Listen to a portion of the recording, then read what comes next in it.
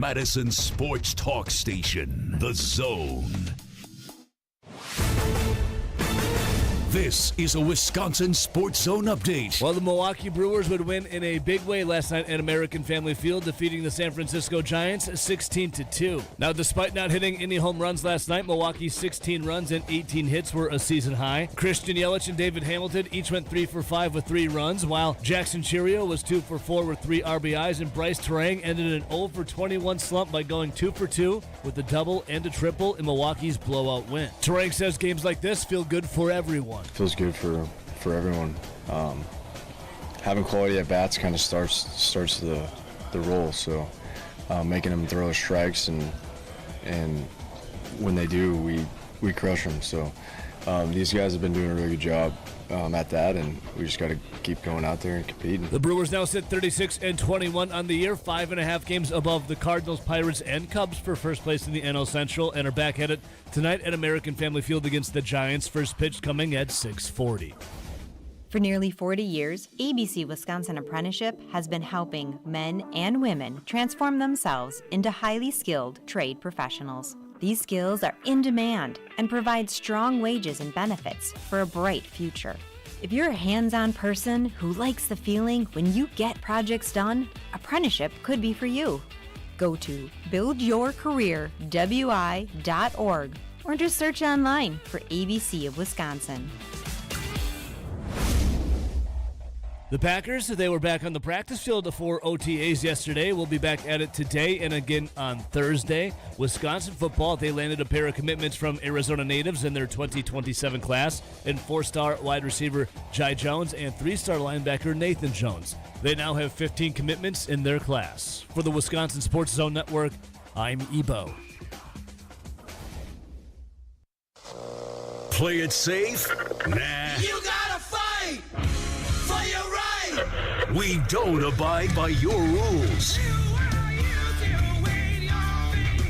Sometimes it's okay to get unruly. This is Over the Line from the Alpine Liquor Studio. Alpine Liquors, Dane County's largest independently owned liquor store, proudly serving DeForest and beyond.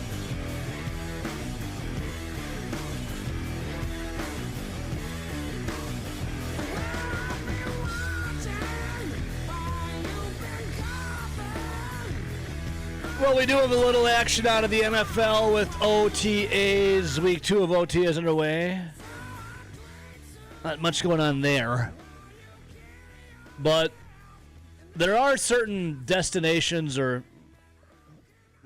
destinations in life that people want to get to. They have that in their mind's eye that this is where I belong. This is where I need to be. This has perceived that I have made it.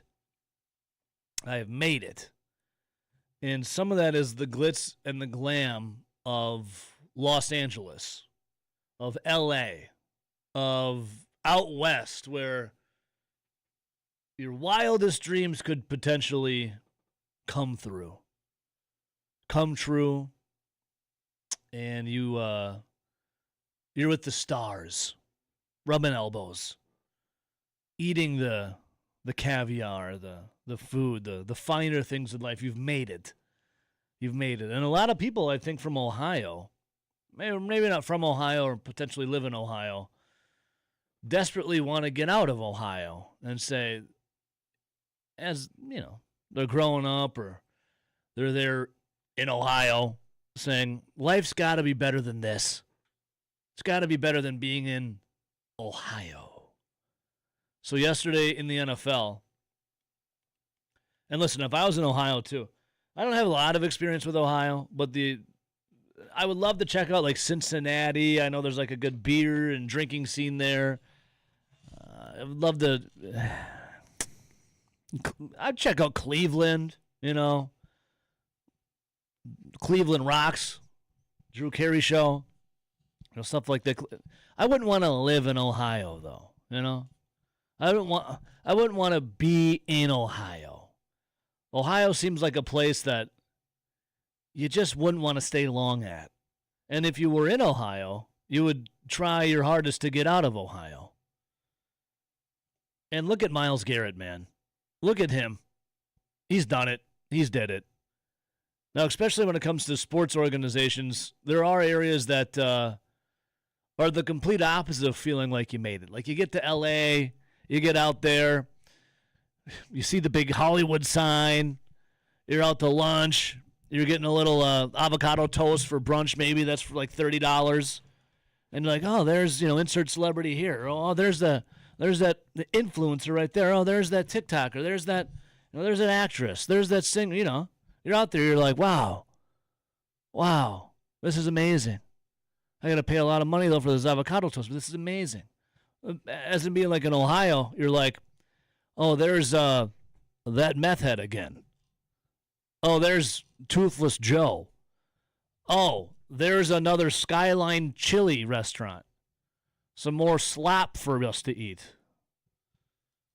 Please, for the love of all that has got to get me out of here.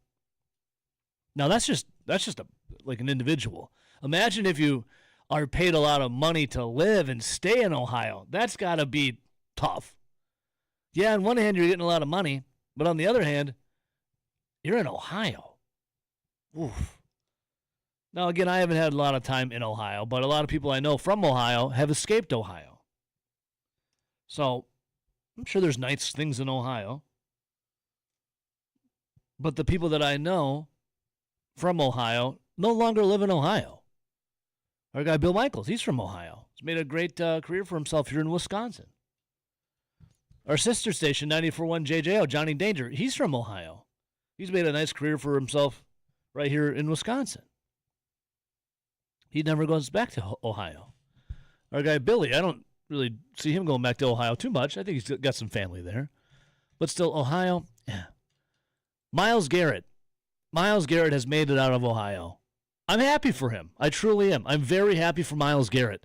A big trade went down yesterday as the Cleveland Browns traded their two-time NFL Defensive Player of the Year, Myles Garrett, to the Los Angeles Rams for two-time Pro Bowl pass rusher Jared Verse and multiple draft picks the team announced yesterday.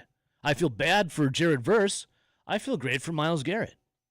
The Browns also received a first-round draft pick in 2027, a second-round pick in 2028, and a third-rounder in 2029 in what is one of the biggest trades in NFL history involving a defensive player.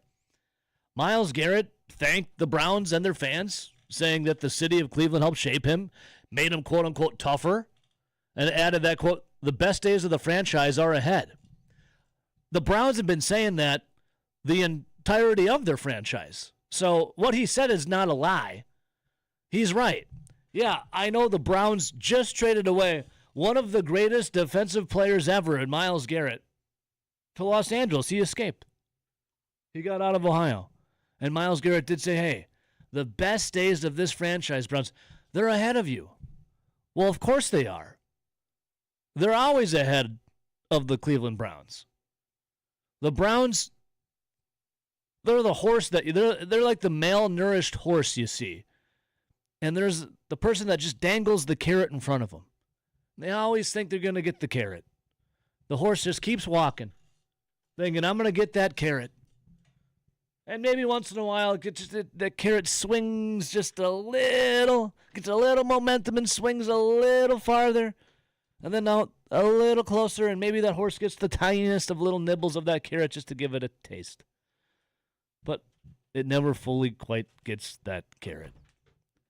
The Cleveland Browns, of course, better days for the franchise are ahead. That's the only thing the Cleveland Browns and their fan base have, is the hope of a better day. They just traded away Myles Garrett. This is life as a Browns fan. You forever live in purgatory. It is one step below, actually, I think, being in hell. You are right there in purgatory, waiting to eventually meet the devil, to say, welcome to hell. You are in inner circle of it, potentially. Let's see here. Myles Garrett's loving you is easy. Leaving you is the hard part. Now, listen, he says all the right things. There's no way that Myles Garrett actually believes in his heart of hearts that leaving Cleveland is the hard part. There's absolutely no way. That's got to be the easiest part. Especially when you have that amount of money. You have movers. He probably already has a place out in Los Angeles ready to go. Leaving Cleveland, that's the easy part. I think the hard part is now getting some new furniture to fit your new condo potentially out there or mansion out in Los Angeles. RJ, good morning. Morning. I feel for Browns fans, but again, this is just being a Browns fan. Like yes, Myles Garrett is correct. The best days of this franchise are ahead. Always. There will never not be that feeling, that mantra for the Cleveland Browns. You will always believe that eventually, those best days will happen, and they are ahead. It's like being lost out at sea. You think eventually you will find land, but you never do. Never know. But eventually, maybe, just maybe. So there you go. Now this game against the Rams on Thanksgiving Eve for the Packers looks a little more different. Looks maybe a little tougher as Myles Garrett's on the Rams. And then let's see here. A.J. Brown then went to the Patriots. I think we knew that was going to happen. The Eagles traded their star wide receiver, A.J. Brown, to the Patriots for 2 picks. I think Diana Rossini destroyed her relationship with her husband for this. To make it happen. Mm-hmm. I remember saying this, I think a lot of people did, when this Vrabel Rossini thing came out, said, well, just wait, A.J. Brown will be traded to the Patriots. Just wait and see. Diana Rossini literally destroyed her marriage. What? I don't know if she destroyed it or not. There was her career potentially, but there was in our pictures of her and her husband like kissing not too long ago. Well, you got to keep up appearances for the kids. So, yeah. So you had trades there yesterday in that, and then the Packers, they didn't want to be, or Packers content creators, they didn't want to be left out. They didn't want to be left out at all. Because then, all of a sudden, there was Jonathan Sweat. It's heating up for the Packers to trade for Jonathan Sweat. He was with Gannon. In Arizona, man. Jonathan Sweat's going to be a Green Bay Packer. Brian Gutekunst's going to make some magic, dude. This is a bunch of Packers content creators. It's happening. Jonathan Sweat. Brian Gutekunst can't sit by and see Myles Garrett, come to the NFC on the Packers schedule. He can't see, the Eagles now making moves. I know Browns go to the Patriots, but still, Goody's going to do something. And then Jonathan Sweat's happening for the Packers. And then you get a bunch of some of the Packers actual reporters. They're like, literally, there's nothing going on right now. there's no rumors. There's nothing. Nothing is happening. And bless you, by the way, RJ. Nothing is happening. But who knows? Now, some of these same reporters had no idea about Micah Parsons coming to the Packers. That is true. So maybe there's a little something in the works here with Jonathan Sweat coming to be a Packer. But officially, Myles Garrett, he has escaped Ohio. I give him a round of applause.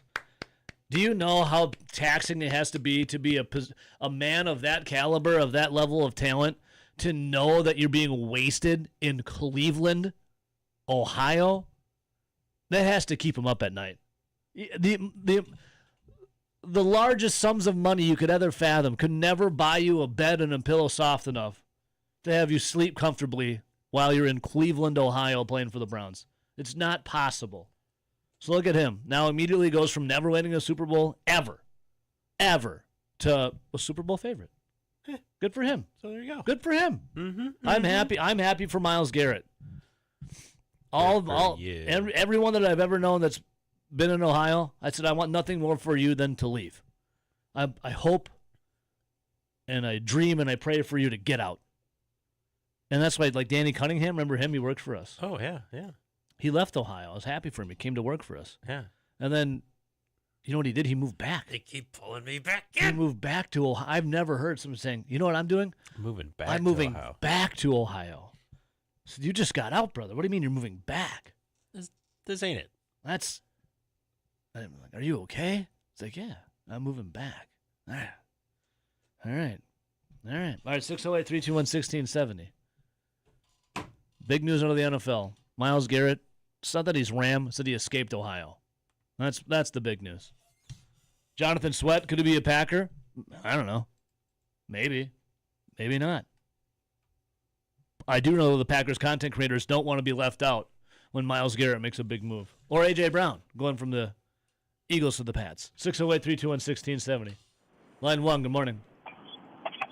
Kyrie Kumite. Out the gates, Eric on I-90. Kyrie Kumite. Out the gate. Out the gates. What did Myles Garrett say about leaving? What did he say again now? Can you re-quote that about what he said about Ohio? Yes, I can. I'll give you a little the abridged version of Eric. He did say that. Yeah, bridge. Let's see here. That Cleveland shaped him and quote made him tougher, adding the best days of this franchise are ahead. Loving you is easy. Leaving you is the hard part. Well, best days of the franchise ahead are not hard to do, right? I mean, you win 4 games. That's better than what it is. Yes, right? yes. I don't believe it for a second. I think he looked like Andy Dufresne coming out of a sewer pipe in Indiana. That's what I think. I think you're right. I think you're right. Yeah, and he's going to California. And you have to make that kind of money just to survive out there. I know. You have to be one of the greatest players of all time with a guy contract just to live out in L.A. You need that kind of money. Those guys are, an NFL player is not super rich out there. They're taking. Yeah. NFL player in Florida does much better. He doesn't have any income tax or property tax. Correct. So, but yet that doesn't seem to work for the Dolphins or Jacksonville. So, I don't understand it all. But hey, I'm happy for him. He was going to leave, and now they're going to get back some worse players. And that'll be the end of that. That's the end of that story. Yep. And that'll be the end of that. It really is. Yep. And that'll be the end of that. WKRP in Cincinnati. Remember that show? Great show. Yeah. Oh, guys like you, right? Great show. And it was kind of a dreary place, wasn't it? I thought. Cincinnati's dreary. It was. It wasn't nice at all there. So.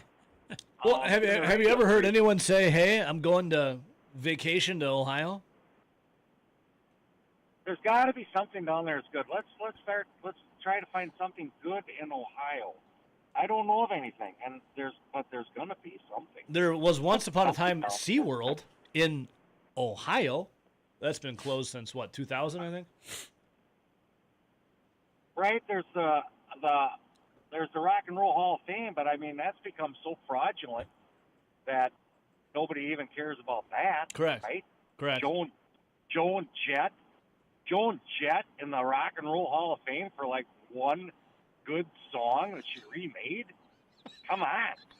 I thought you were gonna go with someone who wasn't rock and roll, but Joan Jett.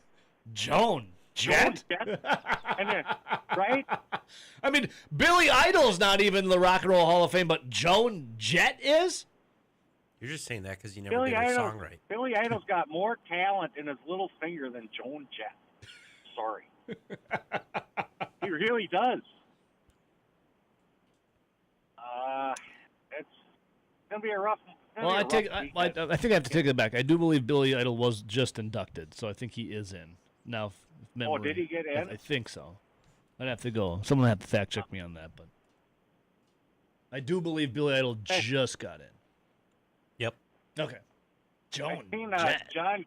John Cougar Minstrel Crap. He's gonna do a concert, and that's unfair because that's unfair. I bet it's.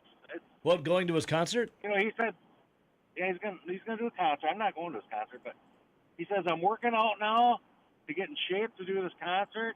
I'm still working out and I'm still smoking. So that's really contrary to working out, I think. Yeah. But we got our guy Jerry just texted or tweeted me. He said, the Pro Football Hall of Fame's also that's in Canton, Ohio. And yeah, I mean it is.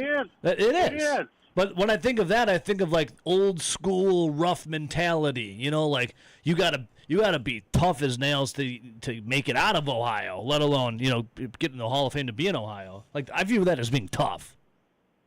Tough. Other than that, I'd want to leave. There's a building that could be redesigned, right? That's a building that could be redesigned. The NFL Hall of Fame, right? Look at it. It's one of the dumbest. It's a it juicer. looks like an orange juicer. Yeah. It does.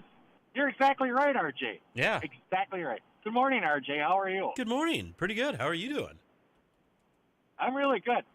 You know, one of my favorite things to do when I call is if I can get that, and I hear it every once in a while, just a little chuckle out of RJ. Just a little, he kind of gets just a little chuckle, And then I know I hit one. I did. Because I think he's a tough nut to crack. I really do. Yeah, I really do. you normally get a chuckle out of me. RJ's very jovial. Yeah.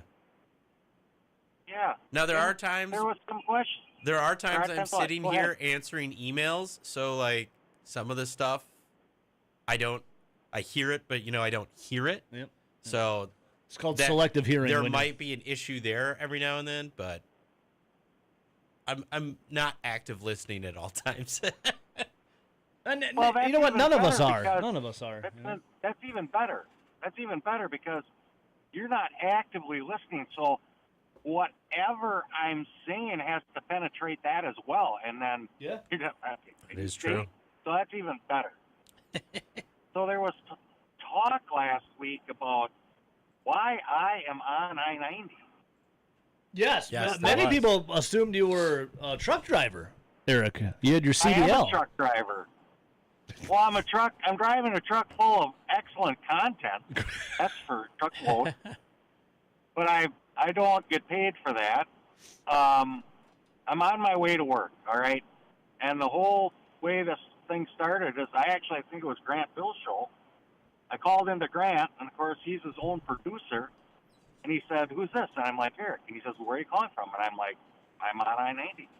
And that's how that happened. That's just as simple as it was. And it was born. And that stuck. Yep. Stuck.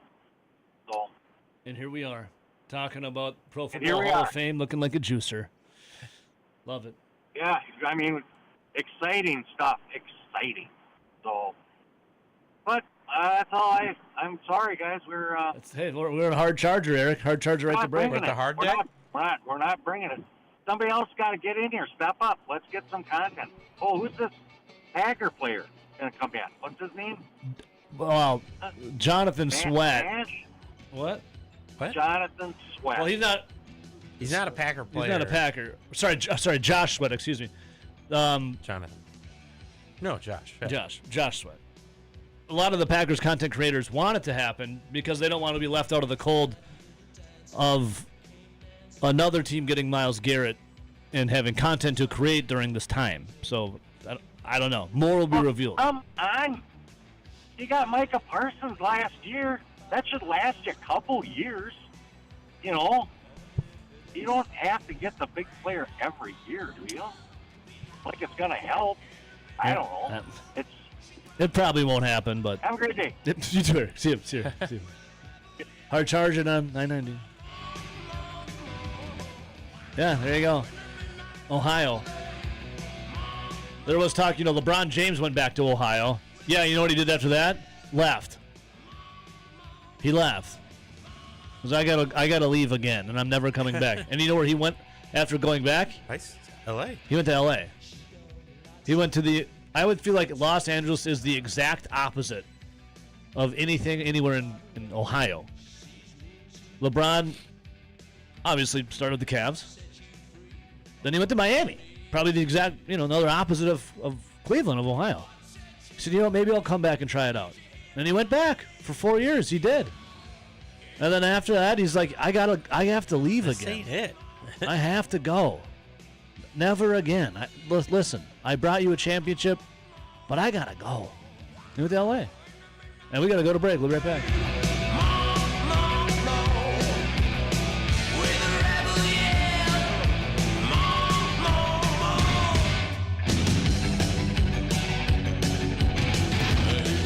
Your hit man. I ain't got time to bleed. This is Over the Line on the Wisconsin Sports Zone Radio Network.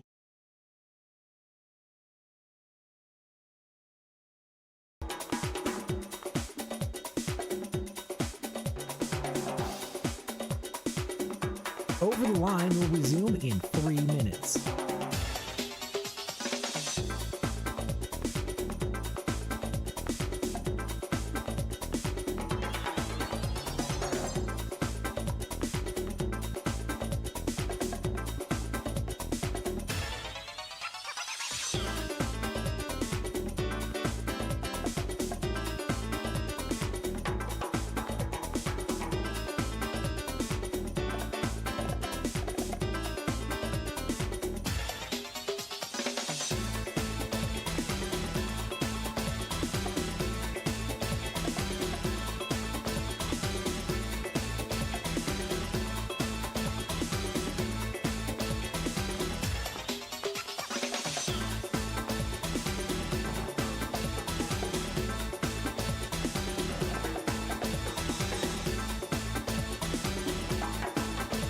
Over the Line will resume in 2 minutes.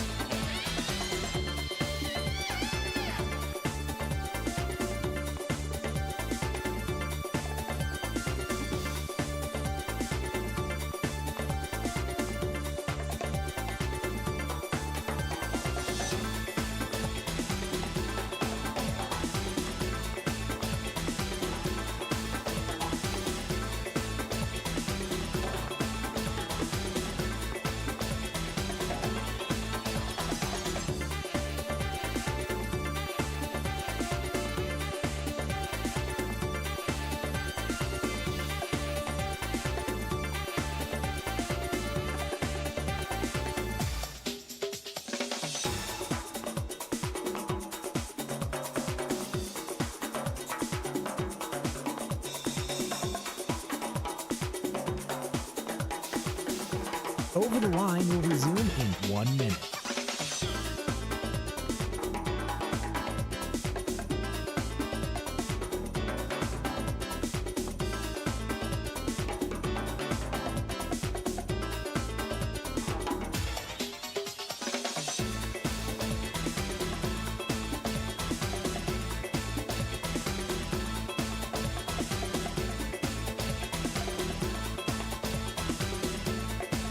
Over the Line will resume in 30 seconds.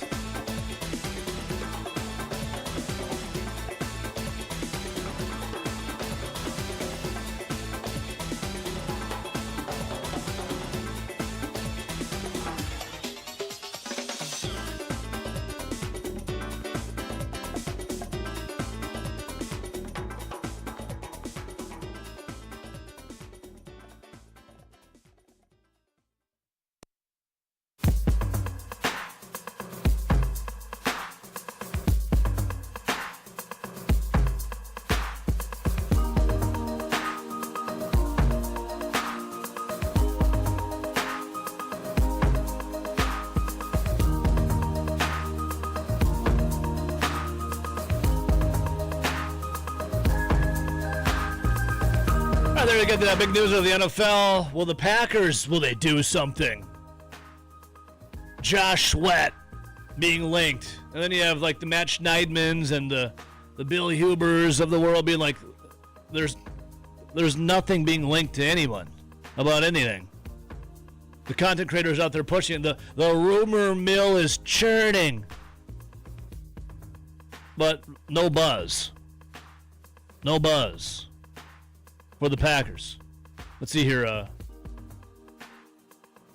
Packers, Cardinals locked into trade discussions involving Josh Sweat. And then Matt Schneidman said, sorry to rain on the parade, but I'm told Brian Gutekunst hasn't discussed a Josh Sweat trade with anyone. It's not a thing at this point. But then you got Bill Huber for Sports Illustrated saying, perhaps a 5th round pick would get it done. When talking to some other NFL execs due to Sweat's age at 29 and his contract. Huber had wrote, and I quote, the trade compensation might not be much. One high-ranking executive told Packers on Sports Illustrated that a 5th rounder might get it done because Sweat is 29, and he's expensive. Been durable, only missed 2 games the past 5 seasons. But, and I quote, sweat is on his last leg. I'll shake it off then. And then, what else was it here? Dealing sweat for a 5th-round pick would be a tough pill to swallow for Cardinals fans, especially after Arizona didn't touch their pass rush depth chart this offseason. But the rumors, the rumor mill, oh, baby, it churns. It churns. Can you hear it churning, caller? Hey, good morning. I love the song you played. I love Phil Collins. Scott, this is actually Bone Thugs and Harmony sampling Phil Collins' Home. But yes, it is Phil Collins. What do you mean by sampling? Just a short Scott, cut? are we on speakerphone? Hold on. How about that? Thank you, Scott. Much better. So Scott, like a rap group, for example, or a rap artiste, sometimes they'll take a song and they'll sample like a snippet of it. Maybe they'll speed it up, maybe they'll slow it down, maybe they'll add something to it, but then they do their thing over it. So they'll kind of make it like a dance mix, but short. Here, this would be Phil Collins' Home, yes? And Bone Thugs and Harmony. I've been stuck in the struggle and I've been wondering if I'm ever gonna bubble. Oh, okay, all right. Not up your alley? Okay, I know what you mean. Yeah. I don't have a problem with that, but sometimes they ruin a song doing that. What about this one, Scott? What do you think?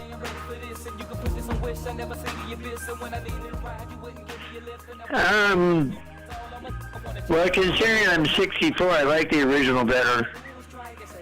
Well, yeah. Sure, Scott. Sure.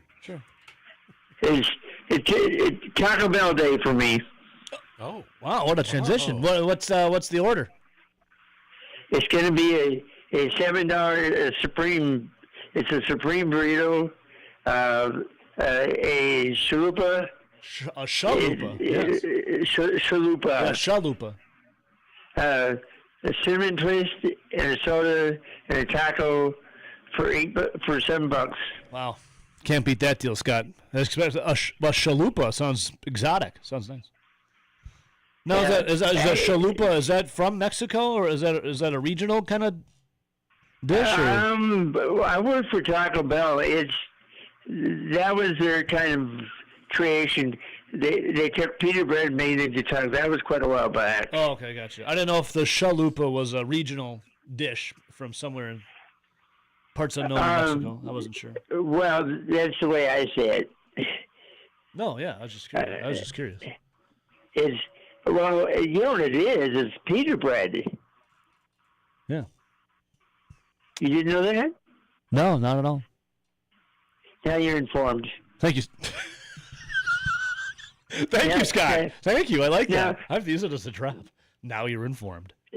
Thank you, Scott. As Paul Harvey said, you know the rest of the story, right? Yep. I like that. Well done, Scott. Enjoy Taco Bell Day today, Scott. Thank you. Who did back in the day? Blues Traveler? Yep, Blues Travelers. Keep your hands to yourself. Don't hand me no. Georgia Satellites. Yep. Wheel. Wheel? R-I-O. Duran. Oh, Wheel. Yeah, that's right. I won't back down. Tom Petty. The original Spirit in the Sky. Norman Greenbaum? Yep. Don't let him go. REO? Yep. Don't call us, we'll call you. Scott Berryman to Over the Line. Cool name for a band, too. Sugarloaf. Sugarloaf, yep. Call me the Breeze. Skinner. Yep. Mr. Blue Sky. Oh, Grant Bills. There you go. Sorry, ELO. You're right on both counts. Thank you. Imaginary Lover. I can give you the Phil letters Collins. if you want it. No? No. It's A-R-S. What? The name is ARS. That's their initials. Oh, I thought it was Rufus Wainwright. Sorry, Scott. I'm getting something ready for you here. Yeah, I don't know. Who is it? Who's Imaginary Lover? Atlanta Rhythm Section. Oh, thank you, Scott.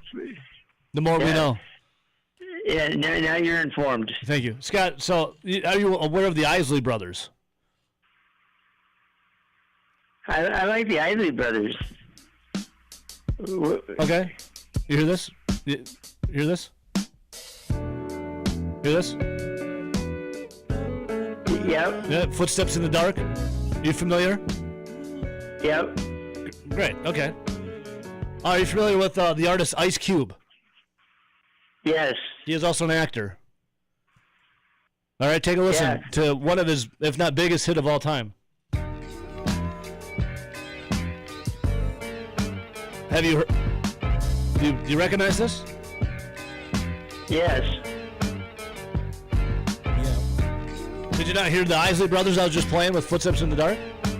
Yeah, I don't. Look, I don't have a problem with the remake. I like the Kid Rock's version of Sweet Home Alabama and Where Was London. A little different, but sure. Yeah. Well, Scott, enjoy your Taco Bell, all right, brother? And you eat the hell out of that chalupa. See you, Love buddy. you guys. Have a good day. There you go, Scott. There you go, Scott. The more you know. Now you've been informed. Another 24. We'll come right back soon. Cause I got me a drop top, and if I hit the switch, I can make the ass drop. Had to stop at a red light, looking in my mirror, not a jacker in sight, and everything is alright. I got a beat from Kim, and she could do it all night. Called up the homies and I'm asking y'all, which part are y'all playing basketball? Get me on the court and I'm troubled. Last week messed around and got a triple-double. Freaking brothers every way like MJ. I can't believe today was a good day.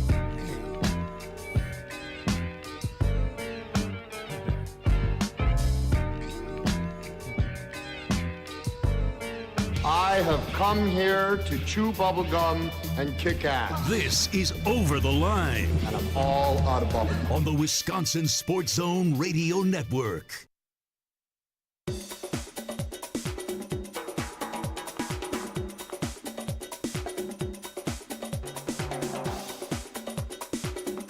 Over the Line will resume in 5 minutes.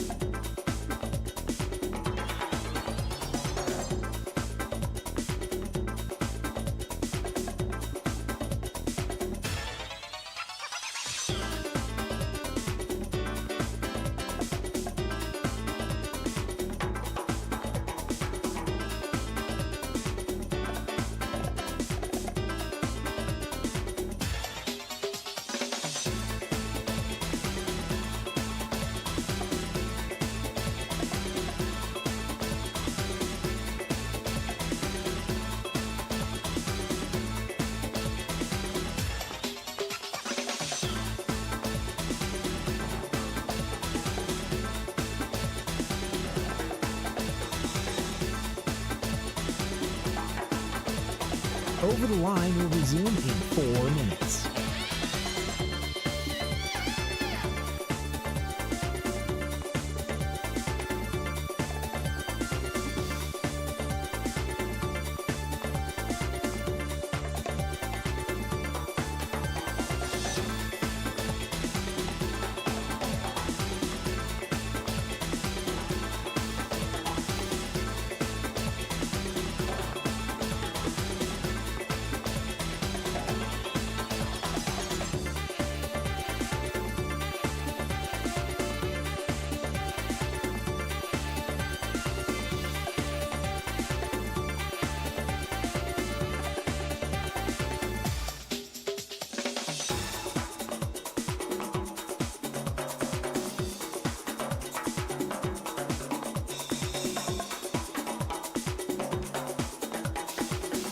Over the Line will resume in 3 minutes.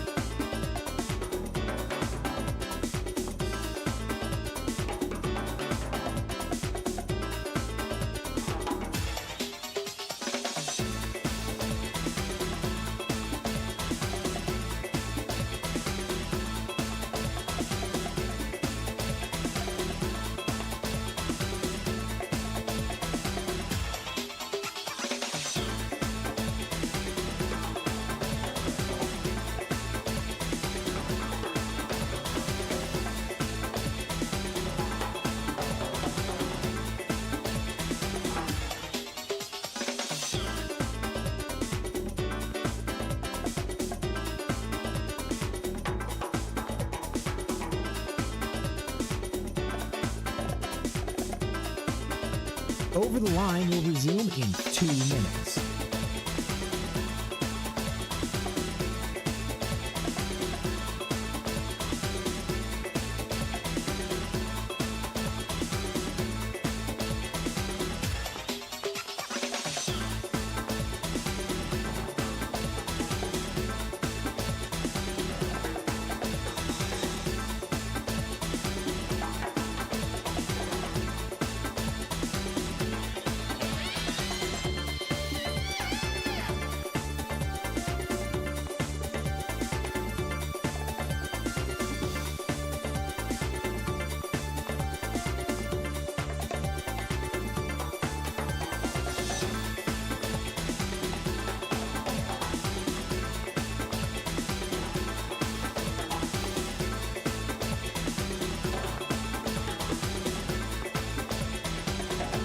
Over the Line will resume in 1 minute.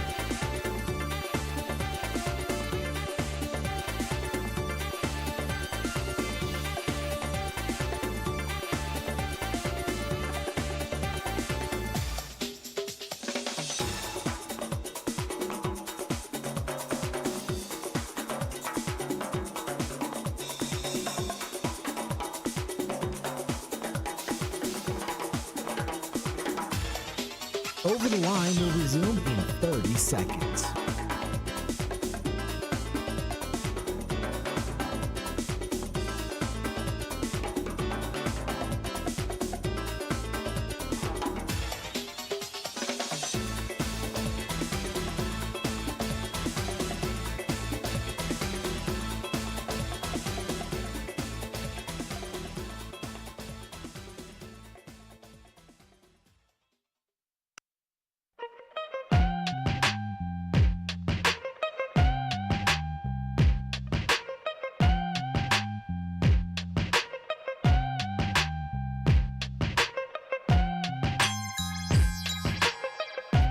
Wow, no home runs. 0. Settle for our Spanish-speaking friends. Brewers still win. 16-2. They got a friggin' dog in them, bro. Brewers now up 5.5 games on the Cardinals, the Pirates, and the Cubs for first place in the NL Central. Cincy bottom, only 1 game above 500. Still every team over that 500 mark. Bryce Terang, Mr. Excitement himself, he was ecstatic last night. Bryce Terang, he wanted to jump through the roof out of the stadium with how excited he was because he busted out of a 0 for 21 slump. Mr. Excitement, Bryce Terang, could not contain himself. Could not contain himself, RJ. I saw. I was pumped for him. Listen, man. He said, talking about hitting 18 hits, season high. And again, he busted out of an 0 for 21 slump. Mr. Excitement, Bryce Terang. Listen to how pumped he is, dude. Talking about not only him getting out of the slump, but also 18 hits. The contagion, dude. Yeah, I mean, hitting's contagious. It kind of just keeps going. Free bases or base hits, it's just contagious. So it was a good offensive game for us tonight, which was really good. And same pitching-wise, our pitchers did a really good job too. So can't you just tell how pumped up this dude is? Every time there's something big and they stick a mic in his face, I just want to run through a brick wall with him. Terang also talking about how, hey man, games like this, it's good for us. Feels good for everyone. Having quality at bats kind of starts the role. So making them throw strikes and when they do, we crush them. So these guys have been doing a really good job at that, and we just got to keep going out there and competing. That's Mr. Excitement right there, Bryce Terang. You know what? One more. He's getting me so fired up, dude. He said, Terang, you just got to go out there. Quality. Yeah, just going out there and competing, making sure the guys throwing strikes and taking good swings at it. So trying to control what I can control and have quality at bats. There you go. There he is, Mr. Excitement. And how can you not be fired up, dude? 16-2 winners over the Giants. That's a hammering right there. And they used a big ol', and I'm talking a big ol' second inning. That was 7 runs. Brewers were down 2-0 and said, you know what? Not today. Not up in here. 608-321-1670. Line 1, good morning. Tommy, what's up, brother? Talk some Brewers. Dude, Tommy comes the coming. Brewers are up, man. Tom, how we feeling, buddy? I mean, you were the most more excited than Bryce Terang about the season for the Brewers. You got to be feeling good. I'm driving my tractor last night, listening with my headset on while I'm clipping pastures, loving the sky, the ground, the grass, the boys of summer. And I'm like, oh, baby, this doesn't get better. Tommy, you're telling me that when you're out there driving, the colors are extra vibrant. You're feeling one with Earth, one with nature. The Brewers got you tripping, man?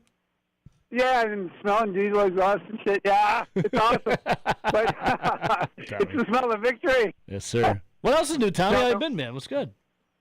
Wait, otherwise, what's really cool is when we had Counsell, I was always complaining about the way he was handling the pitching and letting guys try to hit homers all the time. We needed some small ball and all that crap. And Murph does it all. Murph is the guy. Oh, geez, I can't believe it. Mizorowski, I mean, the Miz. His ERA was like .89 for, a month or something. Just nuts, crazy It stuff. is, isn't it, man? Totally nuts. 103.4. Why not, I mean, is he going to throw his arm off? His arm going to just end up at the plate someday? I don't understand. I don't know. I don't get it. Tom, you've been a Brewers fan a lot longer than I. How you feel? Is this the year, Tommy? We just got to enjoy the day by day? You got to go for it. And 97 wins. I'm into it. They're going to break 100 maybe, but then they're going to fall on their freaking face. Whatever. You got to run with it. You got to run while you got it. I just want to mention the NBA. I've been checking out. I don't really like NBA. I think they've ruined college basketball with the NBA style. But watching Wemby and all has been kind of fun. And it's demo derby, though. These guys are like tackling each other and pulling each other down to the court. They were on the floor as much as they were standing up. I don't understand the rules. You sure it's just not because they're flopping? I think there was one guy, Caruso. Yeah. Went up to foul Wemby and pulled him down to the floor and actually held him from hitting his head. But he was like just a tackle. And it's like, come on, man. And the difference between, and this happened in college too, the difference between charging and a foul is you can't tell. I mean, at any given moment you flip a coin, which it is. Sure. I don't understand it anymore. But it's pretty insane. They just beat the crap out of each other. See, Tom, I watch and I just see a bunch of guys flopping. Maybe I got to look at it differently like you do. I don't know. See, I watch and I see guys like a slight breeze will have these guys look like they just got sniped from the balcony. But if a guy's got the ball and dribbling, another guy's got his arm around his waist and around his back. He's got like a 270-degree containment, physically touching. You're not supposed to touch a guy. It's one thing to be there and to go for the ball, but and every time someone takes a shot, someone's slapping their hand. And I understand, that's you want to stop, you want to block shots, but you're not supposed to beat the crap out of the guy in the meantime. Unbelievable. The famous was it crackback block or whatever? You get a guy on his knees and the other guy pushes him over. They're practically doing that stuff. It's nuts. I'll have to watch with a different viewpoint. Well, Wednesday, I guess it starts again. We'll see. You going Spurs or Knicks, Tommy, or just wanting to see you guys get beat up?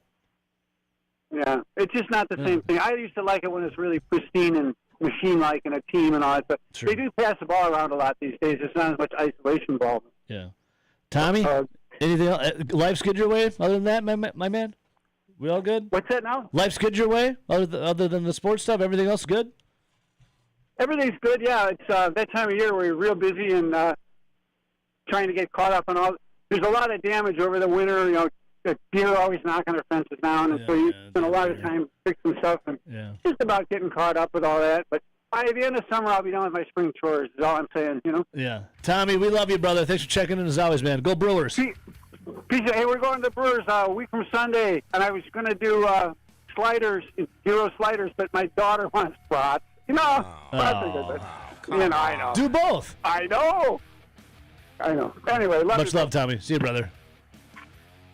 I don't know.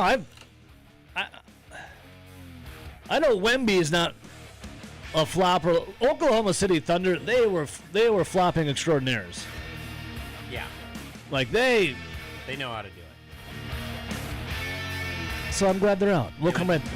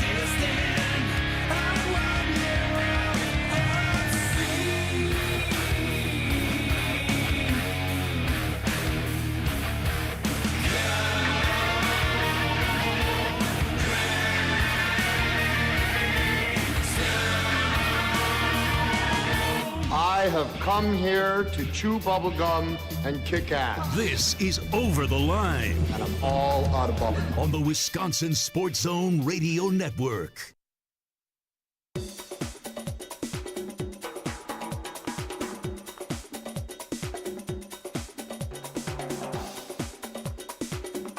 Over the Line will resume in 3 minutes.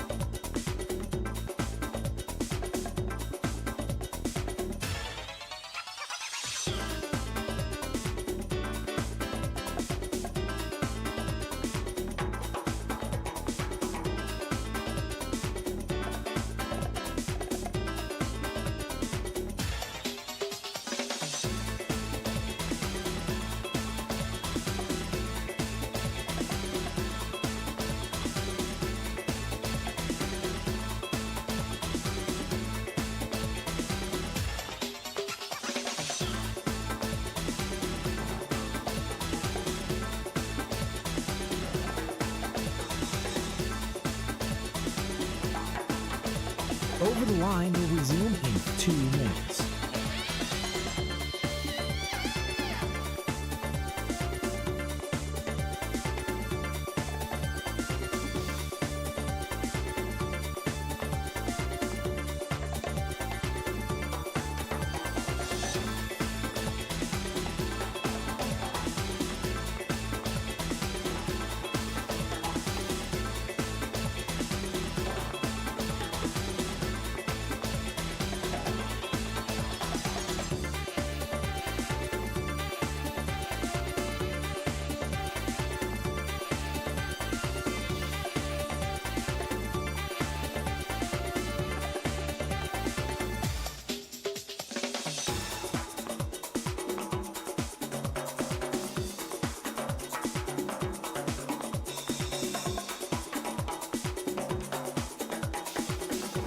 Over the Line will resume in 1 minute.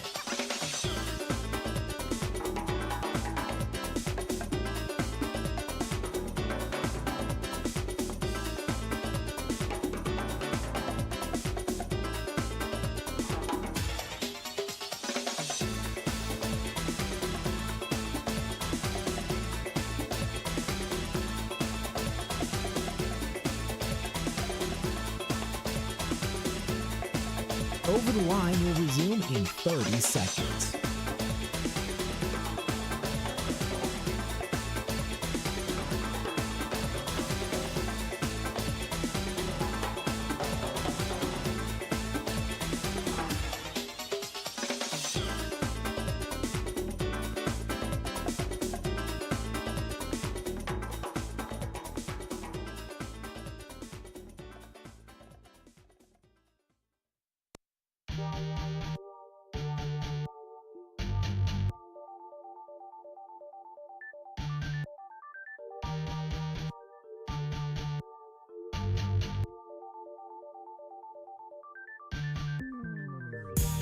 somebody got scolded. Someone got in trouble.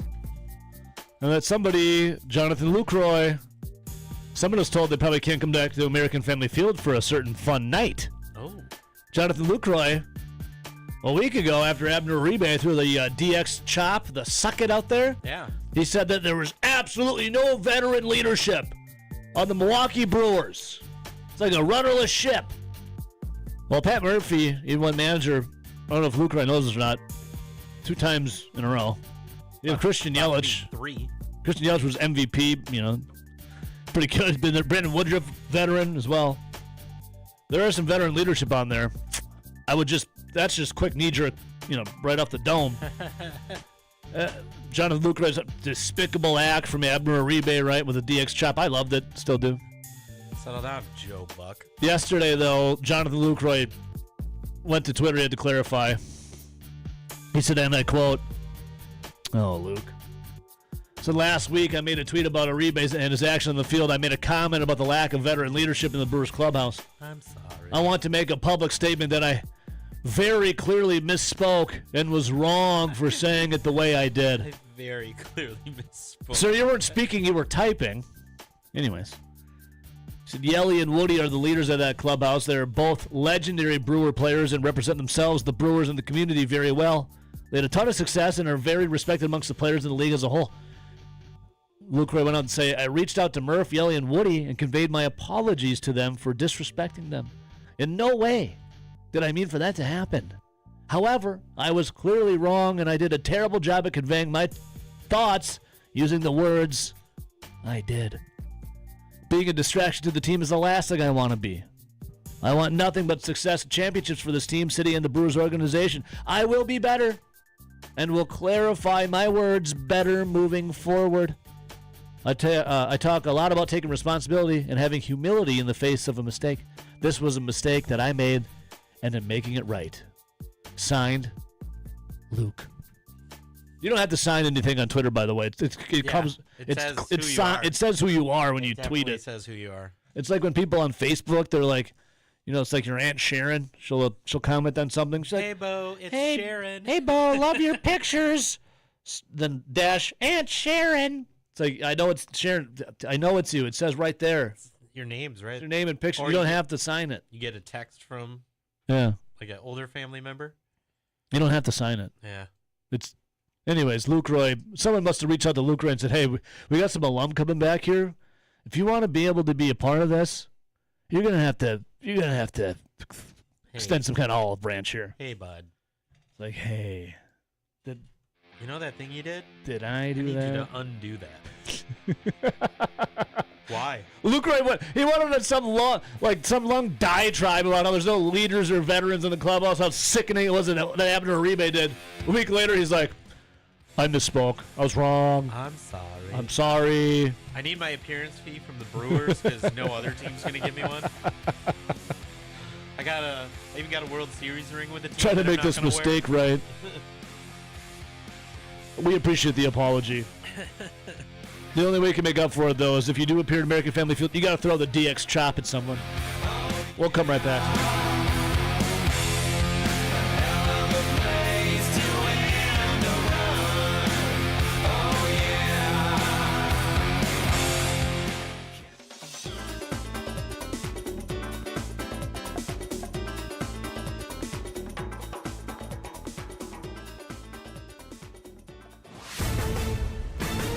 This is a Wisconsin Sports Zone update. Well, the Milwaukee Brewers would win in a big way last night at American Family Field, defeating the San Francisco Giants 16-2. Now, despite not hitting any home runs last night, Milwaukee's 16 runs and 18 hits were a season high. Christian Yelich and David Hamilton each went 3 for 5 with 3 runs, while Jackson Chourio was 2 for 4 with 3 RBIs, and Bryce Terang ended an 0 for 21 slump by going 2 for 2 with a double and a triple in Milwaukee's blowout win. Terang says games like this feel good for everyone. Feels good for everyone.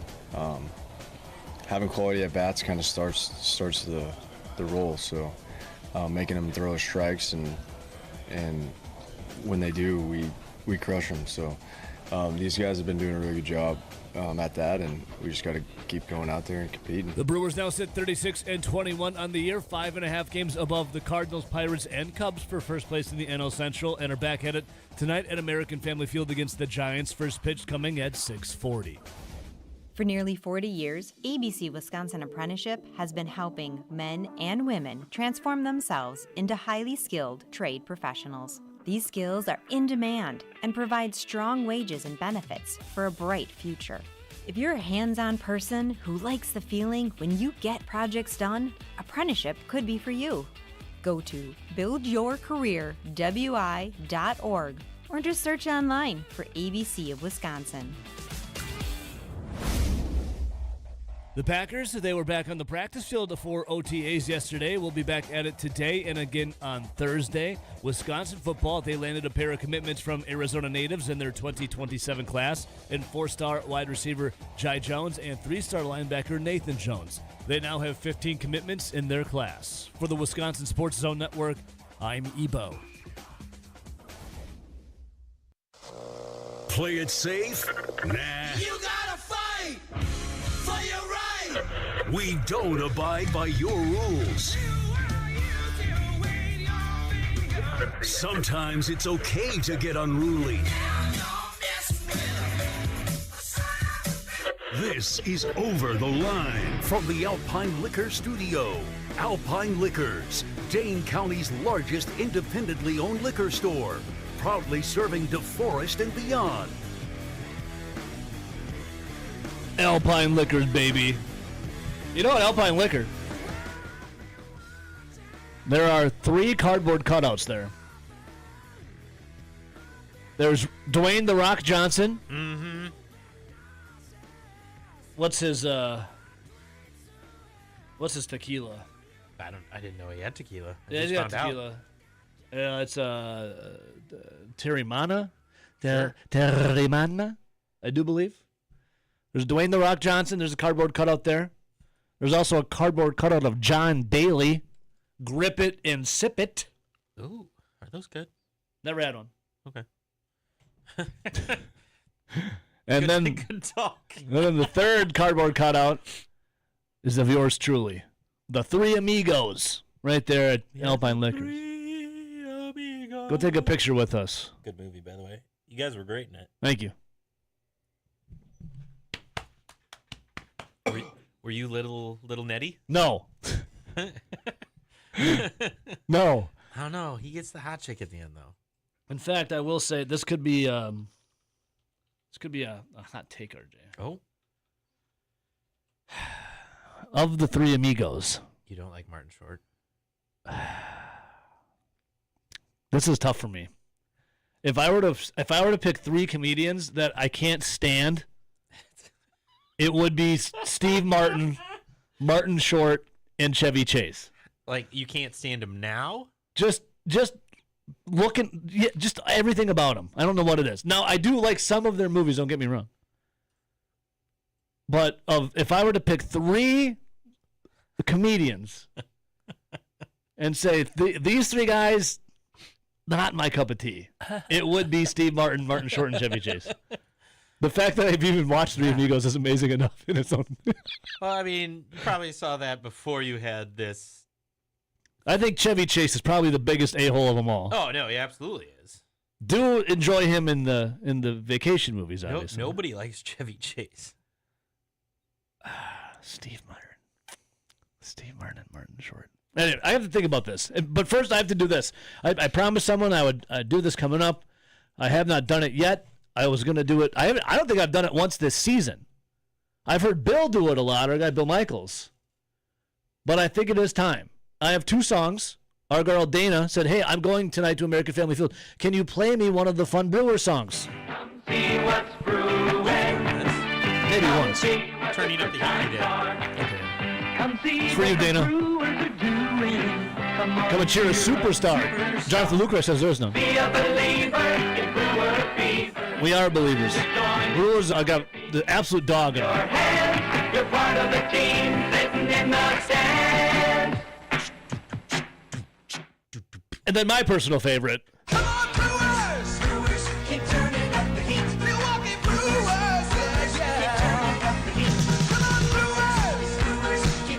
this one right here. Just the passion behind this guy's voice to yell out, sing out, Milwaukee Brewers is incredible.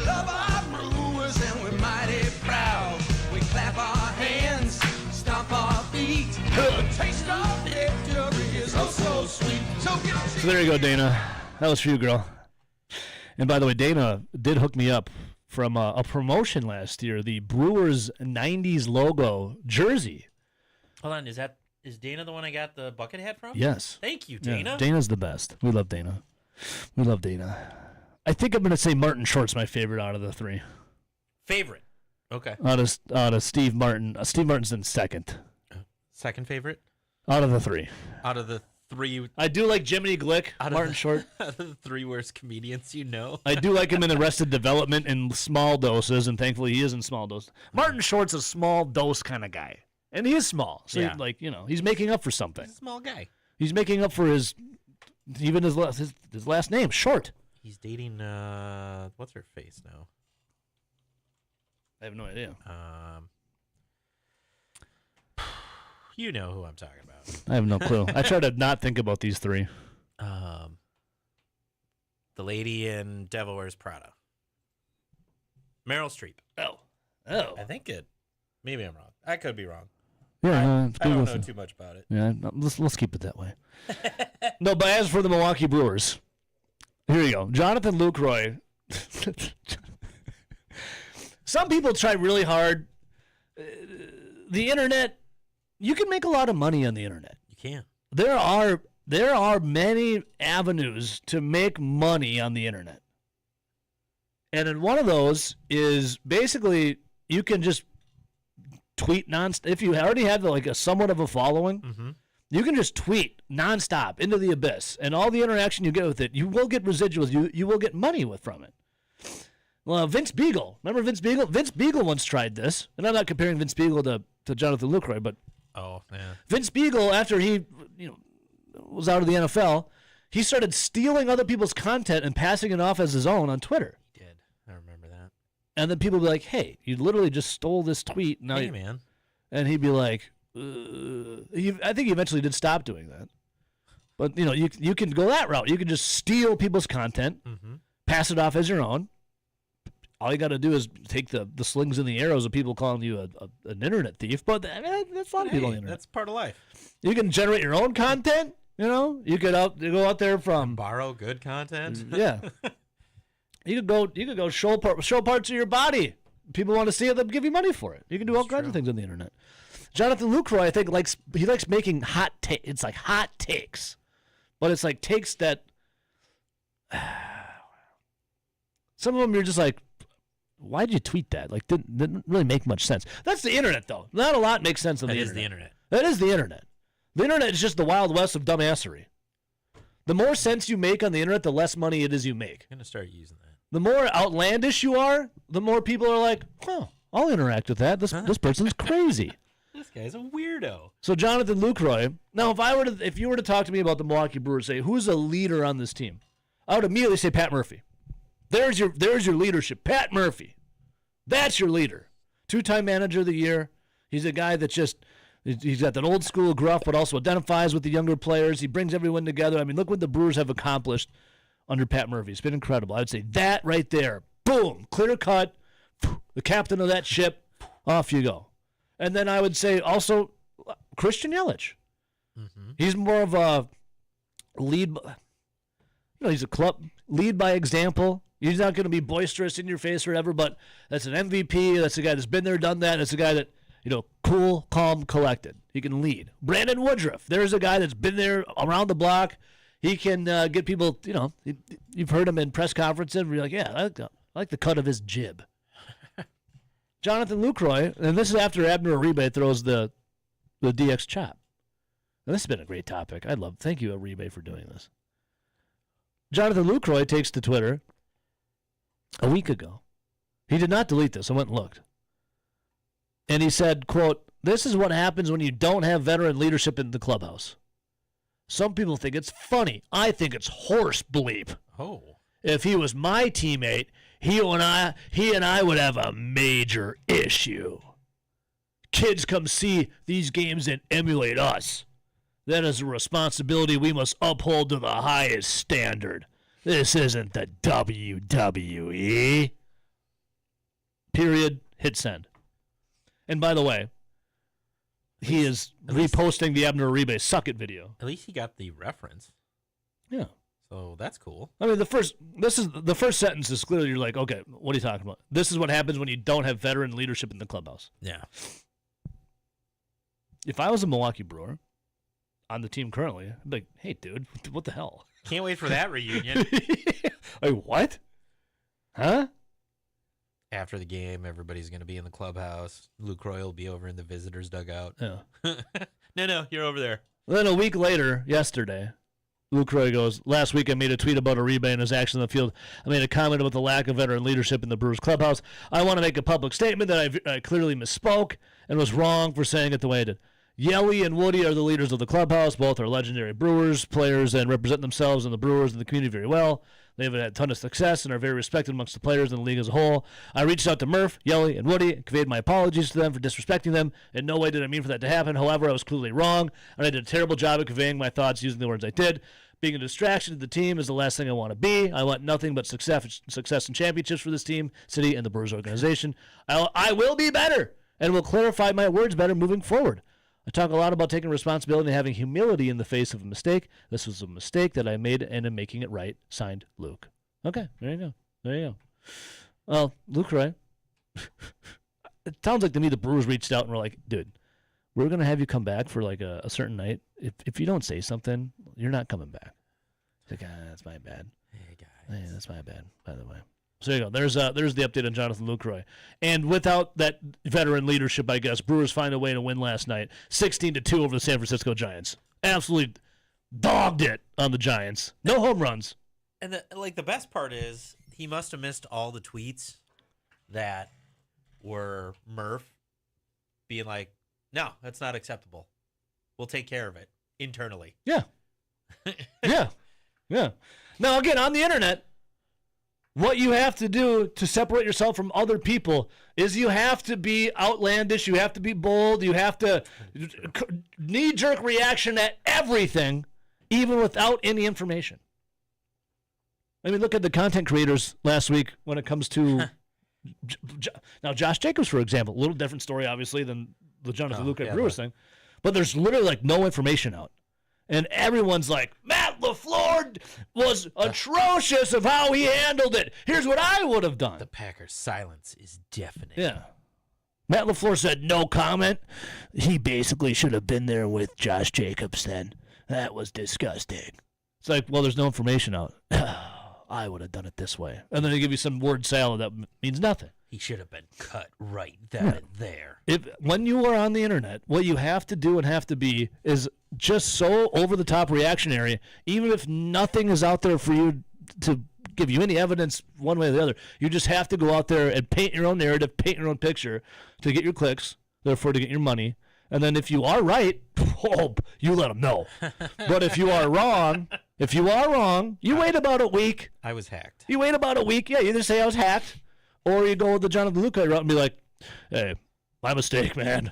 I'll be better. Oopsies. But he got what he wanted. He did. The reaction. So his initial thing, he got, just on Twitter, he got 1.4 million interactions with him saying how there's no leadership in the clubhouse. His apology, let's see here. 1.4 million was the first tweet. His apology, sitting at now at 500,000. So he'll get way more traction and money for what you have to be on the internet. Completely just knee-jerk. Then once the follow-up happens, to be like, hey, my bad. Like, hey, did I do that? So sorry. You don't get as much. Right. So that's what you got to do. That's what you got to be. Yeah. 608-321-1670. Line 1. Good morning. Good morning, gentlemen. How are you looking? Corey, large and in charge. Corey, how are you? And in charge. Are you saying Lucroy went full Simple Jack? Is that what he did? He might have. Full Simple Jack. Never go full Simple Jack. Never do it. Well, Lucroy would have been like, about the DX, he would, that make me happy. Instead, he was mad. causes, what do you say? Makes my head hurt. I can't remember. My eyes are quiet. That whole scene was just like, yeah, it's classic. I don't know if they even make that whole movie nowadays. I mean, it was so makes my so eyes many great ring. parts that. My eyes What do you ring, mean? What do you mean, you people?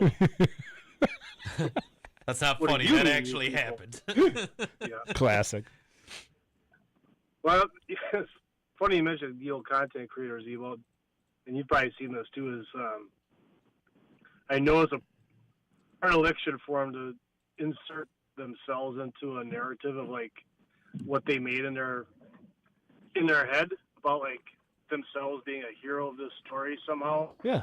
Like turning any sort of like tangential aspect of life into like, here's my story about my life and why you should be interested in this boring drudgery of my existence, and how is this going to cause me to get monies in my pocket by me telling you this story? You know what I mean? Yeah, I get it. I'm not But hating. Like, that's the game, you know? Exactly. That's well, once you recognize the game, then you can not play the game, and that's the biggest key in life, right? You gotta unplug from the matrix, and you can say, well, I'm not going to interact with this because it's just rage bait, and You just move step on. away from the interwebs. Yeah, you just kind of move on with life. But what else was I going to talk about here? I don't know. Whatever you want. I don't know either. Oh, you're talking about leaders in the clubhouse. I'd say Contreras would be too, Wild Bill. Yeah, he seems totally. like a pretty solid guy as well. Do you view The Miz as a leader? I think he's forming into one.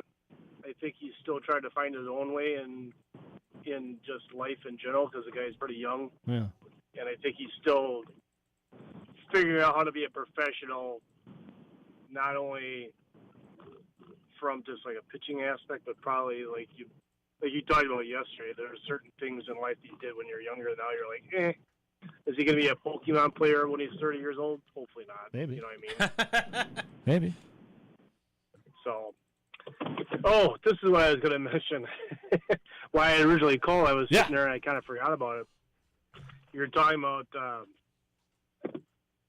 the three amigos and how those three guys annoy the hell out of you. And it's funny you mentioned Martin Short and Steve Martin, because my wife, she has off today, so she was watching Father of the Bride this morning. Yeah. She turns on Father of the Bride. She's like, I just love this movie. So Steve Martin and Martin Short are both in the movie. Yeah. No Chevy Chase. Yeah. Yeah. And some of the movies I like, don't get me wrong. It's just something about them. I just like. They're a little bit too outlandish. They would have been really good for like this. They were really good in the 70s when everybody's kind of like hopped up and like ready to like, you're really into like their anxiety kind of level type deal. Like they kind of have that manic type of energy. Yeah. But like after a while, you're kind of like, okay, you gotta take a little bit of the downers here and just relax. How much cocaine do you have? Jeez. Like, Yeah, how much do you have? There are a couple classic Chevy Chase films, Fletch, and then Caddyshack. I mean, Bill Murray, and I think that was the first time him and Chevy Chase had talked in years, because they had a big falling out on Saturday Night Live, because he drove Bill Murray nuts too. Until they finally told him to F off. Yeah. Mm-hmm. Chevy Chase don't like being told to F off, because he's all about himself. I mean, who does though? You know, no one really likes being told to F off. I think a lot of people. I think we all need that in our lives. Just tell like shut the hell up a bit and rethink. I appreciate it actually, because you can tell I talk on and on way too often, and sometimes you just gotta be told, like, hey, zip the lip, okay? We don't need to hear it anymore. And I appreciate that, the opportunity to be told that, right, guys? So Are you baiting me into saying this right now, Corey? I feel like you're baiting me. Don't you miss those kind of press conferences after wins? I miss the talent, and I probably miss miss the success. But we'll see what they can do. Yeah, I mean, choices were made, right? Yeah. You know, they brought back a guy that drove a couple businesses into the ground in the private sector, and Alvarez brought back his buddy to a make work program for him so he could get paid. I mean, that's basically what happened, and the guy did the same thing here. So, yep. Lesson learned. Corey? Right? Corey? You the man. You The Treasure and a treat. man. See you, buddy. See you, Carter. Treasure and a treat. Have a good day, guys. In my eyes, rain. Oh man. I ain't got a good brain. Line 2, good morning. Oh, Jack. Hey, Evo, totally agree with you that you have to be bold and obscene. Big Rod. You know, baby. You know better. You know better than anybody. You gotta get it. You gotta get it out there. Yours gets me. By the way, yours gets me fired up, Big Ron. You get me fired up on Twitter.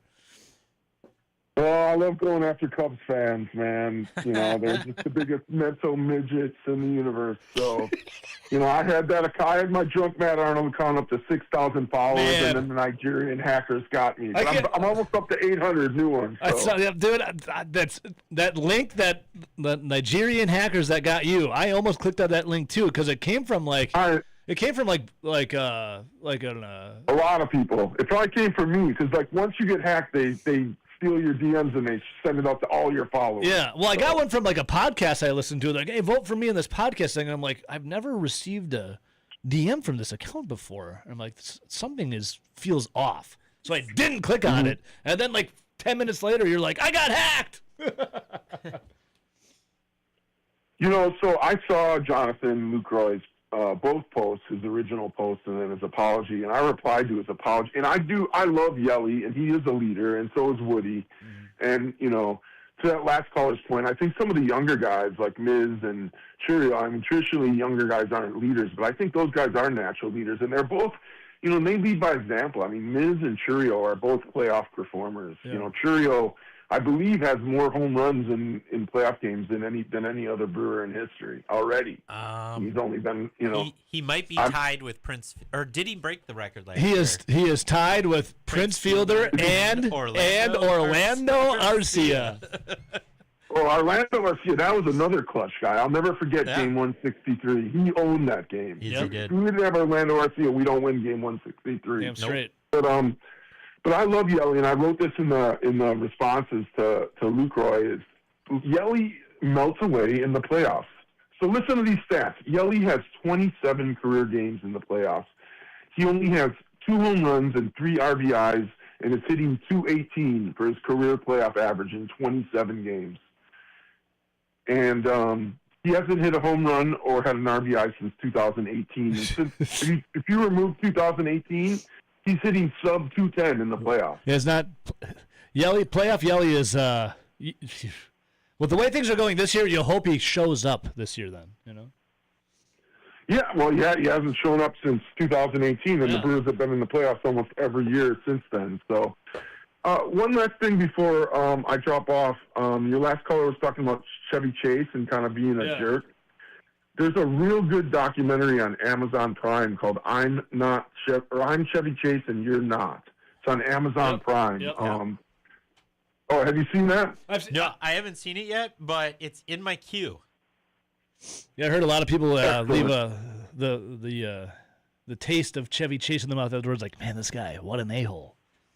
Yeah, he's a jerk, and it ruined his career. I mean, the guy was in the 80s and early 90s. He was a mega superstar, and he just his personality and his arrogance, you know, kind of what happened with Favre, and you know, his arrogance and just prima donnaism, you know. Hey, Big Ron, we have a question for you before I let you go. We a couple of people want to know. Ask Ron for his NBA Finals bets. What does he have?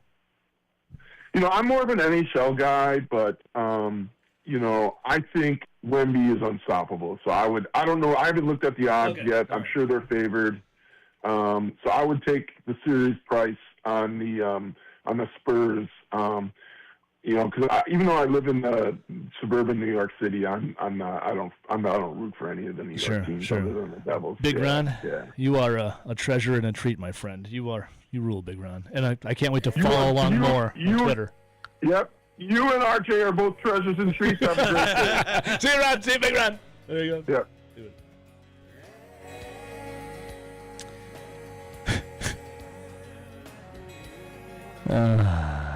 All right, we'll take a little break here. Stick up here. You don't care how I feel. You care about yourself. I understand the way you feel.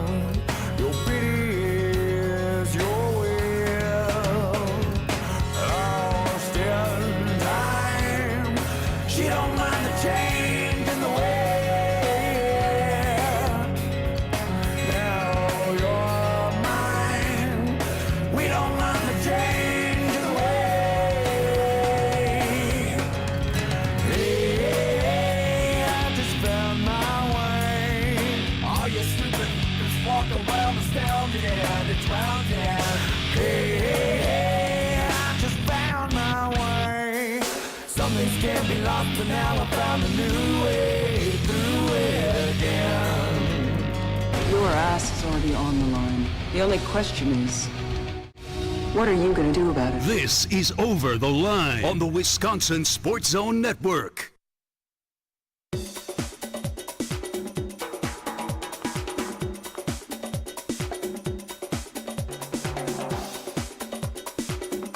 Over the Line will resume in 3 minutes.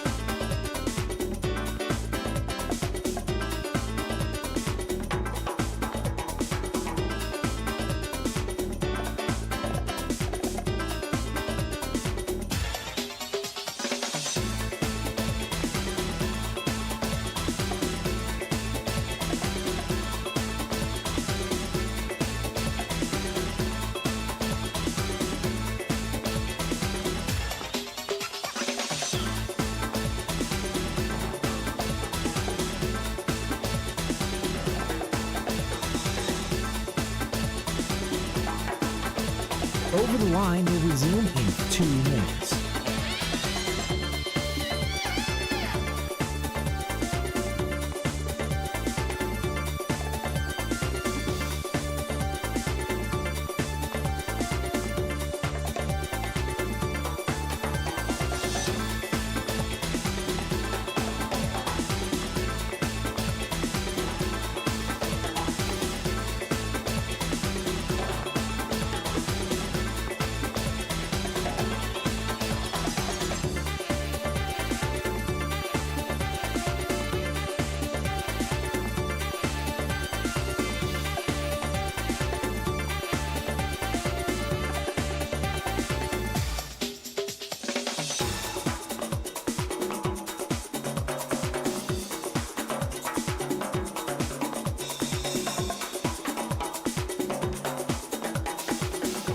Over the Line will resume in 1 minute.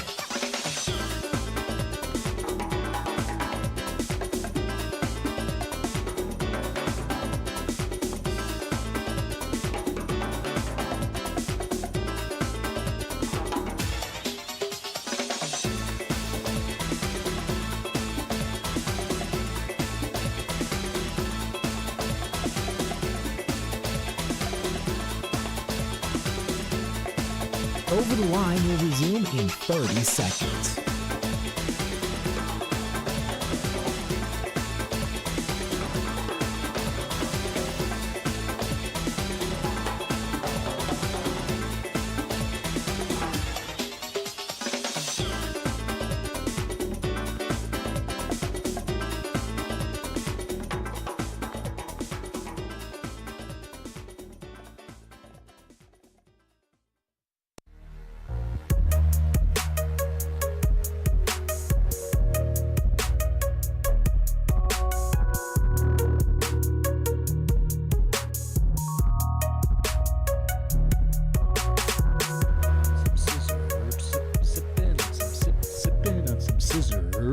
Sipping on some sip. You want to sip on some scissor? Me too. Well, I can oblige you, RJ. You can sip with one of the greatest sippers of all times. Are you ready to go to beautiful east side, close to the north side of Madison? We'll just split the difference. The northeast side of Madison, Wisconsin, RJ? At 3817 Milwaukee Street, a.k.a. They're employee-owned, by the way. Woodman's John Daly, tonight, 6 to 7:30 at Woodman's on Milwaukee Street. Okay. Sipping on some scissor. Sipping. You can sip on some Good Boy vodka. Grip it and sip it. This is what AmFam Championship brings to you. The opportunity to have a handshake, an autograph, and some of his signature vodka, and maybe, just maybe, have a drink with John Daly. And a cigarette. Definitely a cigarette. What would you rather have, John Daly, a cigarette or a drink? You can only have one. Since I don't smoke, I'll say a drink. Yeah, but wouldn't that be more of a lure to have a dart? I mean, it might be, but... Like, compared to how many times you drink to how many times you smoke? It's more rare to say, hey, I had a cigarette with John Daly. I guess. Hmm. It is quite the conundrum. I mean, obviously you do both, but... Well, no, I mean, we're saying if you had to pick, right? You could cheers him, though, you know? Oh, yeah. Or you could ask him for a light, and maybe he'd light your cigarette for you. I mean, Can you imagine that? Yeah. Can you even imagine? Anyways, John Daly, Milwaukee Street, tonight. You think- This is what AmFam brings you. Thank you, American Family Championship and American Family Insurance. Sure, they don't like us talking about them while smoking cigarettes, but hey, smoking is at its lowest I think it's ever been. So there you go. Yeah, so hey. So someone's got to keep him afloat. Thank you, John Daly. Big Tobacco, thanks you. I don't think this is an association with AmFam. So No, it's not. It's a habit. He's doing the appearance on his own. Well, yes, for Good Boy Vodka. Yeah. It's for Good Boy Vodka. So really, we don't have to thank them. I'm excited for Friday. Let's see here. Grant Bill is going to be gone on Friday. Thought maybe I'd have to be stuck in the studio to not stuck. Grateful to be in the studio to help out with the Bill Michaels show, but thankfully Stone Cold Austin is no longer an intern. Stone Cold TV producer Austin. Stone Cold part-time Austin will be in the studio from 10 to 2. Therefore, I can abscond away to TPC, Wisconsin. To do some live broadcasts. I'm going to follow along John Daly. I did that last year. Yeah.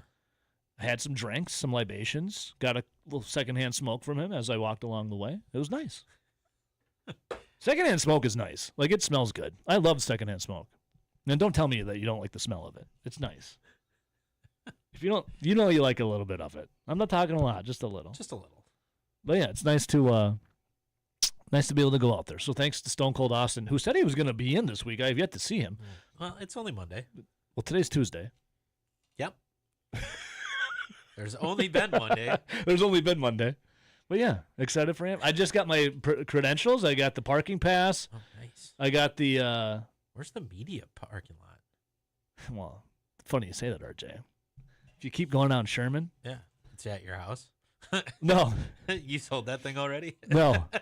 Shockingly, parking was very ample last year. You could park just about anywhere on the streets and just walk there. I mean, it's not a bad walk. I feel like you weren't supposed to, though. Well, so they block up. So when you're going down Sherman... Yeah. They eventually do. I forget the cross section. There's a 4-way stop, and then there's like some like it's right before it gets affluent-y. Like it's still like nice. School road. Hey, you'd have to go look. But then they have police barricades, and then only people with the media parking can get past those barricades. Oh. So we are street parking. Yeah. Except you're on the street. It's just sectioned off for you. For us in the media. But there's no me in media. But me do get to park my car there. Me do. Even though you could walk there. Me do get to park my car there. Well, I'm not. Here's what's going to happen. This is what happened last year. I got home after the show. Yeah. And this is a really sore point for me because this is going to mark a year that this had happened. Uh-oh. Beautiful, beautiful, RJ. Yeah. Okay. I love the word beautiful. I think I don't know if I want to talk about this. It gets me pretty upset. It's okay. You don't have to. So in front of my house, man, this is tough. In front of my house, RJ, I have a lot of hostas. I love hostas. Okay. Within the hostas, I have also these beautiful different types of flowers that bloom. Okay. And in it, RJ, I had a beautiful bloom of a different kind of flowers, late spring, early summer flowers. Yeah. Beautiful, beautiful bloom happening. And it had been about a week since they had first bloomed. And I came home last year on the Friday for AmFam, and I noticed all of the flowers were gone. And I thought, that's interesting. And even the buds of the new flowers coming up, they're also gone. And I thought maybe my wife, for some reason, picked them and took them to work with her, which is something she wouldn't do. But I was excited to meet Zach. Zach Halpern is coming to pick me up, our sports director. Yeah. And then we were, maybe have a garage beer and then go to AmFam, golf. And then Zach pulled up, and I got to thinking a little more. I'm like, where did all those flowers go? RJ, as Zach and I were standing there, one of my neighbors came down. He was walking his dog. I said, hey, you know what happened to these? What happened here? He goes, oh, yeah, I saw some of the neighbors from up there come down and pick them all. So, RJ, all these. Excuse me? I had this beautiful bloom. Beautiful flowers. All in my front yard. They all were picked. Even the buds that were supposed to be popping some more were picked. RJ, they were picked. So this will mark on Friday a year since that has happened, since someone came and stole literally all of the flowers out of my yard. All of them. Every single one of them. And it was a lot of flowers. I was pissed. Yeah, So Zach had to console me a little bit. Because I don't get hot often, but when I do, I do. But like that one time you yelled at us on air. Yeah. Hey guys. Or that time a guy shushed me at a concert. Oh, yeah, that'll do it. So this will be a year. And the flowers just bloomed. They're beautiful right now. I got to take a picture to document. And then we'll see what happens on Friday. You gonna put up a fence? So Zach's gonna pick me up. Yeah. And then we're gonna maybe have a garage beer and then go to AmFam Championship and follow along. John Daly do callbacks on the Bill Michaels show. And I have Wisconsin football tickets to give away. Or your chance to win, I should say. So if you find me, I got a little QR code. You can take a picture. And you're in to win. You get a private tailgate. Ooh. And you get to go to Wisconsin football. Ooh, it's beautiful. Wee. And speaking of Wisconsin football and Zach Halpern, I wanted to bring this up before you get out of here, RJ. Oh. I'm going to do this after the long break here. Yeah. Because now I'm all hot thinking about all my flowers that were plucked. They even plucked the buds of the new ones that were going to be coming, dude. I'm telling you. It was a heinous crime. Were they committed. doing it to go transplant? That's not how it works. No, they didn't pop off stem. They popped them right off. It wasn't even a stem. They just popped them. Oh, so it's like somebody wanted to put it in their hair or something? Dude, I don't know. That's weird. But my neighbor's like, yeah, I saw it happen. He's like, I was going to say something. I didn't. I'm like, well, it's probably like 30, 40 flowers, dude. I'm still like pissed about it.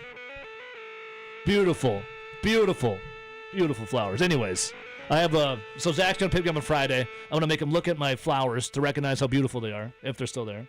Going to go to AmFam, sign up people for Wisconsin, football, tickets to give away, private tailgate. Your chance if you're there, come find me or I'll find you, one or the other. I'll be walking around. And we'll have a great time in Madison's North Side. And I won't have to drive. I'll make Zach park his car in the media parking spot. We'll take a little break, come back. I have a thought-provoking question for you, RJ, and Wisconsin football fans. Stick with me.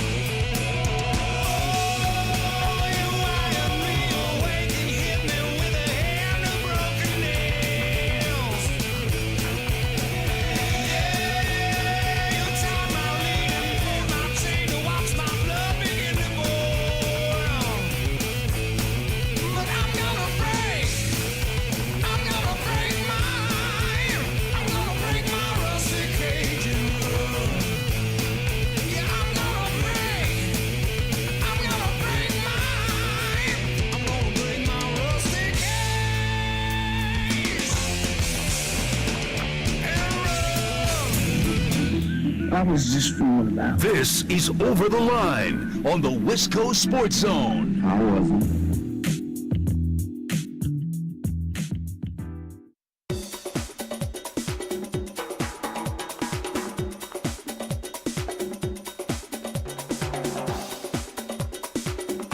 Over the Line will resume in 5 minutes.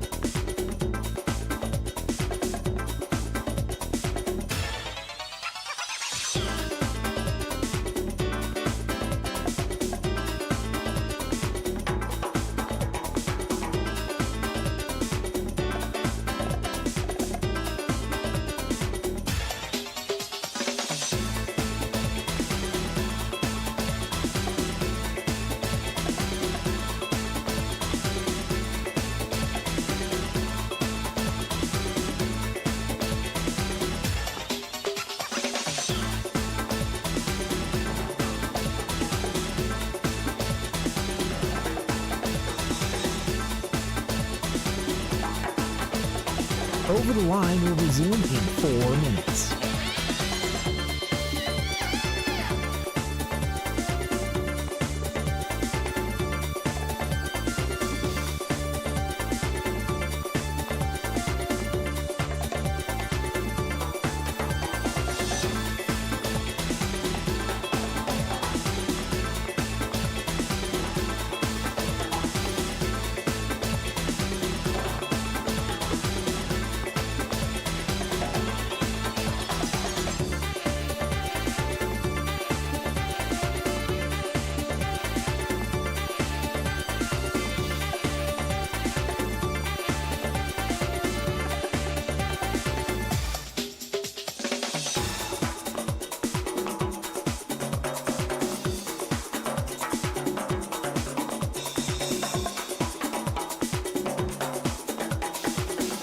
Over the Line will resume in 3 minutes.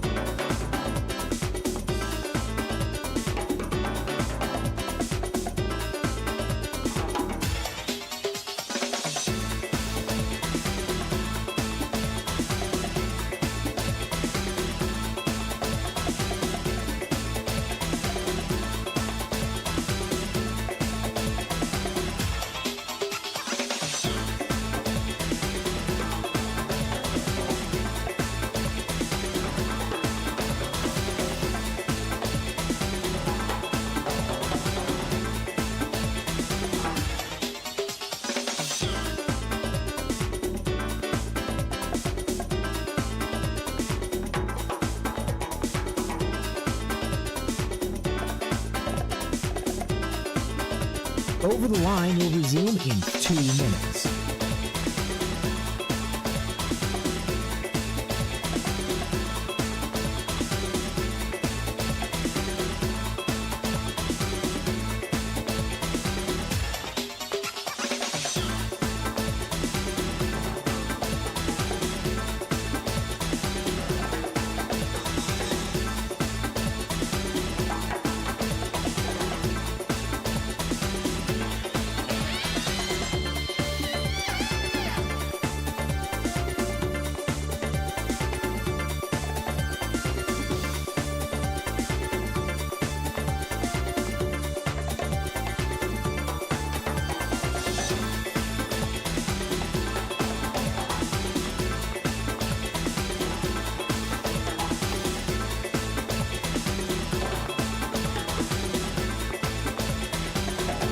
Over the Line will resume in 1 minute.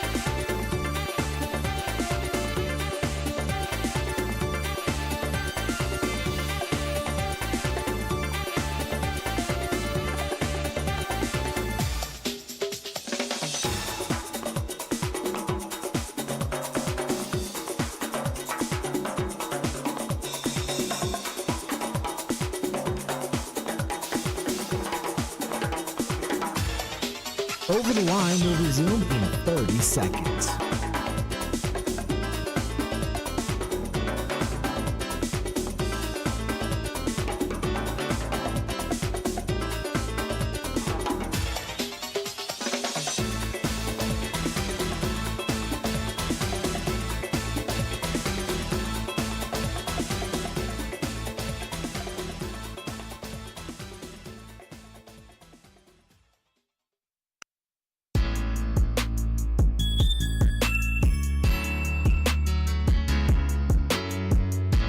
Moral of the story, RJ, never touch another man's peony. Did you hear me? Yep. Never touch another man's peony. I see Lord Bob had texted in, said, hostas are the basic white girl of plants and flowers. Don't you ever disrespect a hosta again. Yeah, wow. That is rude. The hosta is a survivor. The hosta is that's a soldier. The hosta has always been there for you when the others have not. Don't you ever disrespect the hosta again. I bet you, Lord Bob here, I bet you he touches all kinds of other guys' peonies. What he sounds like. Hey, I'm talking to you, Bob. That's right, Bob. Don't disrespect the hosta again. RJ, Zach Heilprin, our sports director. Yeah. Yeah, Russell Wilson is transitioning, let me finish, to TV. I did see that. He's putting his playing days on pause, and now he's going to be a weirdo on TV. Weird vibes from Russ. You know? And I think I'm being very kind. Weird just seems a little off. Yeah, it has been getting that way. But I will say this. And Zach Heilprin had tweeted this out. ESPN yesterday said breaking Russell Wilson finalizing a deal to become a CBS Sports analyst. Stepping away from playing. He could be Mr. Unlimited on CBS now. Zach Heilprin had tweeted out, the best quarterback in Wisconsin history. The best quarterback in Wisconsin history. Led an offense that scored a program record 44.1 points per game. Also holds the single season record for yards, touchdowns, and passer rating. Averaged 32.6 points per games in the team's 3 losses. Again, the first sentence, the best quarterback in Wisconsin history. This set a little firestorm on Twitter a little bit. Did it? Zach, I will say, he didn't say best year or career. He said best quarterback. And he said there's really no argument whether he's the best to play the position at the school. What say you, Mr. Camp Randallman? I was under the impression it was Joel Stave.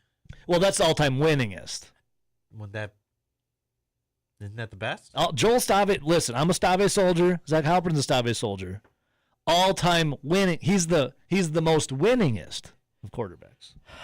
Russell Wilson does best him when it comes to stats. Besides the wins. Yeah, I mean, when you look at it, in my years of watching Badger football, he is the best quarterback to ever play here. It's electric. Yeah, I don't. There's no other way to say it in his one season here.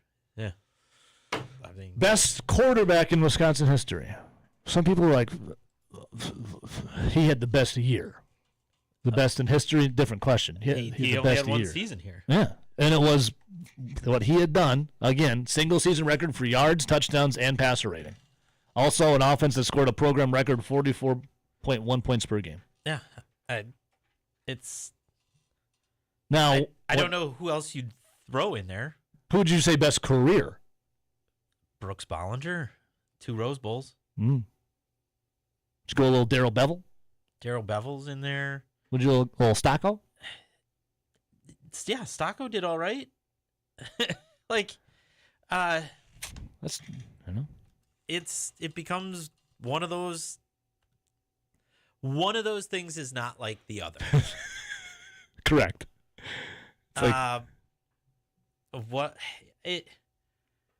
You had a quarterback who could throw and run.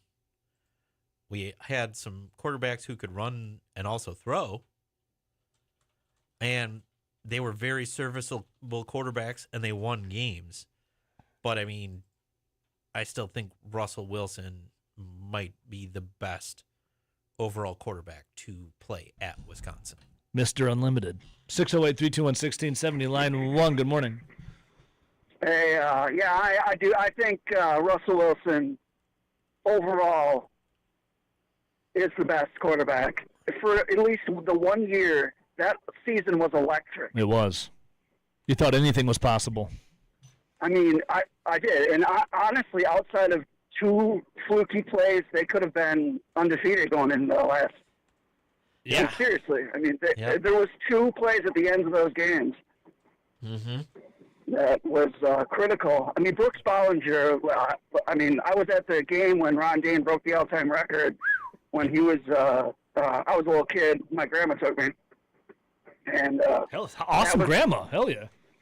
Yeah, it was awesome. Some dude streaked across the field right after it happened. Sounds great. Yeah. Yeah. Who is this, by the way? Who is this? Seth in Columbus. Seth, I knew it. Damn it, I knew it was you, Seth. Sorry, dude. Sorry.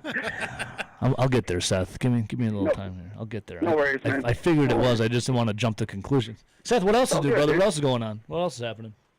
I don't know. I mean, I think the Brewers are absolutely on fire right now, and I think you're right. I think they're just chugging, and I think it's going to keep on. That train's just going to keep on rolling. I mean, the Miz has just mizzed all over everybody, right? He's mizzing all over people, dude. He's mizzing everywhere, dude. And that fire hose is just mizzing, just Yeah, everywhere. He cannot be stopped. That man is the greatest. He could be the greatest pitcher for the Brewers.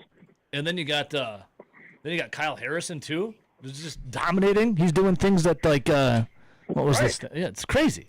He didn't expect that, really. No, not at all. Yeah, it's awesome. What a ride. And it's not even summer of fun yet, Seth. I know. We're still ahead spring here. Almost there, and we could still imagine if this is what the spring of fun is, man, what the summer fun. Seth, anything else, brother, before I let you go hit this break? No, that's it, man. Yeah, you're the man, Seth. Much love, buddy. See you, man. Yeah, have a good one. Yep. I knew it was him. Damn it.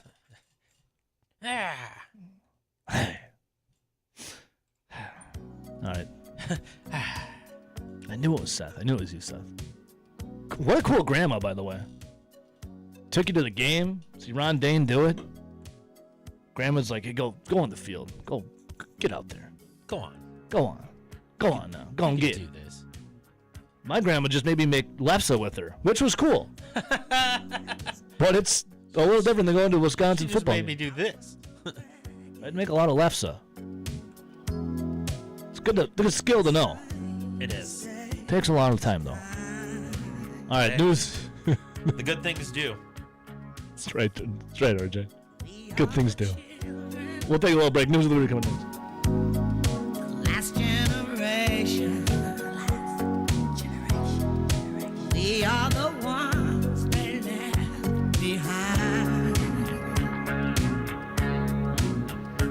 And I wonder when we are ever gonna change. Living under the fear till nothing else remains. We don't need another hero. We don't need to know the way home. All we want is life beyond the Thunderdome.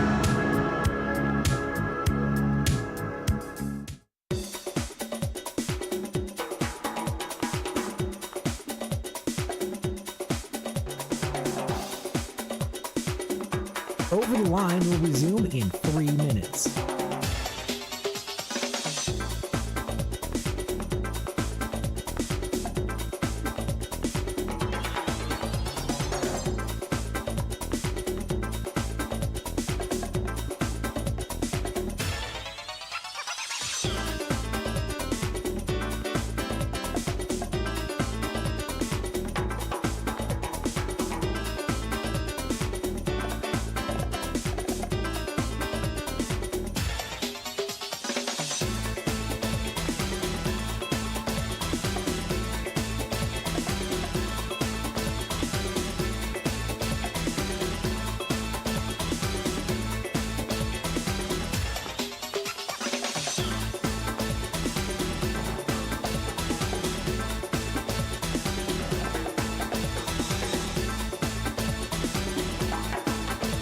Over the Line will resume in 2 minutes.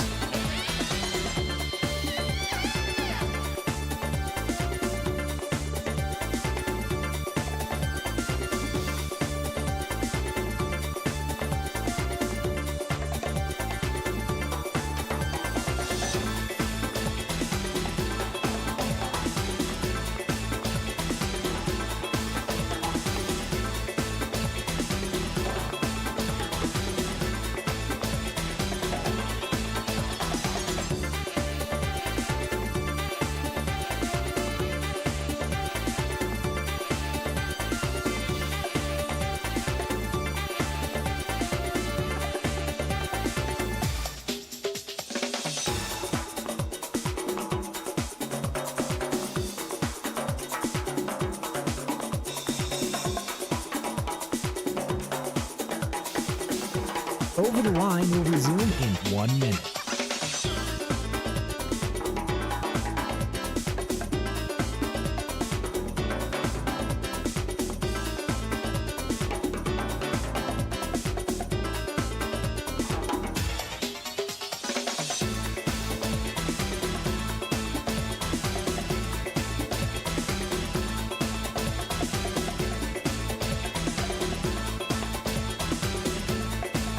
Over the Line will resume in 30 seconds.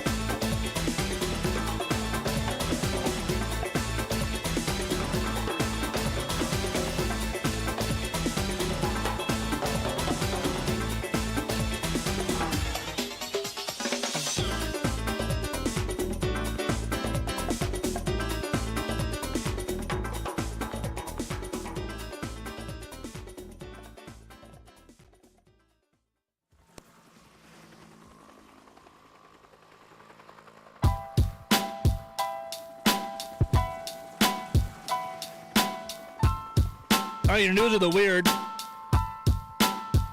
By the way, Rob Reichel coming up about 20 minutes. Packers back at OTAs. Is Josh Jacobs there? No, it's voluntary. If he is, It's voluntary. he's not going to be seen by anybody. Your news of the weird, though. RJ, in order to stop mosquitoes, Google has now asked the U.S. government if they can release more mosquitoes. In order to stop mosquitoes, we must release 32 million more mosquitoes. Google has asked permission to release 32 million mosquitoes in California and Florida. Why do they have mosquitoes? To stop bad bugs with good bugs. But why does Google have mosquitoes? That's a really good question. As part of its debug program, Google is tapping into its tech expertise to raise an army of sterile male mosquitoes to lower the number of illness-spreading mosquitoes. Oh. Mosquitoes, the world's deadliest animal, kill more people than any other creature in the world by spreading lethal diseases. Okay? In California and Florida, they want to release 32 million of them that are sterile mosquitoes in order to fight off the fertile mosquitoes. Why, though, is big tech venturing into this? This is what I want to know. It still has not told me yet. I need to dig. We're digging deeper, RJ. Is that WKOW? Is that 20? We're digging deeper. I don't know. Which one is that? Google wants to release and ask the government to release 32 million mosquitoes to combat mosquitoes. Huh. We're digging deeper.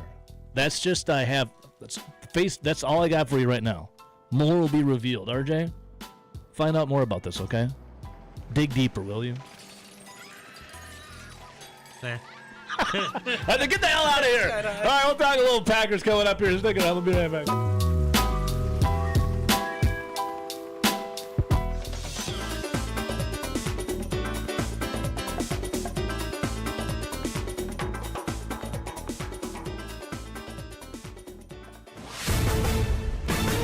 This is a Wisconsin Sports Zone update. Well, the Milwaukee Brewers would win in a big way last night at American Family Field, defeating the San Francisco Giants 16-2. Now, despite not hitting any home runs last night, Milwaukee's 16 runs and 18 hits were a season high. Christian Yelich and David Hamilton each went 3 for 5 with 3 runs, while Jackson Chourio was 2 for 4 with 3 RBIs, and Bryce Terang ended an 0 for 21 slump by going 2 for 2 with a double and a triple in Milwaukee's blowout win. Terang says games like this feel good for everyone. Feels good for everyone.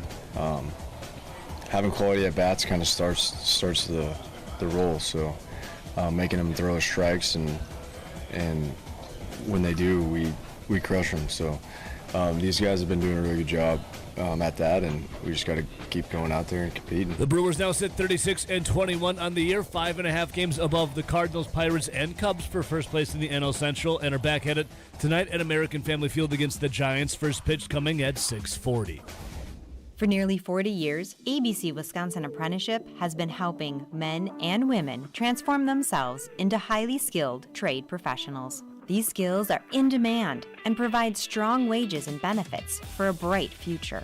If you're a hands-on person who likes the feeling when you get projects done, apprenticeship could be for you. Go to buildyourcareerwi.org or just search online for ABC of Wisconsin. The Packers, they were back on the practice field for OTAs yesterday. We'll be back at it today and again on Thursday. Wisconsin football, they landed a pair of commitments from Arizona natives in their 2027 class, and 4-star wide receiver Jai Jones and 3-star linebacker Nathan Jones. They now have 15 commitments in their class. For the Wisconsin Sports Zone Network, I'm Ebo.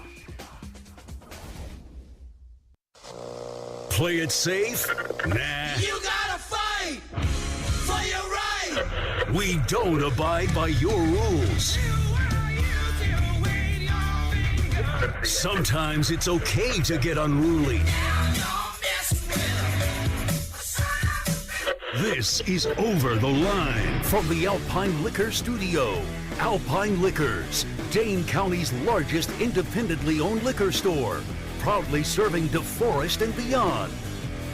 All right, welcome back. Get big news out of the NFL yesterday. Myles Garrett, it's not that he's a Ram. Said he was able to escape out of Ohio. I feel like that's every kid's dream. Now, obviously, I do believe he was born in Texas, but he ended up in Ohio, in purgatory. Ohio's got to be either like, it's purgatory before you go to hell, or it's an outside ring of hell. Not like the inner circle, but like on the outside. Like you're slowly working your way to hell. Now, I know a couple people from Ohio. Bill Michaels is from Ohio. He'll come up here at starting at 10 o'clock. We love Bill. Bill's the man. Sister station, 94.1 JJO, Johnny Danger is from Ohio.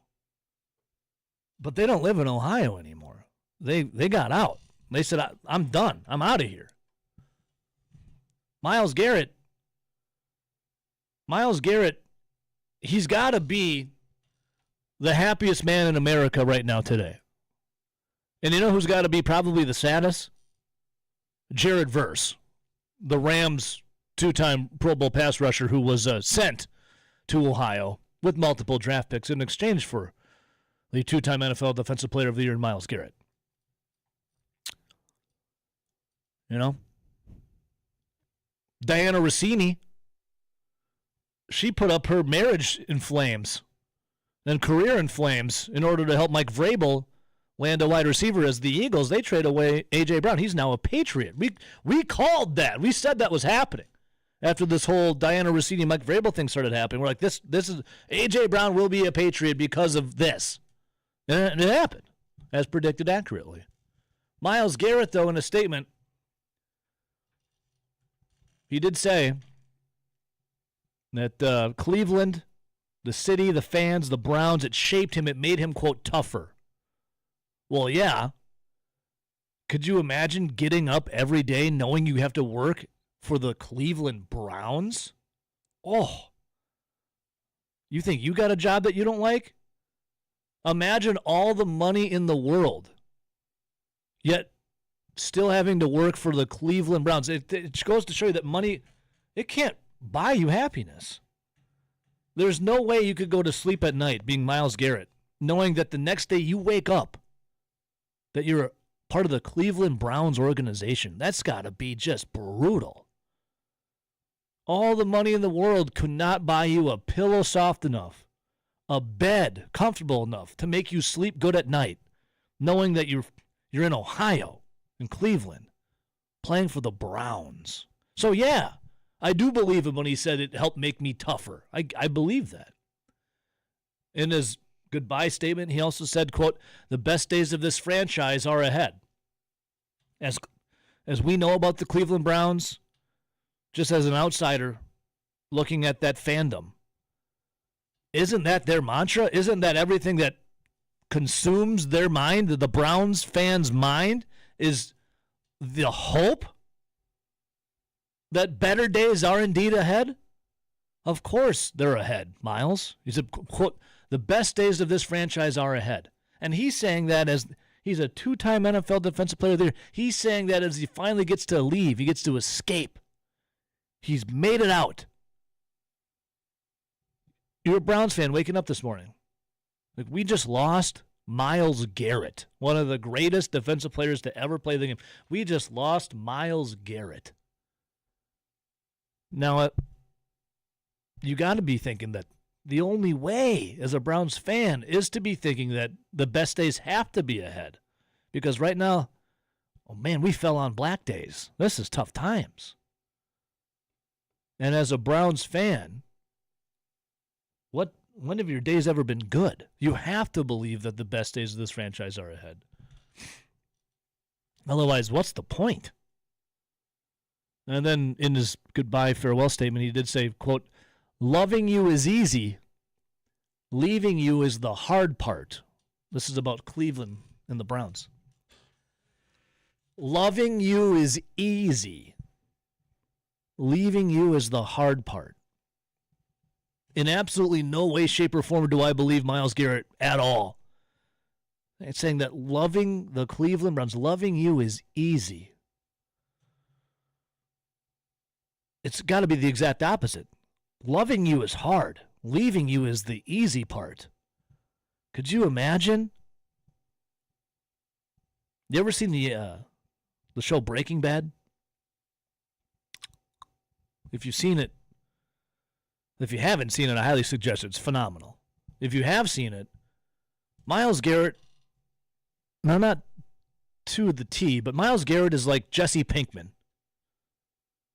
Now in Breaking Bad, and I don't want to ruin anything for anyone, but Jesse Pinkman, he's the guy that gets he gets his ass whooped a lot along the way. But he's always there. He keeps coming back to work. He keeps helping out with Heisenberg, with Walter White, and he just keep getting his ass handed to him. And eventually, things go real south, and he essentially is basically, he just gets kidnapped, and he's just working somewhere while he's just getting whooped, his ass whooped constantly. And I don't want to give too much away, but if you haven't seen it by now, whatever, he does at the end, he does escape. And when he escapes, you feel so happy for him. He's got tears of joy and pain running down his face, and he's like, I made it out. I'm done. I'm out of here. I'm free from the shackles that have binded me. I'm out. I feel like that's Myles Garrett coming out of Cleveland. He's out. After just torture for years, pain, punishment, torture, trials and tribulation, you never saw a light at the end. You thought it would never, ever. They always say it's darkest before the dawn. You never thought you'd see dawn. You always thought it would just be dark and dreary and sad. And you'd never see the light at the end of the tunnel. So when he says loving you is easy, leaving you is the hard part, that'd be like Jesse Pinkman at the end telling these guys that held him captive to make methamphetamines for them while they whooped his ass day in and day night. That'd be like him saying to them, hey, loving you is easy, but leaving you is the hard part. No. Leaving you is the easiest part. I'm out. I'm free. Thank you. Myles Garrett has made it. I'm happy. I'm very happy for him. I am. And now this makes this game against the Packers coming up here even more intriguing. Will there be a counter move? There is a power play for supremacy in the NFC, and right now the Rams, they're there. They're holding the cards. Like, we got Myles Garrett, dude. We got him. And he's out of the Browns. You think he's good? Just wait till he starts playing for a team not named the Cleveland Browns. He's going to be even better. He's going to be inspired again. So now Josh Sweat, this has been a name creeping up now for the Green Bay Packers. You know, the DC for the Packers, Jonathan Gannon, he was there. Arizona with Sweat. Josh Sweat. And now these Packers content creators out here churning. They're churning. They're like, hey, dude, we can't be on June 2nd, yesterday, June 1st, we can't be a team without any news besides Josh Jacobs potentially being a domestic abuser. We need something good. We need something to give us hope. We need something to generate and push content. What about Josh Sweat? Packers, they could deal, maybe a 5th-round pick for him? Maybe Brian Gutekunst can make this work. Maybe we can have a move. And then you have these content creators saying, hey, Josh Sweat circling. Brian Gutekunst is out there, humming. But then Matt Schneidman comes in, and he's like, dude, there's nothing happening here. You know, Bill Huber from Sports Illustrated is being like, all's quiet on the front. I'll ask some execs, though, what they think. So right now, Packer fans, content creators, are wondering, what's the move for the green and gold? They're still, listen, the high of getting Micah Parsons, I think it's over. Because now they want Josh Sweat. Like, hey, Brian Gutekunst, make a move. Make one, please. Now, Micah Parsons will be back, week 4, week 5? Packer fans right now, though, they want something to happen. If the Rams can pull off some blockbuster move of getting Myles Garrett, why can't Brian Gutekunst and the Packers? Why couldn't you have offered up Lucas Van Ness and some other picks? Why not that? And now it's Josh Sweat. So we'll ask Rob Reichel coming up here if he hears anything. The Athletics' Matt Schneidman had said in a tweet last night, he said, hey, sorry to rain on the parade, but I'm told Brian Gutekunst hasn't discussed a Josh Sweat trade with anybody. Not a thing at this point. Now, keep in mind, though, Schneidman's also a guy that never even had an inkling of the Micah Parsons trade happening. I don't think many people did. But maybe we can get, in this time, instead of bad news, maybe some good news for the Packers. Maybe. We'll see. 608-321-1670. Micah Parsons, he'll be back. In the meantime, though, the power shift has now gone even more to the Rams. Myles Garrett escapes Ohio. I'm happy for him.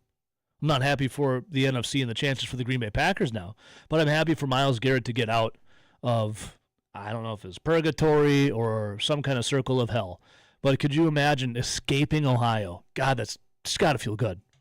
It's got to feel great. You got the Super Bowl coming up this year, too. Going to be played at SoFi Stadium. Rams going all in. Going all in. Saying, picks? Don't care about picks. We want to win now. Trying to get it going. So there you go, David. Matthew Stafford's going to be out there giving it his all. Yeah, Myles Garrett. SoFi Stadium. Pfft. What are you going to do, Green Bay? What are you going to do, Brian Gutekunst? I guess we'll see. More will be revealed.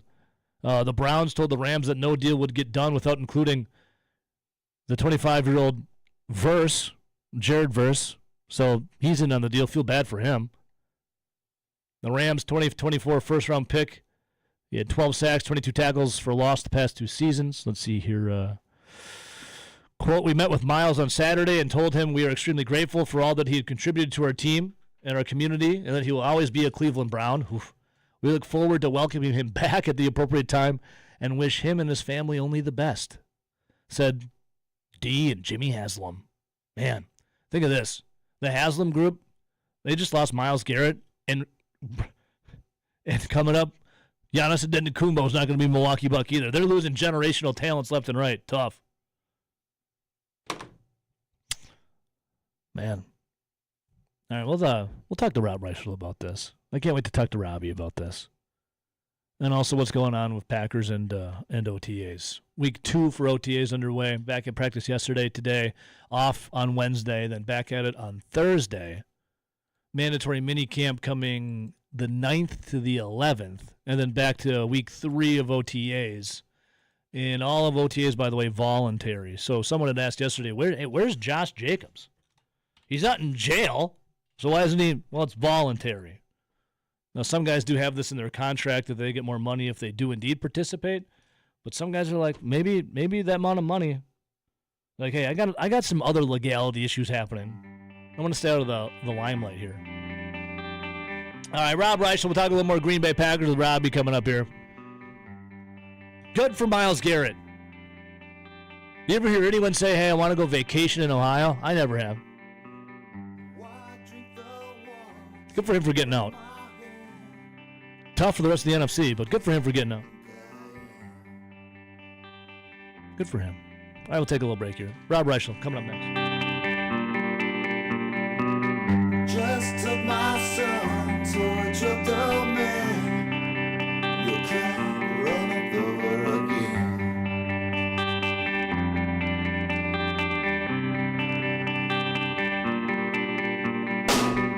Don't scream aloud, don't think aloud. Turn your head now, baby, just spin me out. Don't worry about, don't speak about.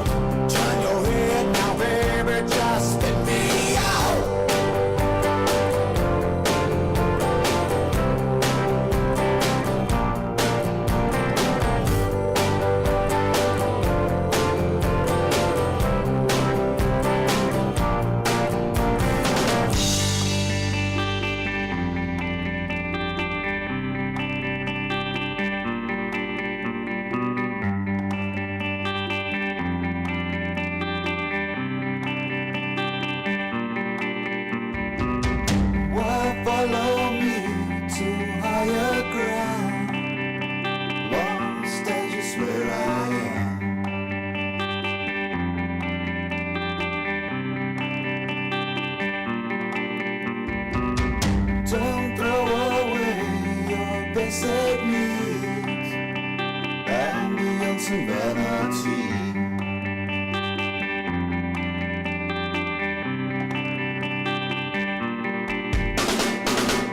Don't scream about it, don't think aloud. Turn your head now, baby, just spin me out. Son, isn't this great? Blue skies, fresh cut grass, birds chirping. This is Over the Line. You're gonna recite me a poem easy. On the West Coast Sports Zone.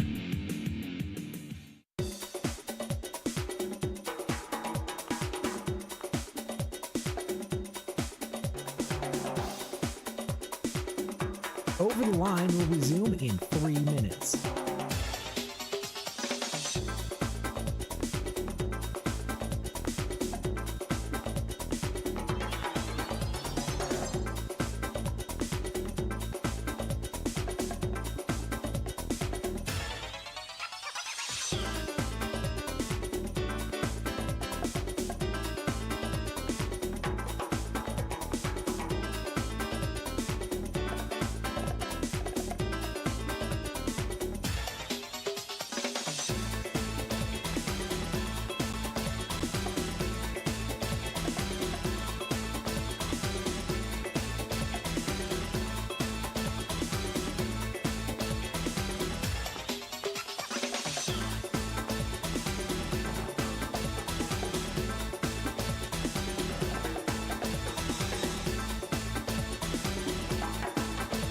Over the Line will resume in 2 minutes.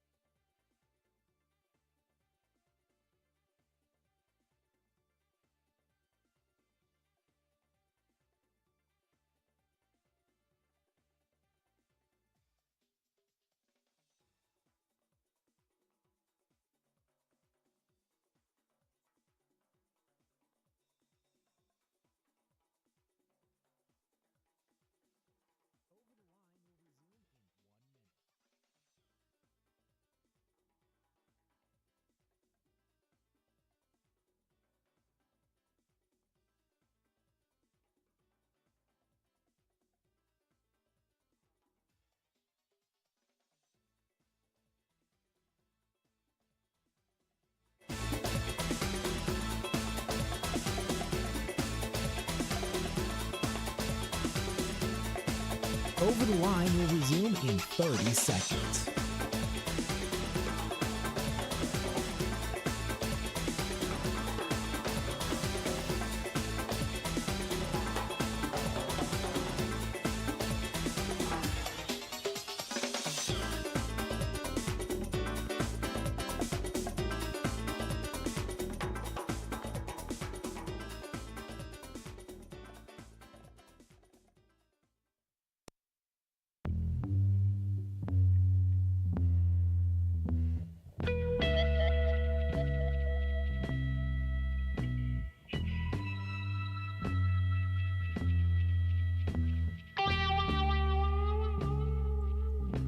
Been dazed and confused for so long, it's not true. Wanted a woman, never bargained for you. Lots of people talking, few of them know. Soul of a woman was created. Just a big jam right here. I get nothing clever for this one. I just like to rock out. I know my guy Rob Reichler likes to rock out too. Rob, you're never dazed and confused, are you? You're always right on point, right? Well, we do our best, Evo, but we're coming up with a great verse here, right? So you hurt and abused, telling all of your lies. Run around, Evo, sweet Evo, Lord, how you hypnotize. Sweet little Evo, no one knows where you've been. I could roll this into like a... Evo, here you come again. Could roll this... All right, Evo. The first thing you said there in this first verse, I could roll it into a Josh Jacobs question, I think, Rob.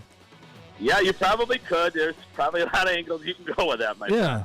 Well, on that. Well, hang on. Before I get to Josh Jacobs, Packers OTAs back at it week 2 yesterday, today, and then Thursday. Is Josh Jacobs there, Rob? Well, we'll find out way more about 11 o'clock, Ebo, when the Packers talk.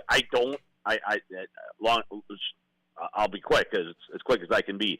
I don't know. I don't think we know, Ebo. We're going to find out if he's there or not today. So LaFleur talks at about 11, practice after that, and then, amazingly, Ebo, they're going to open the locker room. What? Concept. Yeah. What happened? What happened last week, Rob? We got a little cold feet. What happened last week?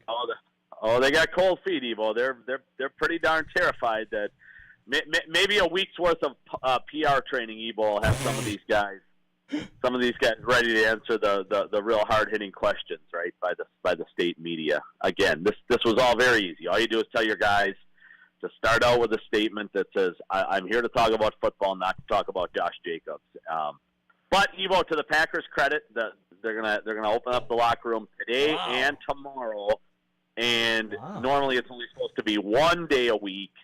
Oh, so they're making up for it, Rob. They're saying, "Hey, sorry about that. By giving us tomorrow as well as today." So well, isn't that nice of them? So hopefully, by the time we talk Thursday, we've got a lot of information on a lot of things. But as we sit here now at 8:20 on Tuesday morning, I don't have a good answer for you on Josh Jacobs. And if he is there, and he'll never say anything, and he probably shouldn't. But based on what his attorneys will be telling him in terms of his case. But until we know more in terms of some of these potential charges, especially the strangulation and suffocation one, I'm sure it's in Josh Jacobs' best interest by a mile to not talk. Rob, I think you're onto something there. I think from the legality side of things, silence is golden in this part. Well, Robbie, we'll see what happens. But now, just to be clear, it's voluntary. The only mandatory part is minicamp from the 9th to the 11th. This is voluntary, correct? Yeah, it is. But again, it's not something, for example, Josh Jacobs would have ever missed in the past. He's not in the midst of a contract holdout. He's that's when these guys miss these things these days. And I'm sure had this stuff not crept up, Josh Jacobs would have been there for this part of the off-season program. So, yes, to your point, it is voluntary. Maybe the Packers will tell him, hey, just stay away for a week or two. It's in your best interest to get your personal life and all this stuff figured out.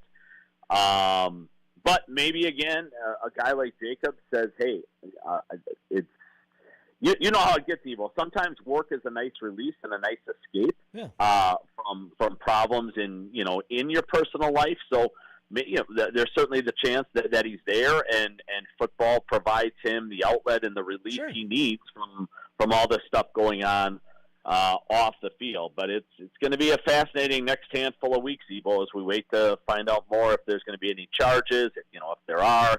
He's probably looking at a minimum of a 6-game suspension. What if there's not? What if there's no charges, nothing, Rob? Then he's just no suspension, no nothing. We just go play. I would have to think that'll be the case. Yeah. Oh yes.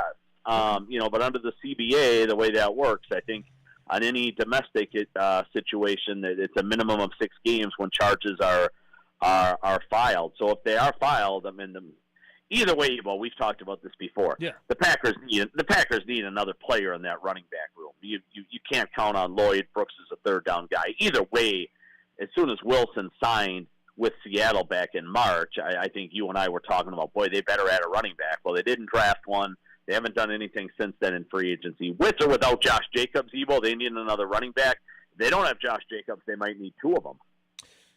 Well, Rob, also last week, did I see that Marshawn Lloyd did sit out of OTAs with an undisclosed injury? He didn't participate? Well, is that true? What he did, Evo, he did all the individual stuff. Okay. But then when they did some team stuff, and again, just so people know out there, this isn't tackling. Yeah. There are no pads, anything like that. Some of these routes from receivers are on air versus air.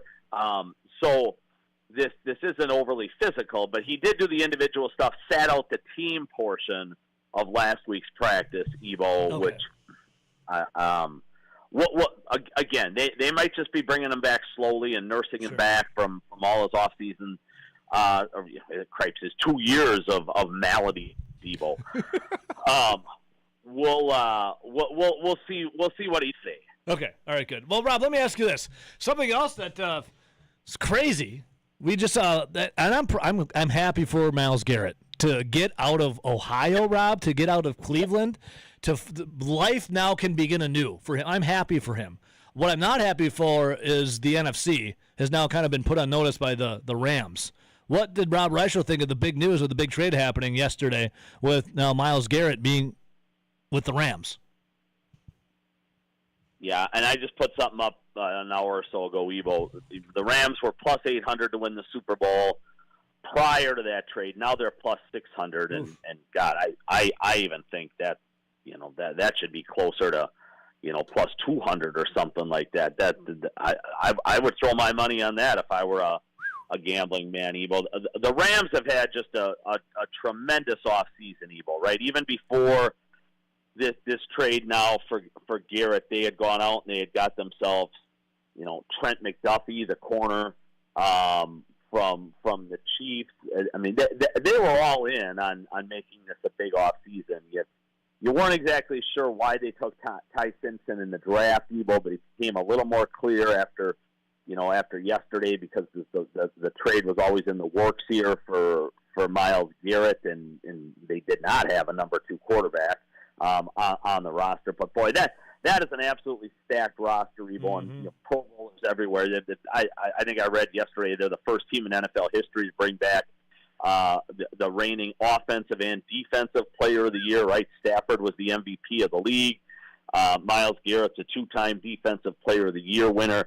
Evo, he's probably the best defensive lineman, game wrecker since Reggie White. I mean, at that position, because I'm a huge Micah Parsons guy, but he doesn't play the run quite like Garrett. And let's be honest, Garrett's had more sacks as well, and is more consistent in the pressure game than Parsons has been. And Parsons is obviously outstanding. Parsons will be a Hall of Famer if he can come back from his ACL and have 5 more years like his first 5 were, Evo. Myles Garrett, though, has put together a resume and a track record on par with a Bruce Smith, with a Reggie White, those kind of players, with a Lawrence Taylor. I think his sacks are, almost 1 a game. It's like 4.94 is what he is. It's the highest in NFL history, and he joins a team, Evo, that's already loaded, right? I mean, think about this, Evo.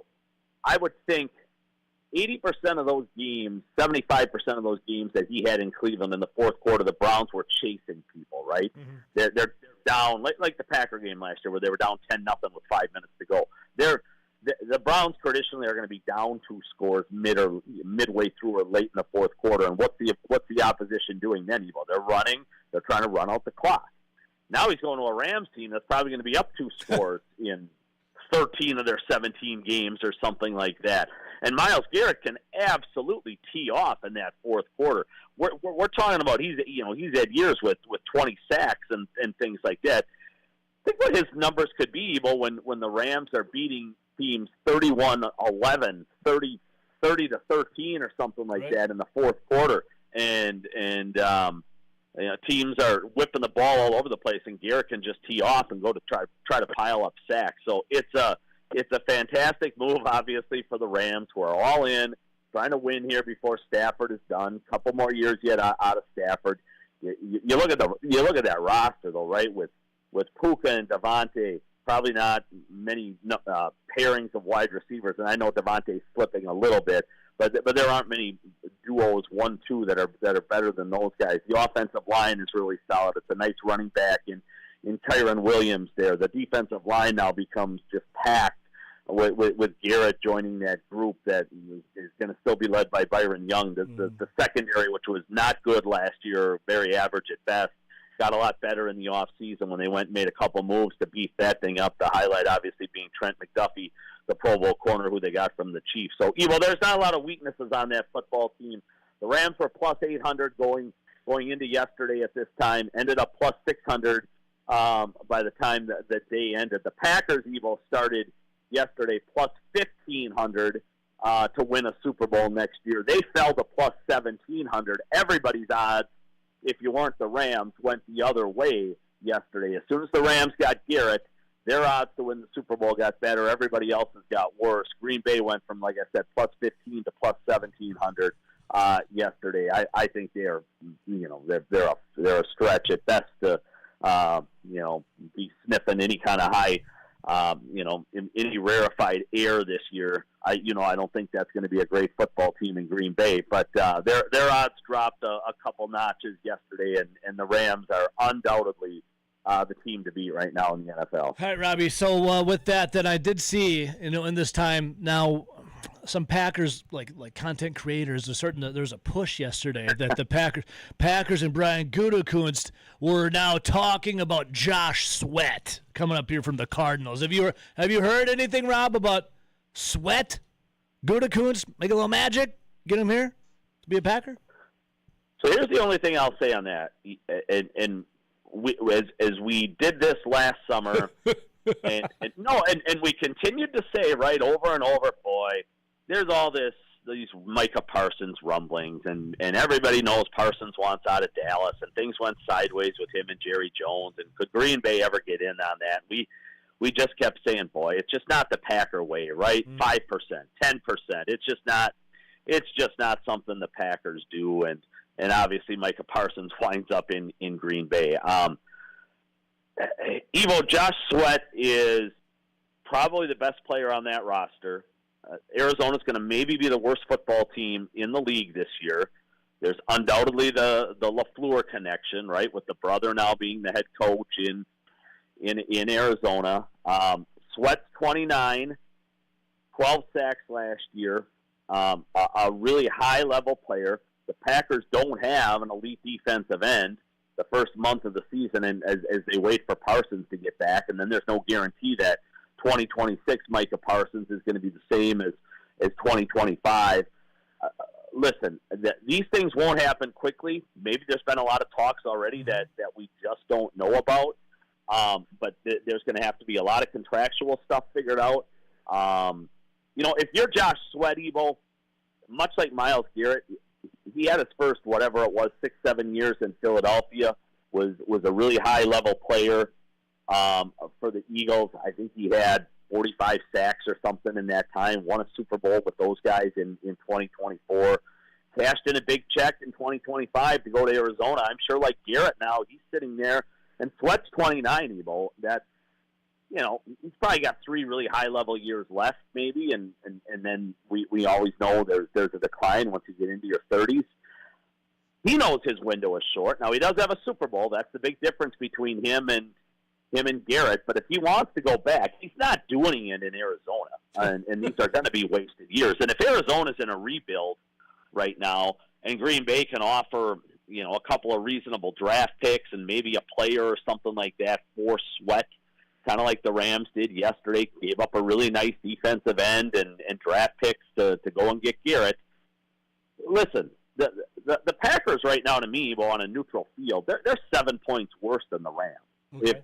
The only way to chip away at that and to catch those guys is to beef up. And if it still is an all-in kind of deal in Green Bay, and nobody has come out this year quite as forcefully as they did a year ago and say that, Evo, about, it's time to chase Super Bowls. Gutekunst hasn't had one of those kind of statements this offseason like he did after the 2024 year.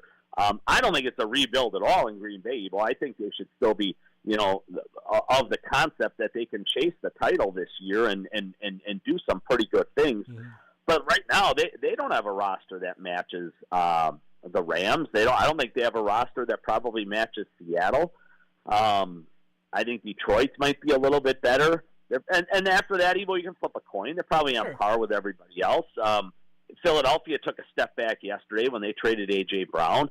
And I know they've been beefing up at wide receiver throughout the offseason, including getting Dontavian Wicks from Green Bay and then using a first-round pick on a guy and signing Hollywood Brown and people like that. And maybe it'll be addition by subtraction there, just getting a cancer out of the locker room with A.J. Brown. I mean, the Eagles still have a really nice roster, Ebo, but Green Bay, you know, if everyone's chasing the Rams to me, Ebo, the Rams are a touchdown better right now than Green Bay. The only way to close that gap on June 2nd is to make a trade for a player like a Sweat. And if you're Green Bay, you need to go all in and try to chase some of this stuff, because I know Gutekunst and LaFleur got contract extensions this offseason, Ebo. But man, I'll tell you right now, if it's a 7-10 kind of year, nobody over there is safe. Robbie.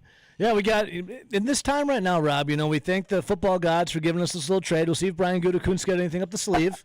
What's your gut say, Rob? Does Goody got a little something up the sleeve? On Sweat? Just in Sweat, or just in general. Any something up the sleeve there? Well, either way, like I said, Evo, he's going to get a running back at some point. He's got to. You know my best guess is this how it'll play out, Evo. They will let everybody go through their summers in training camp. Mm-hmm. They'll watch 1 million hours of tape on how these preseason games unfold, and they'll say, "Boy, look at that third running back on the Bengals. He's better than anybody we've got. Okay. Look at that second running back in Tampa Bay. He's worth a 4th round pick or something." Okay. You remember even back in the day, Ted Thompson, who didn't like to do a whole lot, he knew the one year, I think it was 08, maybe 09. He knew he didn't have much at running back. No, it was 07, Evo. That's what it was. It was 07. And he gave up a 7th round pick for Ryan Grant. Yeah. In late August, early September, and Grant ran for 1,000 yards, and the Packers got to the NFC Championship game in 2007. And Ryan Grant was a really, really good Packer. So my guess is it'll be something similar to that, Evo, where the summer plays itself out. And again, that'll give him, obviously, Evo, you don't have to try to go in and beat the Bears and the Vikings and the Cowboys and the Rams next week, right? So you can give this some time, let it play out a little bit. You'll know a lot more on Jacobs in a month, for example, than you do today. Let it play out. Okay. But again, either way, they have to add to that running back room. You cannot go into the season banking on Marshawn Lloyd, no matter what they tell you at a podium, Evo. Rob, I love that answer. Well, patience right now. Patience is a virtue. It's key for us. Rob, last thing for you before I let you go. There's plenty of time, Evo. There's plenty of time before they see Minnesota on September 13th. What did you think of, I know you bleed that Cardinal and white for the Badgers, Robbie. What did you think of the GM hire, Morocco Brown? Evo, I have not, I'll be honest, I've been swamped with a bunch of things. Fine. I have That's not fine. had a chance to dive into that. And explore. I mean, I know he comes with There's time. You got time, Rob. Respectable track record, right? Yeah. And so how about this then? Right? How about this, Rob? We'll end on a better high note. We'll end on a better high note. Yeah, let's hope this Hail Mary ends like the one Rodgers threw to Richard Rodgers in Detroit. We'll end on this high note, Rob, instead. Your Milwaukee Brewers absolute dragging a hog everywhere, Robbie. The Miz, what a month it was for the Miz. How are we feeling about the Crew, Rob, before I let you go? They never cease to amaze, Evo. What are they, 15, 16 over? You know what the best story in the state, though, this week was? UWM baseball. Yeah. UWM baseball. Yeah. Robbie, always your best stories at Forbes.com, Conley Media. We love you, brother. We'll do it Thursday, all right? We'll have a lot to talk about, Evo, Thursday after a couple open locker rooms. You got it, man. Much love, Robbie. See you later. See you, pal. Bye-bye. There goes Rob Reichel. And, yes, for Packers OTAs, they did not. So Matt LaFleur spoke last week after the Josh Jacobs stuff. And then they said, you're not allowed to talk to the players. No. But this week, today and tomorrow, they're doubling up. So you can talk to the players Tuesday and Wednesday. Well, yeah, Thursday. Tuesday and Thursday. Look at that. How about it? We'll take a little break. Stick around.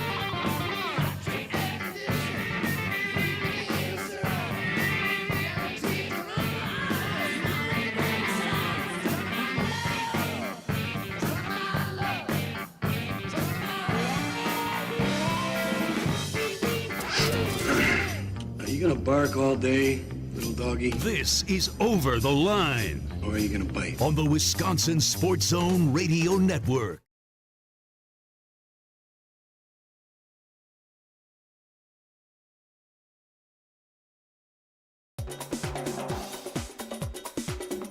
Over the Line will resume in 5 minutes.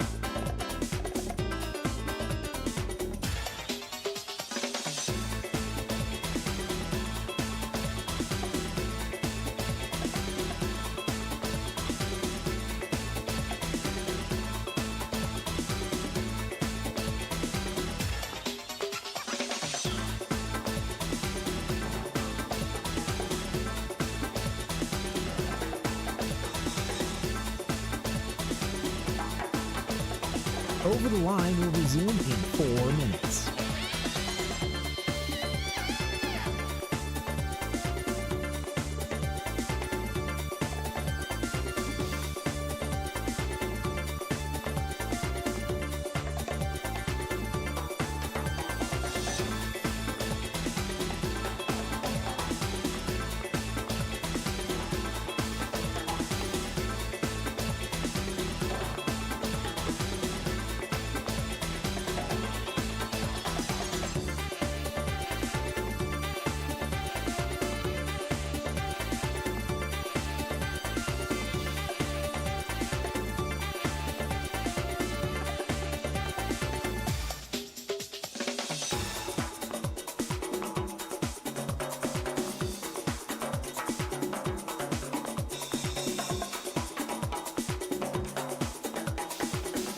Over the Line will resume in 3 minutes.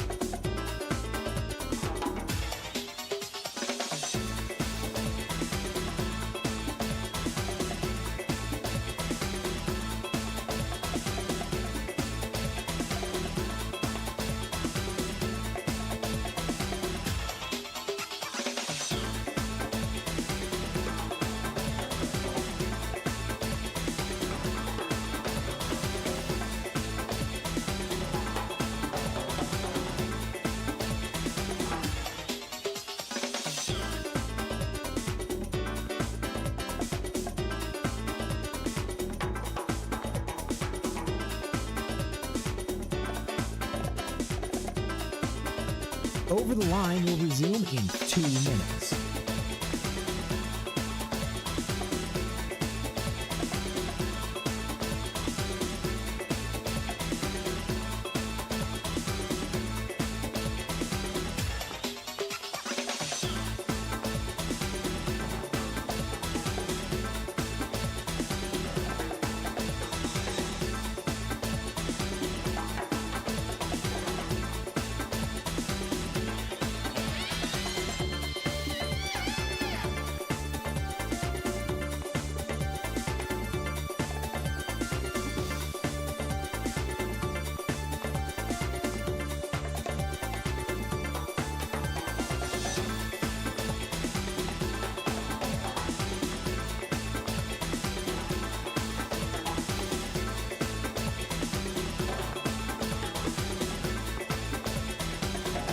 Over the Line will resume in 1 minute.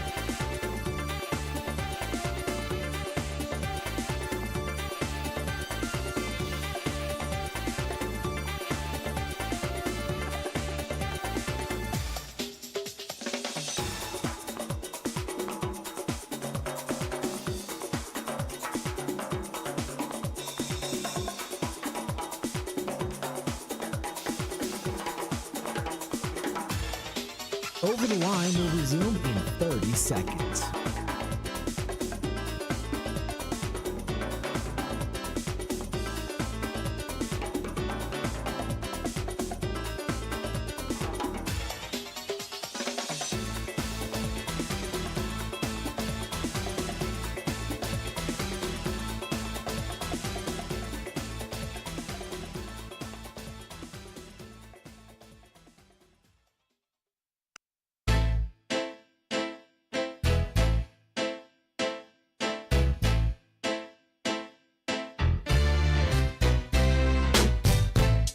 No home runs, but they put up a lot of runs. 16-2, Brewers win over the Giants.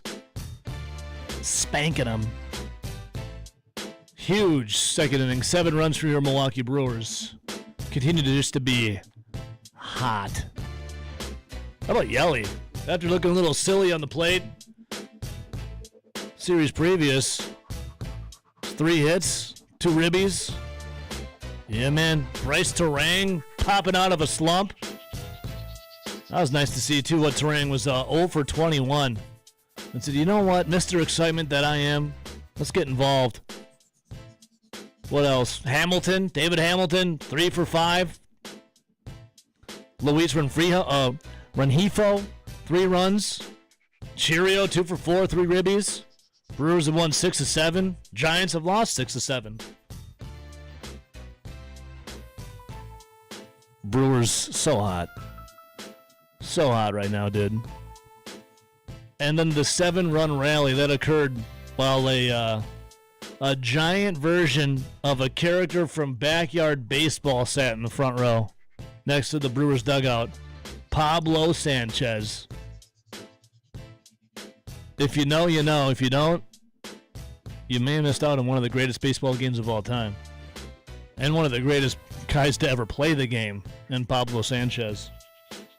We'll have to do that coming up here because there's good and bad about Pablo being in the crowd last night. Chad Patrick earned the win by pitching 1 scoreless inning in relief of Drowan. Patrick, I know we got our Chad Patrick truthers out there. Where you at? Brewers again back at it. 6:40 first pitch tonight against the Giants. A little 4-game series at American Family Field. And then on Friday, Brewers off to Colorado, take on the Rockies. And then after that, the Athletics. So a little 4-game jaunt here at home. 4 series, I should say. And then off on the road. All right, 608-321-1670. Want to get involved? Take a little break. Come right back, sir.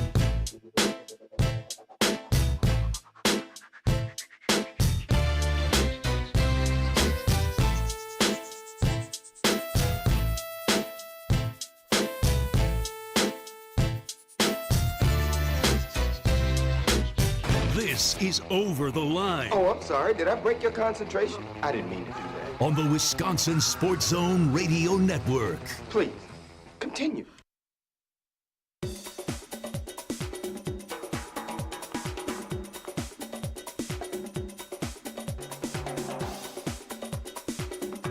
Over the Line will resume in 3 minutes.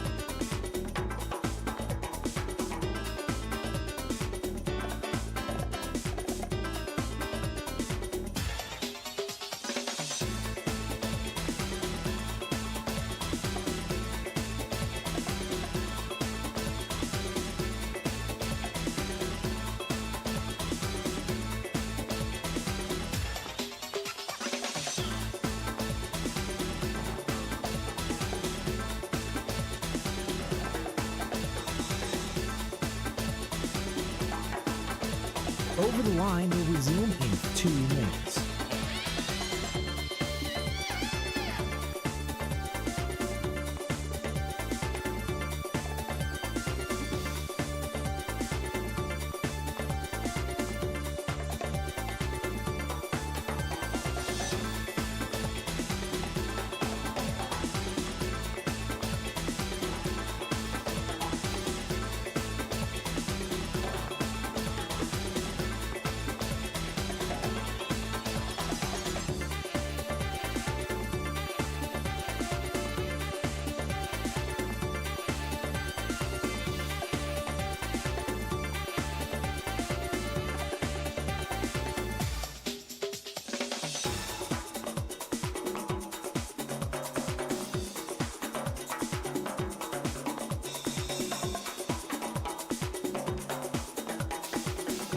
Over the Line will resume in 1 minute.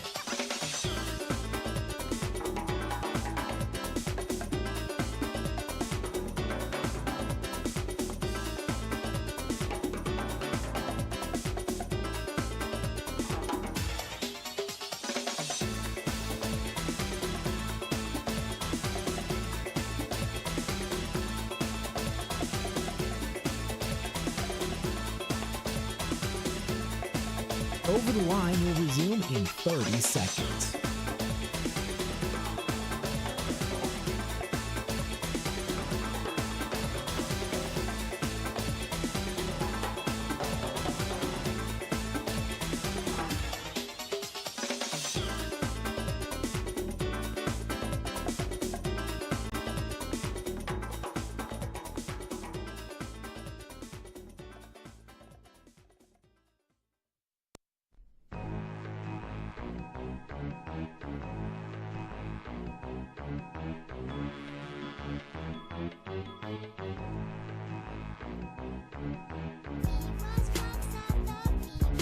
right, welcome back in. Brewers last night, backyard baseball fans. People around my age, potentially a little younger as well. If you know, you know. One of the greatest baseball games of all time, backyard baseball. One of the greatest characters, Pablo Sanchez, in said game, was at American Family Field last night. Brewers had themselves a Pablo Sanchez bobblehead as part of a backyard baseball promotion. Imagine, if you will, though, you're sitting at American Family Field enjoying your time on the 1st of June, a Monday. Nice little night out at the ballpark. And this gigantic cartoon character mascot that's like 7 feet tall. Its head's the size of... God, how big is with that freaking head, man? If you looked at the golden, go by McDonald's, you see their logo, the golden arches on the big steak, on the big sign, where it says billions, a billion served. The head was like the size of that. The head was gigantic. Imagine if you have no idea what and who Pablo Sanchez is in the game backyard baseball, and you're sitting there, and some gigantic mascot with a head that's like, this thing is ginormous, sits down in front of you. What do you do? Are you pissed? What do you do? We got Pablo Sanchez in the house tonight. It's like 1,000 times the life-size version of Pablo. His head's like 4 seats long. For all the backyard baseball fans. Here's Andrew Vaughn. It's inside. 1 ball, no strikes. Were you a character in backyard baseball as a big leaguer? Were you part of the video game? I don't know. I couldn't tell you. I don't know. Couldn't tell you. And I don't care. Bryce Terang, Mr. Excitement himself. Bryce Terang's always fired up when the media's in front of him. You get a mic in front of his face. Bryce Terang, he's like Tony Robbins, man. He's a motivational speaker. He makes you want to just do better and be better. When he speaks, you listen. You want to run through a wall. He was asked about Pablo Sanchez's presence, sparking a 7-run second inning. Take a listen. Here you go. You guys get 7 runs? I mean, if we got to bring him back, let's bring him back. I don't know. I didn't hear any talks about it, but if that's what it takes, we'll bring him back. Would y'all know? I mean, it was right behind the on-deck circle. Would y'all see him as soon as I only saw his head. That's about it. I just saw the head sitting right there, but yeah, I mean, you couldn't not see it. It was just massive, but yeah, it was fun. Bryce was there. That's the most excited I think I've ever heard Bryce Terang, to be honest with you. Kate Fox. Good morning. How are you? It's been a while, Ebo. I almost forgot what it is that you look like. Well, you look great. Thank you. Yeah. I took a shower, so that's what it is. One. The shower. Yeah. Nice. Yeah, I took a shower. So you're very tan. I also self-tanned myself this morning. There we go. Oh, we got the fresh glow. Yeah. Fresh glow. Well, Kate, we'll get caught up. I'm so excited to talk to you. Yeah, it's been forever. First, I'm excited to talk to Line 1 too. Good morning. Hey, good Tuesday morning, Evo. It's Matt from Cross Plains. Matt, hello. How are you? Oh, I'm great. I didn't know the Brewers needed all these gimmicks to play well. I thought they were just a good team. Come on. Well, hey, we'll take it. Hey, yeah, I understand. Gimmicks work when you win. I've been trying to tell all these Cubs fans, they got to do what Joe Madden used to do. Craig Counsell needs to bring in some, little koala bears to pet before a game, or a magician, to get the boys motivated. I think if the Cubs want to win, Craig Counsell needs to take 2 weeks off and then quit. That could work too. Like I said, I never wanted him, so I thought it was a baller move when we got him, but it's not looking good except for his boy Hobie Milner. He's the best pitcher in the bullpen right now. So, yeah, he's the opposite. You asked me who the opposite of the Miz was. It's the Milner. The Milner. That's the opposite. Milner. Because he throws like 82 miles an hour instead of 100. I don't believe the Cubs had an opportunity to lose last night. I think they're off. So we got. No, they did. Yeah, they had a nice. I was nice and relaxed last night. Watched a little TV again, and What were you watching on TV? What were you watching on the tube? Probably I was Seinfeld. watching. No, not Seinfeld. No, Star City. It's called. Star City? Is that on? Yeah, so there's. Apple? Yeah, it's on Apple TV. Yeah. How is that? It's the it's good. It's the Russian version of the For All Mankind, which I finished. So now I'm going back through it. from the Russian side of the story, so it's kind of interesting. So is it Check it out if you're. Is it originally in What's that? English? Yeah, it's all in English. Because nothing irks me more than watching a show that's in a different language that they've translated so the audio and the voices don't match up. I don't just know don't if watch. that's anybody else. I just don't bother. Yeah, it's horrible. I just don't watch it. No, it's really good. You just feel bad because the Russian accents aren't the greatest or what you would expect. But anyway, so I kind of wish it was in Russian instead. But it's a good show. Check it out if you have like 20 hours to waste in your life. 20 hours. Okay. But anyway, Right. Well, Matt, sure. You gotta binge watch it. Yeah. Anyway. Matt, I got to hit a break, brother. Much love, have a right? good one. Have a good We'll see Tuesday. you, bye. See you, man. See you, buddy. Yep. All right. Can't wait to catch up with Kate. It's been forever. Seriously, Yes. it's been a long time. I'm excited. We got some to plans talk. on Friday, too. We do. Yeah. We'll be right back. WKTY, I love you. See you guys tomorrow. Everyone else, we'll continue.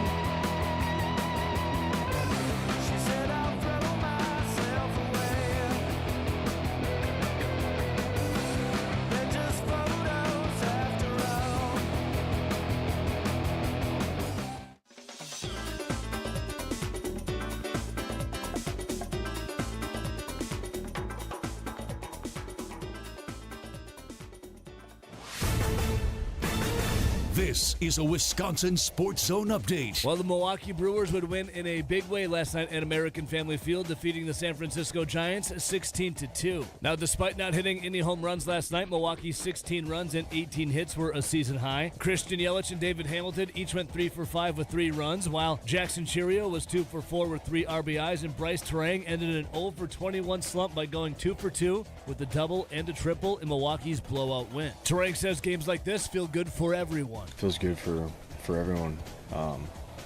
Having quality at bats kind of starts the role. So making them throw strikes and when they do, we crush them. So these guys have been doing a really good job at that, and we just got to keep going out there and competing. The Brewers now sit 36-21 on the year, 5.5 games above the Cardinals, Pirates, and Cubs for first place in the NL Central, and are back at it tonight at American Family Field against the Giants. First pitch coming at 6:40.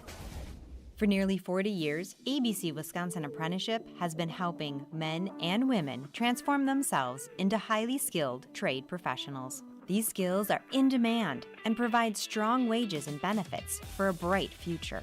If you're a hands-on person who likes the feeling when you get projects done, apprenticeship could be for you. Go to buildyourcareerwi.org or just search online for ABC of Wisconsin. The Packers, they were back on the practice field for OTAs yesterday. We'll be back at it today and again on Thursday. Wisconsin football, they landed a pair of commitments from Arizona natives in their 2027 class, and 4-star wide receiver Jai Jones and 3-star linebacker Nathan Jones. They now have 15 commitments in their class. For the Wisconsin Sports Zone Network, I'm Ebo.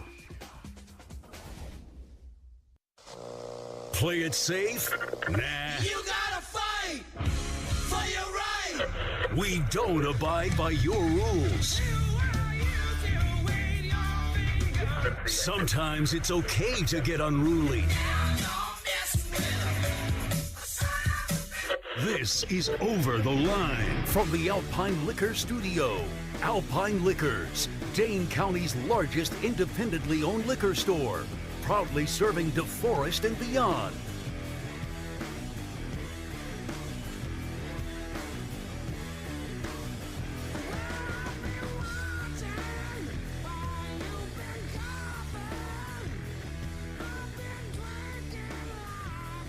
All right, one more hour. Welcome back in. Happy Tuesday. You know, just last week, I still had this day off. Full work week. Feels good, though. Got to get your ass back to work. Ready, though, to, just full disclosure, got my 10-year wedding anniversary coming up here on the 25th of June. We'll be taking some time off for that. Where? I've had many suggestions. But Jen, my wife, the better half, doesn't really listen to those. So where? More will be revealed. When? Around the 25th. So just an FYI. We'll be taking a little more time off 10-year wedding anniversary. Loading, baby. Let's go. It's been like blinking of an eye. Been crazy. In case you missed it, because I don't know how you did, Browns have traded Myles Garrett to the Rams, and also the Eagles have traded A.J. Brown to the Patriots. Kate Fox, catch us up, Kate. How's life? How have you been? It's been forever since I've seen you. Morning, yeah. Because last Tuesday you were with took Jen, off. or you took off, Yep. and then the weekend before that, I don't remember what was going on. You were I was not here. just gone. Yeah, I don't know what like was a going on. fart in the wind. You were just, I don't know. Well, there it You're goes. just gone.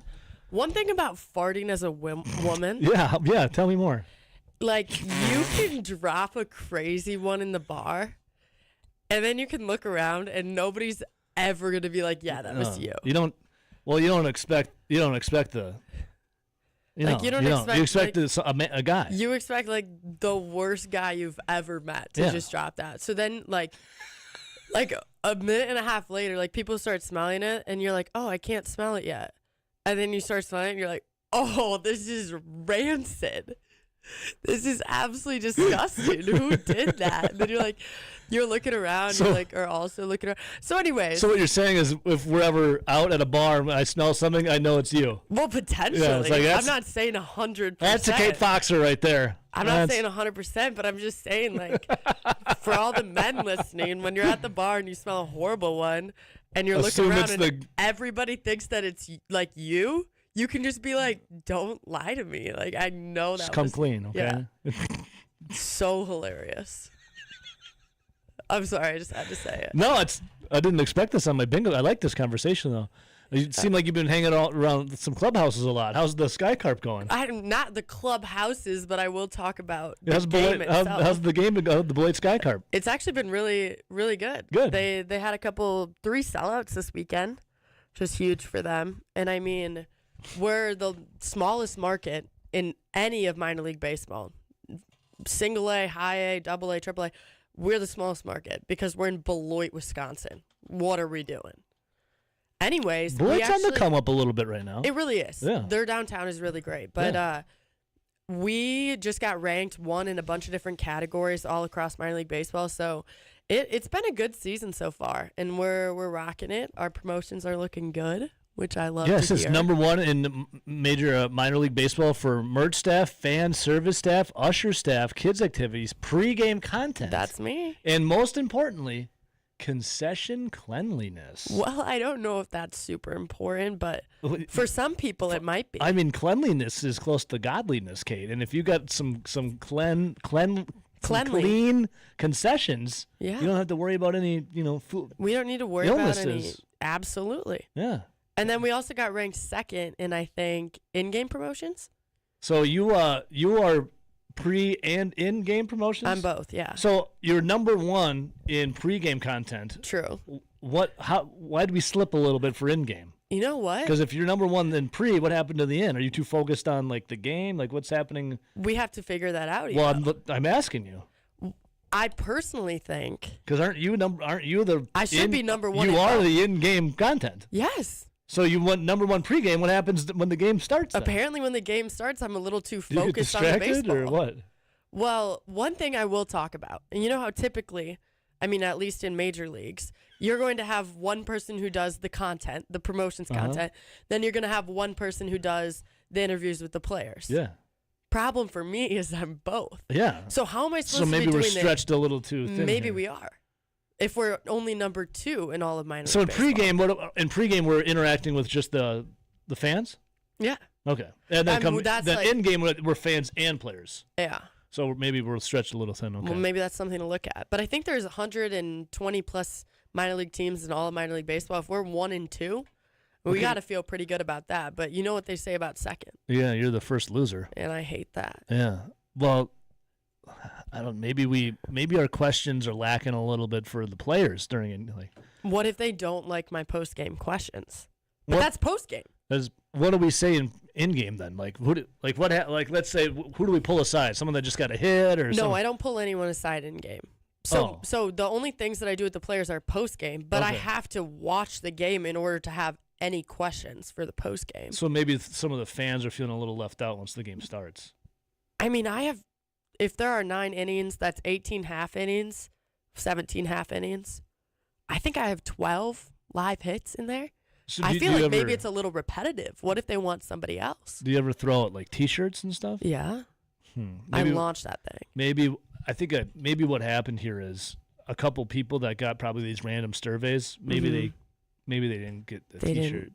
I didn't throw And the they were T-shirt like, to them. "You're like I had fun, Mhm. but I would have liked it just a little more if that Okay, that Kate Karen. Fox Okay, Karen. maybe would have gave me a T-shirt." Well, Is there's it from a always cannon something or to are you improve throwing? on. I throw. Okay. We do have a cannon, but we only use the cannon on sellout days. Gotcha. All right. Because you can't be shooting the cannon. You don't know where it's going. Then what if it's to people who aren't, no seats, empty seats? That would be tough. Yeah, I had a T-shirt like Bonnie Olson for Wisconsin volleyball, Yeah. which you're doing stuff for volleyball too, right? Yeah, Wisconsin volleyball. Bonnie Olson, she had a T-shirt cannon, and Uh-huh. this was probably like 2018. With the CO2. Oh yeah, this was like 2018. I think I was forced 4 interns on me. I had 4 interns. That's unbelievable. I had nothing for them to do, so we found the T-shirt cannon and some CO2 cartridges, Mhm. and I just lined up the interns and I shot them. With the T-shirt, it was fun. It was really fun. That thing can fly too. If you put enough CO2, you give yourself. Oh, that thing is gonna go.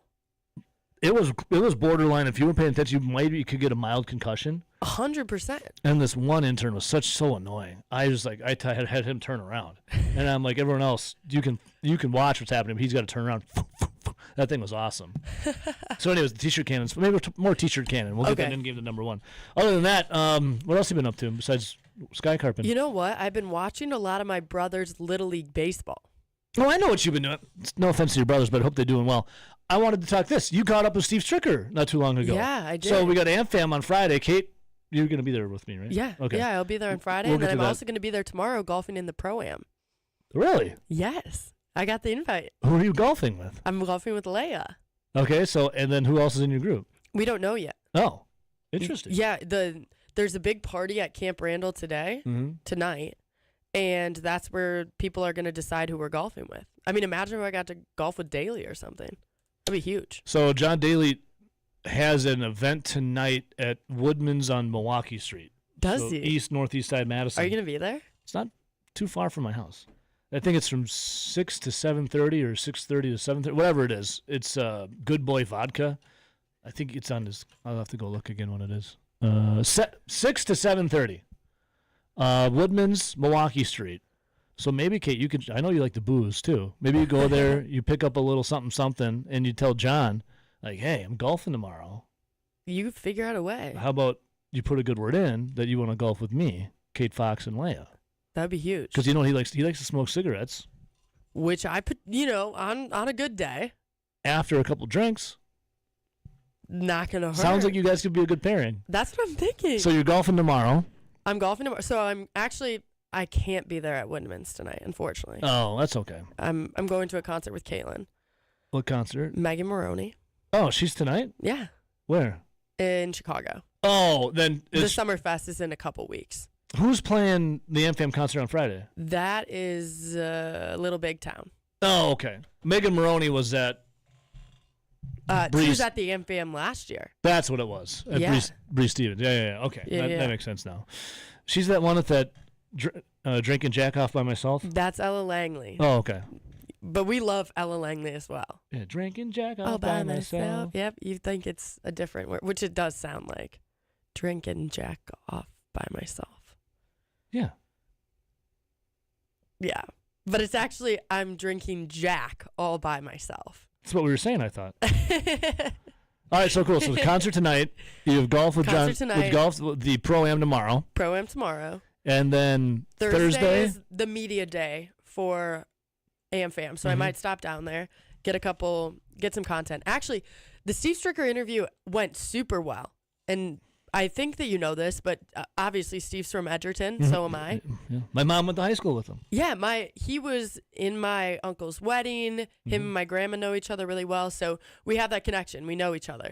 And so when I walked in, he was like, "Hey," and I had listened to the interview before, and I'm not going to say who it was with, but it was somebody that we actually have on our show sometimes. Oh, okay. And yeah, Evo muted us, so I could tell him. But he was just putting the pressure on. And I could hear him doing it. It was a virtual interview. Just what's going to happen with TPC Wisconsin next year. People are wondering, yeah. And it was good journalism, but I just was not interested in. Well, Strick's such a nice guy. Yeah, I'm not interested in getting headlines. I'm interested in having a conversation and making it enjoyable for everyone who's listening. And we'll actually get some more stuff on that today out on the Zone Madison if you want to follow us, Zone_Madison. Yeah. But yeah, so I talked to him for about 10 minutes. We sat down, had a conversation. And then the next day, Strick had told the media team that our interview with Zone Madison was his favorite interview. Strick's the man, dude. Yeah. When we got AmFam, or when AmFam came, it was previously at U Ridge. I got to interview Strick a couple times too. Just a great guy. Awesome guy. Really down to earth. Really nice. So awesome. easy to talk to. Pride of Edgerton. And then, we played your interview a bit on the show when you were not avoiding us. A little too busy. Well, let's not talk about it. A little too busy, some other things. But yeah, your conversation was really great with Steve. Thank you. And then on Friday, I will be at TPC Wisconsin. Kate, you'll be there, right? Friday?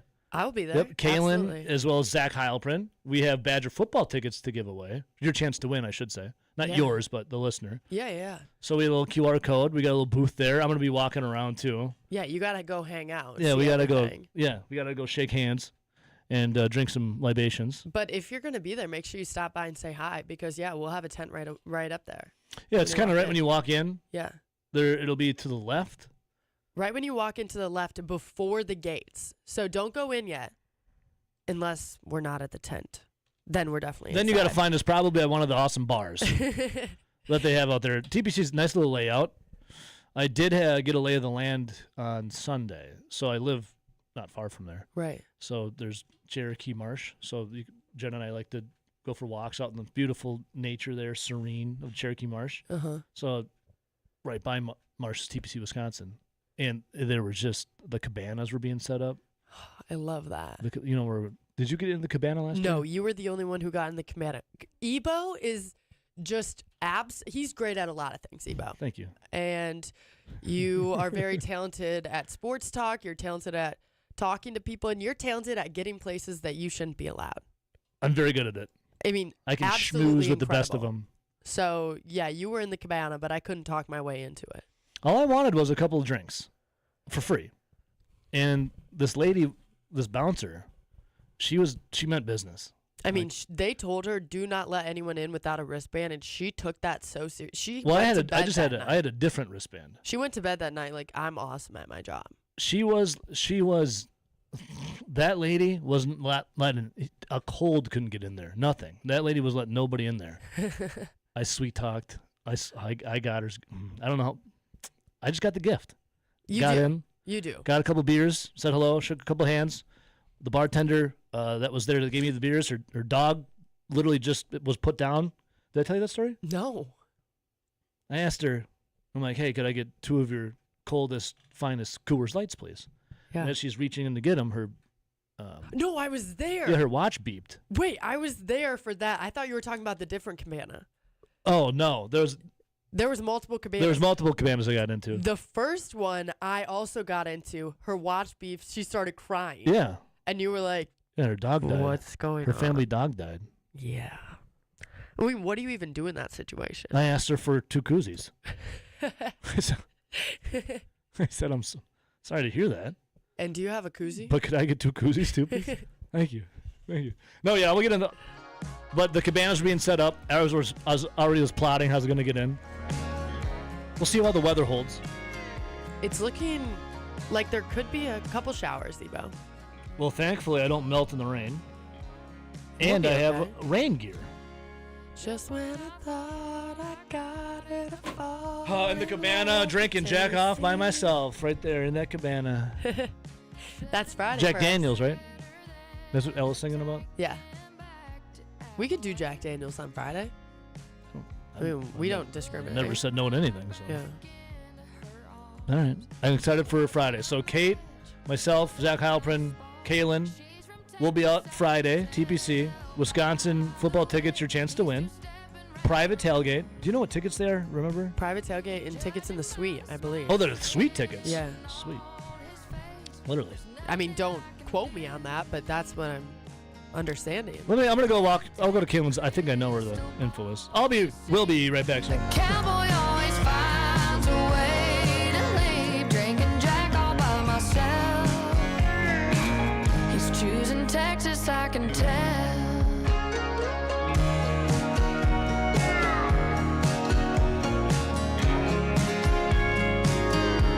Well, I guess he forgot about the Smoky Mountain rain. The old Hank tunes, the Memphis blues we used to sing. He always loved Amarillo by morning. I should have taken that as a warning. She's from Texas, I can tell by the way he's two-stepping round the room. And judging by the smile that's written on his face, there's nothing I can do. It doesn't take a crystal ball to see. A cowboy always finds a way to leave, drinking Jack all by myself. He's choosing Texas, I can tell. Something else I don't understand, motivation tapes. This is Over the Line. Suddenly everybody needs to be motivated? It's a fairly simple thing. Either you want to do something or you don't. On the Wisconsin Sports Zone Radio Network.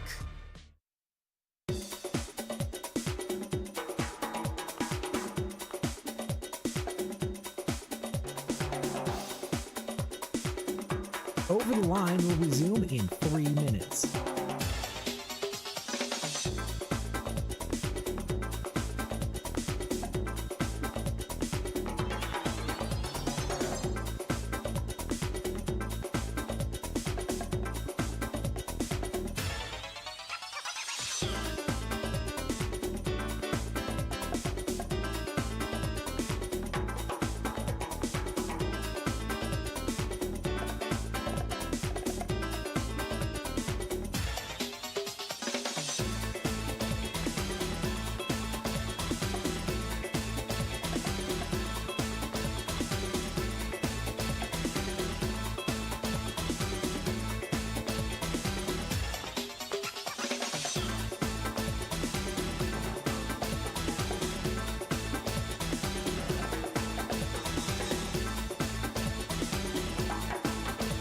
Over the Line will resume in 2 minutes.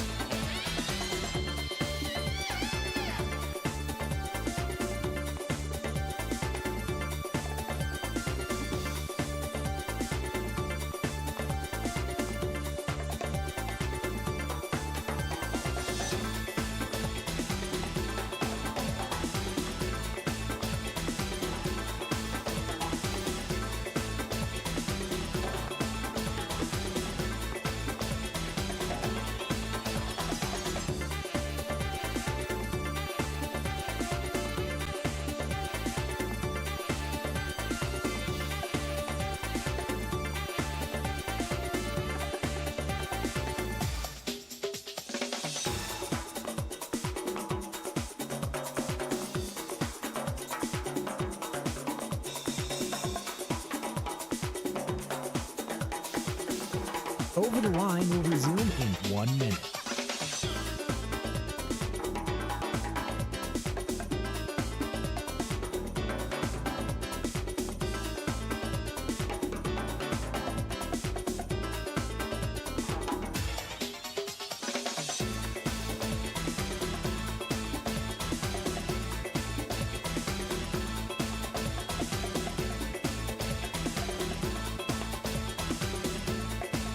Over the Line will resume in 30 seconds.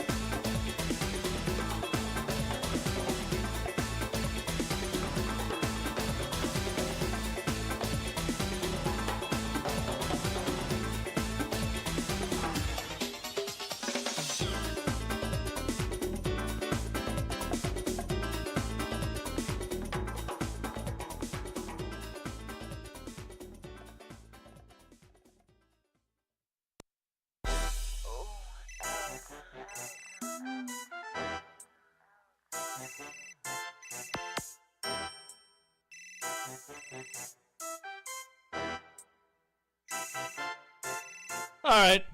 Welcome back in. All right. I got the official giveaway verbiage here, Kate. Thanks to Kaylin for setting it up for us. By the way, I got my parking pass and my credentials, which is nice. You can get your chance to win right here on a beautiful laminated sheet of paper. Kaylin doesn't trust me with a unlaminated sheet of paper.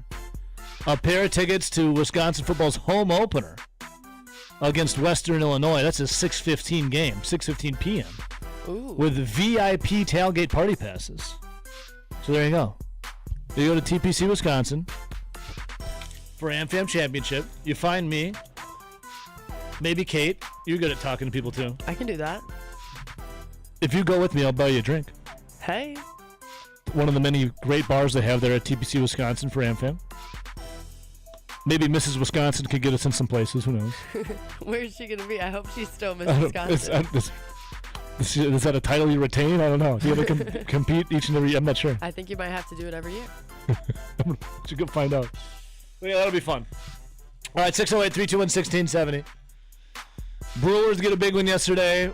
And then there's this. Packers back at OTAs. Now, Packers did not let the media talk with the players last week. Do you have any inkling why, Kate? Oh, let me think. Let me go deep into the depths of my brain. Oh, I didn't even have to. It's right on the surface. I've been asked about it 17 times. 17 times? Swear to What God. question about what? Hey, Kate. Yeah. What's up? Hang on. What setting is this in? It's been in multiple settings. Recently. I saw you recently were on a boat. Were you asked this on a boat Yes, the other day? I was asked on the boat. I was also asked. At a bar? No. Really? At a Little League baseball game. Okay, so a boat, a Little League baseball game. What were you doing The there? Skycarp dugout. Skycart dugout. I was asked at a restaurant and at a bar, and those are all I can think of right now. Also, you at a restaurant and a bar. Restaurant and a bar, or a restaurant and a bar? A restaurant and then A separate occasion at a bar. on a different occasion at a bar. Okay, so you've been asked. And what question is this? And in my own house. Your by own my house? parents. Yep, by my mom. What was it? Do you want a single or a double? Like, what's the question? No, my parents try to only pour me singles. Hence, So try. What was the question then? the question is, Kate, do you think Josh Jacobs is guilty? That's the question you've been asked at all those places. Yes. Do you? Kate, Well, did you see the news about Josh Jacobs? Okay. What's going on? Do you think he's guilty? What do you say? This is what I say. Well, and I've said it for every me single personally, time. I don't have enough information to know if he's guilty or not. I said, accusations like that are serious. Mm-hmm. Even when it goes to strangulation, that means they had to have had something, some kind of marks, some kind of, I'm guessing it was marks, honestly. Well, strangulation and suffocation, that's both a felony. Pretty bad. I mean, in Yeah. other states, it's attempted murder. Really? And so you're looking at some significant time in jail, some significant, Mhm. with the best attorneys, maybe only a little bit, but Yeah, found guilty, yeah. from an NFL standpoint, you're looking at a lot. So I said, you guys, there had to have been something. But the fact that they do not have the necessary means and the evidence currently to continue this case as it was supposed to be means either one, the judge was paid off, or two, he's, there's holes in the story. So Well, I there's said, not enough evidence. I'm going to start off always with believing what somebody says. That's what I'm going to begin with. Mhm. That sucks. Nobody wants to hear it. Nobody wants to hear Josh Jacobs is guilty. And then I'm going to believe with every ounce of my being that until this trial has proceeded, just like the attorneys If there is asked, one. Yeah. I mean, I think they're going to have something. Maybe, yeah. Isn't I it weird, hope though? You not. think that Well, it happened Saturday, wasn't arrested till 3 days later, So I and now think this is really no strange. charges. I think this is really strange that it happens on Saturday. She files on Saturday or on Sunday morning. And then there are 3 days for them to gather evidence. They finally think that it's okay, but Josh Jacobs just walks in and is like, arrest me, bruh. I don't want to do this. Well, Just arrest me. So he turns himself in Mhm. as a stand-up thing to do. and then they bring it to court and the attorneys immediately have all the charges taken off? Yeah, I don't know. I personally think that there has to be a hole. So anyways, that's what I've said to everyone. And everyone I've talked to is like, well, he's too good of a guy. He would never do that. Like, okay. Yeah. So, I mean, we don't know. So I want to wait and see. I want to gather all the evidence, but everyone just wants to jump to he's not guilty, which I would love to do as well. But we have to understand, in order for there to be 5 different charges, including strangulation, they have to have some sort of something. So my hope is that they take it down to just a domestic, but that's still in the NFL is what, 5-6 games? 6 games, yeah. Well, we'll see. I mean, again, we'll see what happens. Right now, it's something to talk about. Well, yeah, you hope all parties involved that nothing serious did occur. I mean, yeah. I mean, the Packers don't want that to happen. Josh Jacobs doesn't want that to happen. Sure, Nobody in hope Wisconsin. The woman's all right and all of that. I mean, yeah, but We'll see. I don't want to jump right to now, any conclusions. I can't but I'm jump sure to she anything is. because I know a lot of people want to jump to conclusions. You I can't. have There's heard no. this rumor. There's no info out yet. I've heard this rumor. Is it true that it's Caleb Williams' ex-girlfriend? I don't know if they were dating or not, but they were. What's her name? Ashley And Cash it has or been something? confirmed that it is her?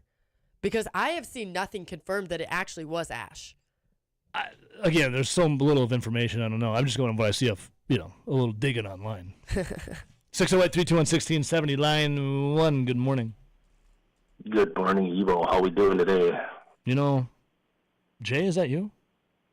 You got it. Hey, you buddy. got What's it. going on, brother? I'm doing great. Hey. How about yourself? First of all, glad Kate could get out of bed early today. Nice.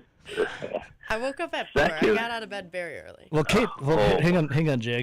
Now usually on Tuesdays, when Kate first started coming in, it was around like 8 o'clock. Then Rob would come on, Rob Reichel at 8:20. Then Kate would be like, "Well, I don't need to come until like 8:45 ish." Yeah. Then it kind of just morphed into it being 9 o'clock. Kate messaged me at 8:21 a picture of her in traffic. And she goes, "Oh, I'll see you at some point." But and I'm like, "Well, what's different than any other Tuesday?" Well, I was trying to be early. I woke because up early. on Tuesday she come in at 9 anyway. She texted me at 8:20 in traffic. I'll see you at some point. At 8:20, I would have been here at 8:30. I was like, "What's this? How is this different than any other Tuesday?" Anyways, It was horrible. I was sitting on the beltline for 20 minutes straight. Okay, I'm done. Let's just put it this way: you weren't putting out an APB for her or anything at that point yet. You weren't. You weren't worried. So in my mind, she was perfectly on time. Yeah, absolutely. All this Josh Sweat talk, it's got me back to when we used to slow it down back in the '90s with a little Keith Sweat, and I'd like to see. Yes, I'd like to see Keith Sweat come to Green Bay and put on a little concert. He must be in his 60s by now, or maybe 70s. I don't know, but I want to tease you. Get up there. I want to please you. Did you see the video? There's a guy in a cruise ship. He's like a 21-year-old white guy, and he's in like the demographic of that loves Keith Sweat in the 90s, and he just bust it down with a little Keith Sweat, and everyone falls in love with him. It's one of the funniest videos.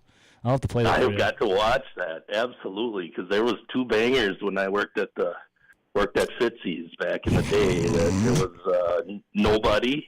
And Jake, God, what's the other one? Twisted Over You. So Girl, you got me twisted over you.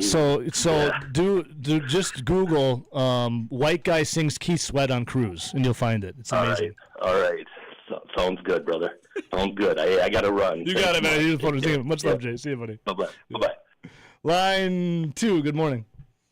Good morning, my friend. Z and the D. Hey, bud. Hey, buddy. Hey, Kate. Hey, Z. Stop. So I'm going to weigh in on multiple things. Please. With the Josh Jacobs thing, I'm going to go with that. He did something, wasn't as big, but the girl reached out to him. That's why the charges kind of got dropped, because there was probably like some hush money that was probably sent. So I think he's still going to get that 6-game suspension. But I think that's why he went in to turn himself in, because there's something that happened, but it wasn't as big as they made it out to be. So that's why some of the charges probably are going to get dropped. So you think they're going to make a little plea deal? Why don't we I think just kind of wait to see what happens? I think the plea deal already happened between the two parties. That she reached out to him when she went to put in the thing on Saturday or Sunday. She said, "Just let you know, I put in some charges against you, and this is what you're probably looking at." And then he probably pondered it, and he probably sent her back some money of some way. And then this is all just you throwing it out there, right? this is me throwing it out there. Yeah. And then he finally turned himself in, and then at that point there were some holes in the story from her to him, and so that's why some of the stuff hasn't been brought up as much. So that's that one. And then we'll go with the Rams.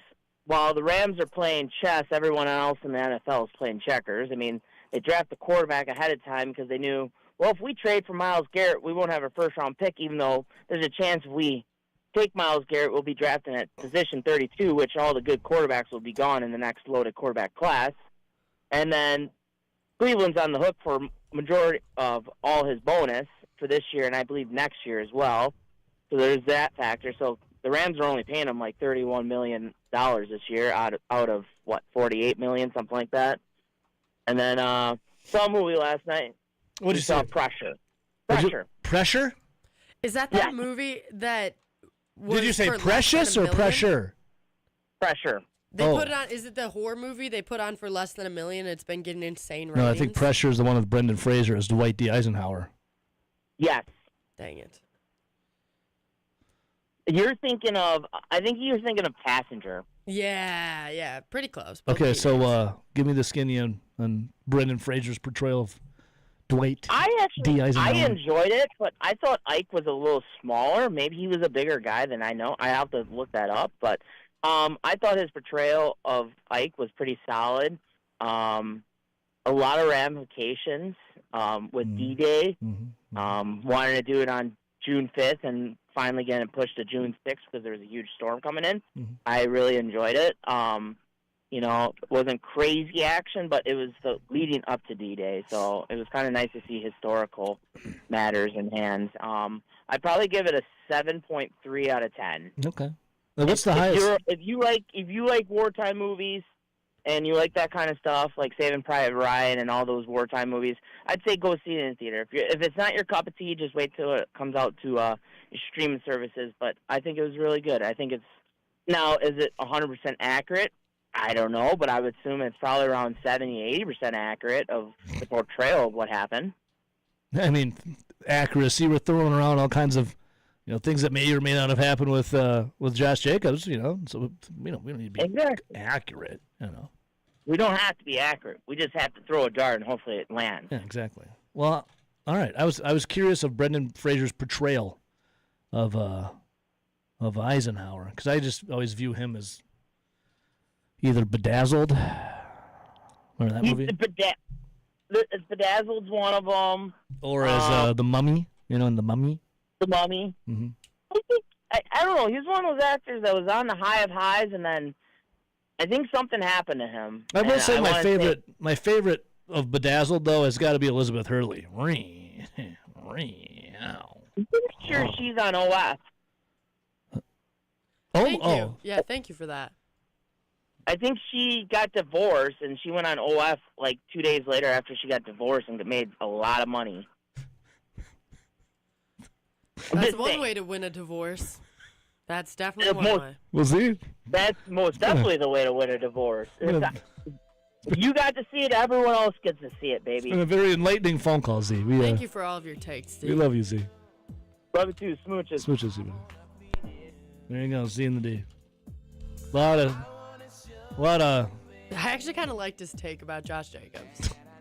I think you guys are just like, yeah, this judge is paid off. This was paid off. No, I did not say the judge was paid off. I said potentially, but I want to put on record. I didn't say it. I just said potentially. I want to put on record that I do not think that happened, and I also want to put on record that I hope Josh Jacobs doesn't get suspended until week 13, and then we can make a trade for potentially Lucas Van Ness. Let's have him play really well at the beginning of the season. Here's what I want. Here's a package for it. I just want everything dropped. I just want a little clarity. I just want some info to be released. That way I can inform an opinion that isn't jumping to a conclusion where, maybe judges are paid off or this I is didn't happening. say I'm not that. saying you did. I'm not saying you did. I'm just waiting. I like the more will be revealed. I'm waiting for the info. You're being a gatherer, not a hunter. I'm gathering.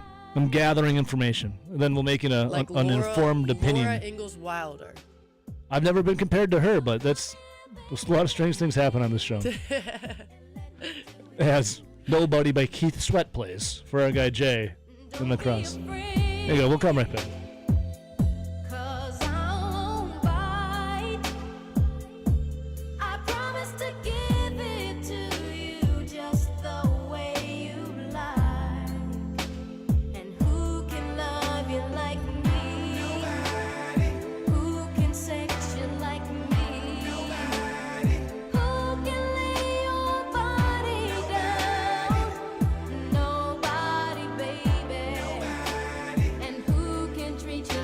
This is Over the Line. I want you to be nice until it's time to not be nice. On the Wisconsin Sports Zone Radio Network.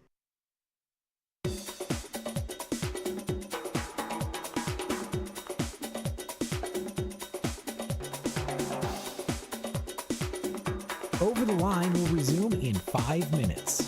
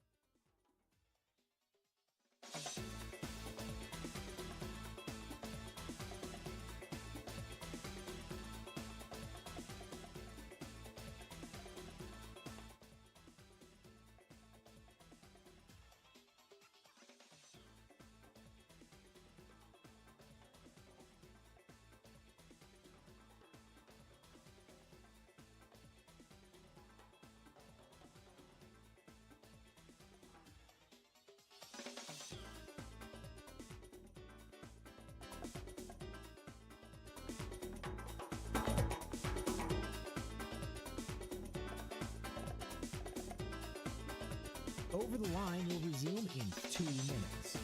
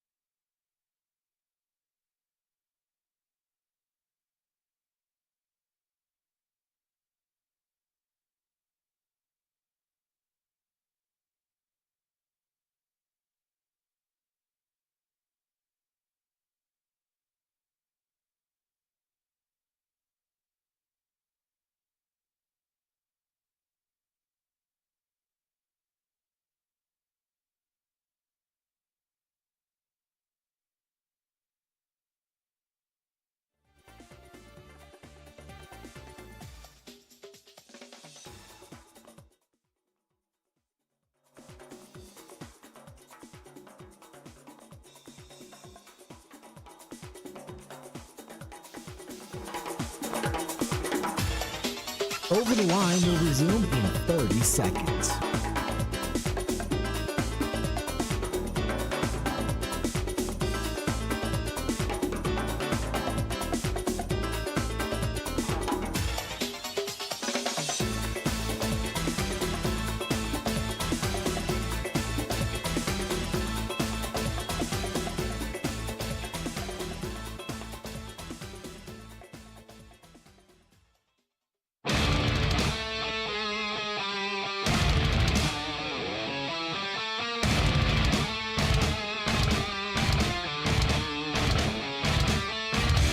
You know what really jumped?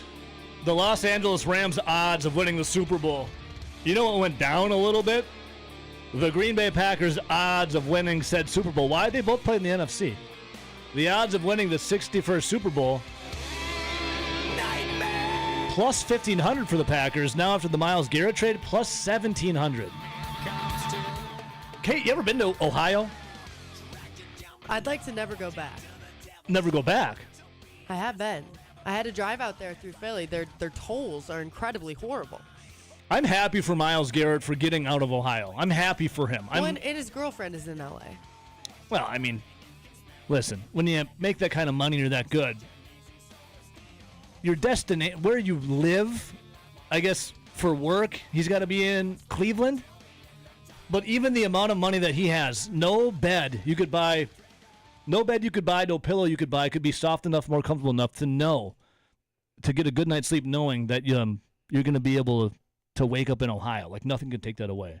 You're waking up in Ohio. You could go to sleep knowing that even I'm going to wake up in Ohio tomorrow. Maybe this bed will have me have a good night's sleep. And this pillow, no amount of money could ever help that. Once you got out of Ohio, though, it's got to be a relief off of his shoulders. And competing for a Super Bowl, Ebo, come on. The Rams are all in. Packers, we'll see. Vagabond John, good morning. That was a great point from Kate. His girlfriend is in L.A., and despite what they say, Ohio is, in fact, not for lovers. Great song, by the way. I feel like that's a karaoke. I feel like that's a karaoke song for you. Z and the D and I did that. I think it was somewhere in the Dells. Probably Mom's Garage or whatever the garage bar is up there. A little Hawthorne Heights, anyone? Little Hawthorne Heights. I think everybody in the room felt a little bit uncomfortable. Not sure it was the right crowd. But we had fun. And that's all that matters. That's all that matters. In karaoke, it's just about your own experience. It's like when my buddy said, hey, let's do Bullet for My Valentine. And I'm like, dude, all of these kids are 22 years old. They're like looking for Sabrina Carpenter, and this is about as far as we're going to get. But we did it.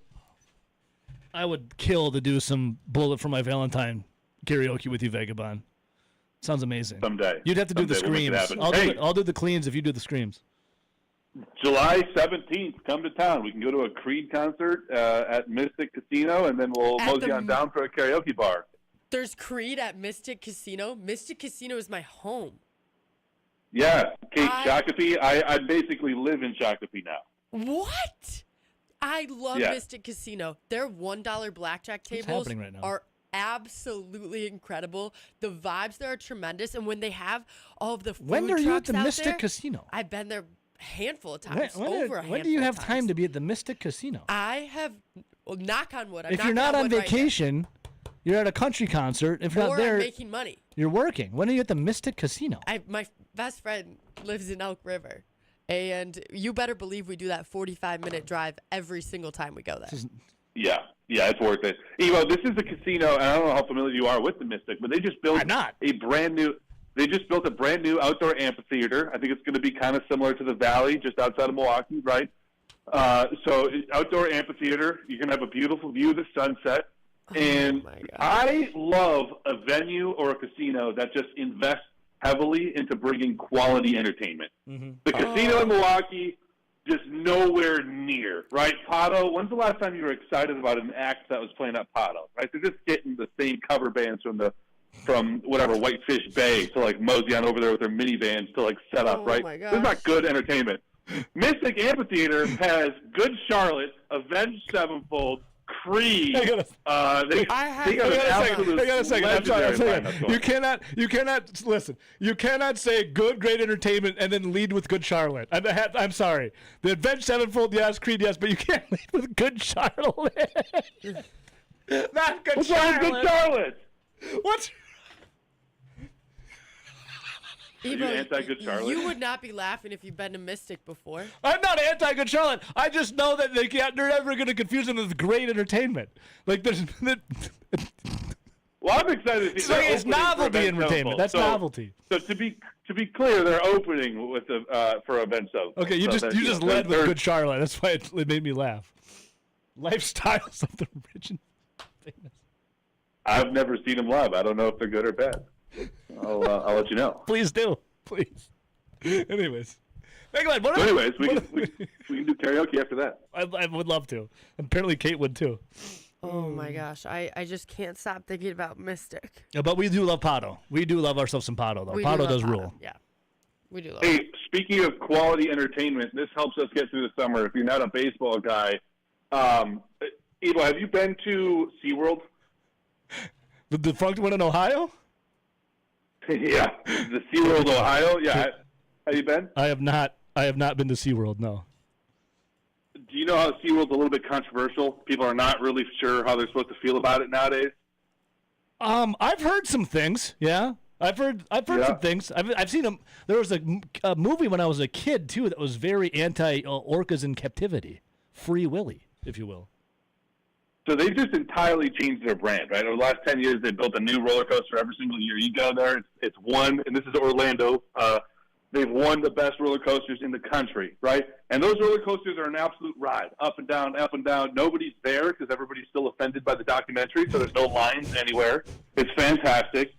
And if you know what it is, you know you're not going to go for the entertainment on the actual field. Mm-hmm. You know you're not going to go for the actual shows anymore because the shows are ass. Probably for a good thing because, more control over what they're allowed to do at the shows. Mm-hmm. You just go for the roller coasters and you just say, I'm going to drink beers, I'm going to have a great time, I'm going to ride some roller coasters. That's great. So that's my analogy for getting through the summer with Wisconsin football recruiting. Oh. It's not what it once was. It's not. If you're going there for the Orcas, if you're going there to watch these guys actually play football, if you're thinking about how these guys are actually going to impact your program, you are approaching summer recruiting incorrectly. You need to just sit back, enjoy each and every ride. There's going to be a lot of them. There's not going to be a line, right? You're going to be able to engage with content all day long. And random kids from South Florida are going to commit, and then months later they're going to decommit. These guys are never going to have a real impact on the Wisconsin football program. But if you just sit back, relax, and enjoy the ride, you can have a little fun celebrating when a 17-year-old kid that has no intention of ever stepping foot in the state again, commits to get a bunch of likes on social media so that, when the coaching carousel opens up and everybody's fired and desperate and paying extra money, in December, that's when they're going to go cash in their payday. But for now, they're going to commit, get a bunch of likes, and make everybody feel good. How'd I do? I thought that was great. And there's some guys sitting around saying, back in my day, we used to see these orca whales in captivity, and they were amazing. They would do tricks that would blow your mind. That's the old heads for Wisconsin still sitting around like days gone by a SeaWorld vagabond. And now it's totally, yes. I think that's a fantastic, amazing analogy. Wisconsin recruiting a SeaWorld. Total brand shift, right? Total expectation realignment. And I think it is smart. If I were 17, 18 years old, or if my kid is 17, 18 years old, I say, hey, what can Wisconsin give you up front? Go commit to them now. Don't worry. A bunch of schools are going to fire their coach in December after the season. Mm-hmm. They're going to be desperate to do a total overhaul, and that's when you're going to cash in on these desperate teams. And if you don't find an opportunity in December, you can always fall back on Wisconsin. But I think the game has totally changed. And I think all these early commits, we had Amari Latimer committed for 6 months last year. Yeah. We had every podcaster out there putting, hours worth of content breaking down this cat's film. All of a sudden, James Franklin's fired by Penn State, goes to West Virginia. Yeah. Amari Latimer is gone the next day. And all of a sudden, the orca whale kills the trainer. All of a sudden, the orca whale kills the trainer in the tank in front of an audience. And it's just, now what do we do? Now we got to pivot again. Unbelievable. If you want to get hammered and the only other patrons at the park are cheap field trips, SeaWorld is the place to go. So cheap beer, great rides. That's my ad for SeaWorld. I never thought that we would have a SeaWorld endorsement on Over the Line. And here we are. And here we are in honor of Wisconsin. Vagabond, you never cease to amaze. Grant, I got to dive deeper into your hate on Good Charlotte now, too. It's not hate. They're just, I don't think you consider them a great act. All right. It's not hate. Well, I know Grant will hate them. Grant, Good Charlotte, when they first started, would hand out Bibles. Mm-hmm. Before and during their concert. I don't hate Good Charlotte. I just don't like the Twin Cities exceptionalism coming through on the phone Oh, from Vagabond John right now. I live in Shakopee. Oh, okay. They created a million Wanakes over there in that metro. That's what they did. And I like Wanakee. Oh, it's not like Milwaukee. Everyone in the minivan. Dude, you live in Shakopee. You live south of Eden Prairie, okay? You just created a million Wanakes. They created a million Wanakes around the Twin Cities metro. All right, we love you so much. I have to hit this break. Everybody. And just to be crystal clear, we love Pato the most out of any casino. Pato is the creme de la creme. That is the best. Pato's one. I'm going this We weekend. like Mystic Lake. We love the Pato. Okay, I'm going to Pato this weekend. Kate, are we? Yeah. We would appreciate you dumping your entire paycheck to Pato. We have to take a break.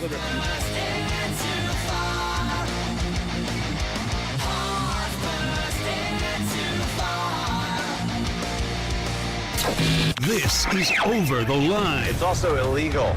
It's not illegal. It's frowned upon. On the Wisconsin Sports Zone Radio Network.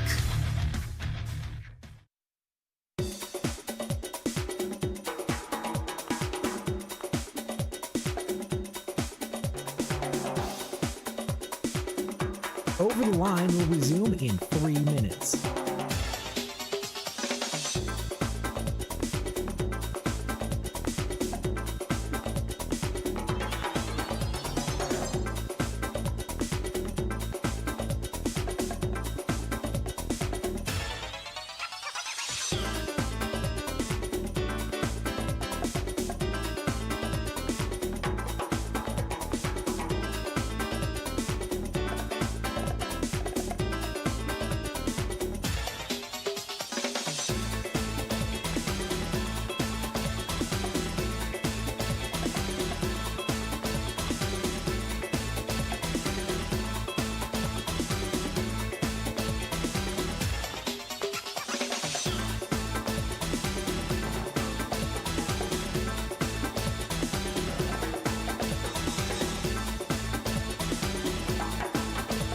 Over the Line will resume in 2 minutes.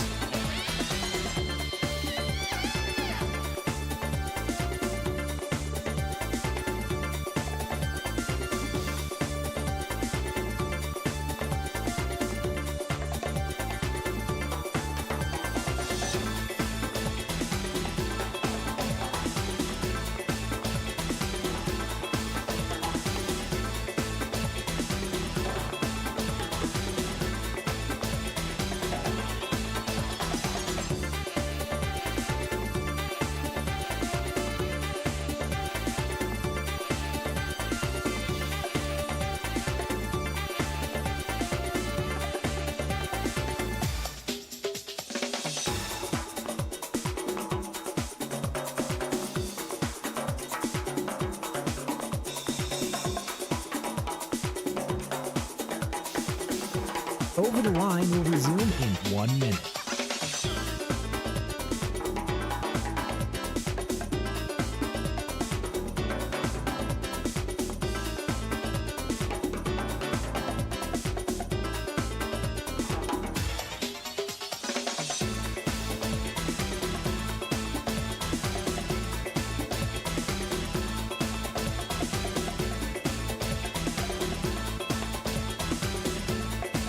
Over the Line will resume in 30 seconds.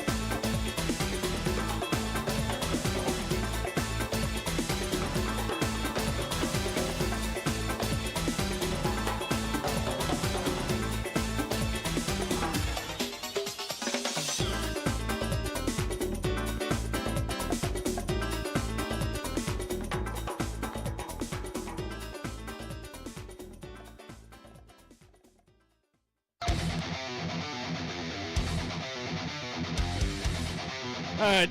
That's about it for us. Kate, thanks for coming in. It was nice seeing you. Yeah, it has been. It's been a minute. Let's make sure it doesn't happen again. Well, that's you know where I am. I just never know where you are. So it's nice to see you. Enjoy Megan Maroney tonight. Thank you. Drink and jack off by myself. That's Ella Langley. Oh, sorry, that's Ella Langley. So close. Well, enjoy Megan Maroney. I don't know her song. It's okay. Am I okay? We'll see you guys. Are you? I don't know. We'll see you guys tomorrow.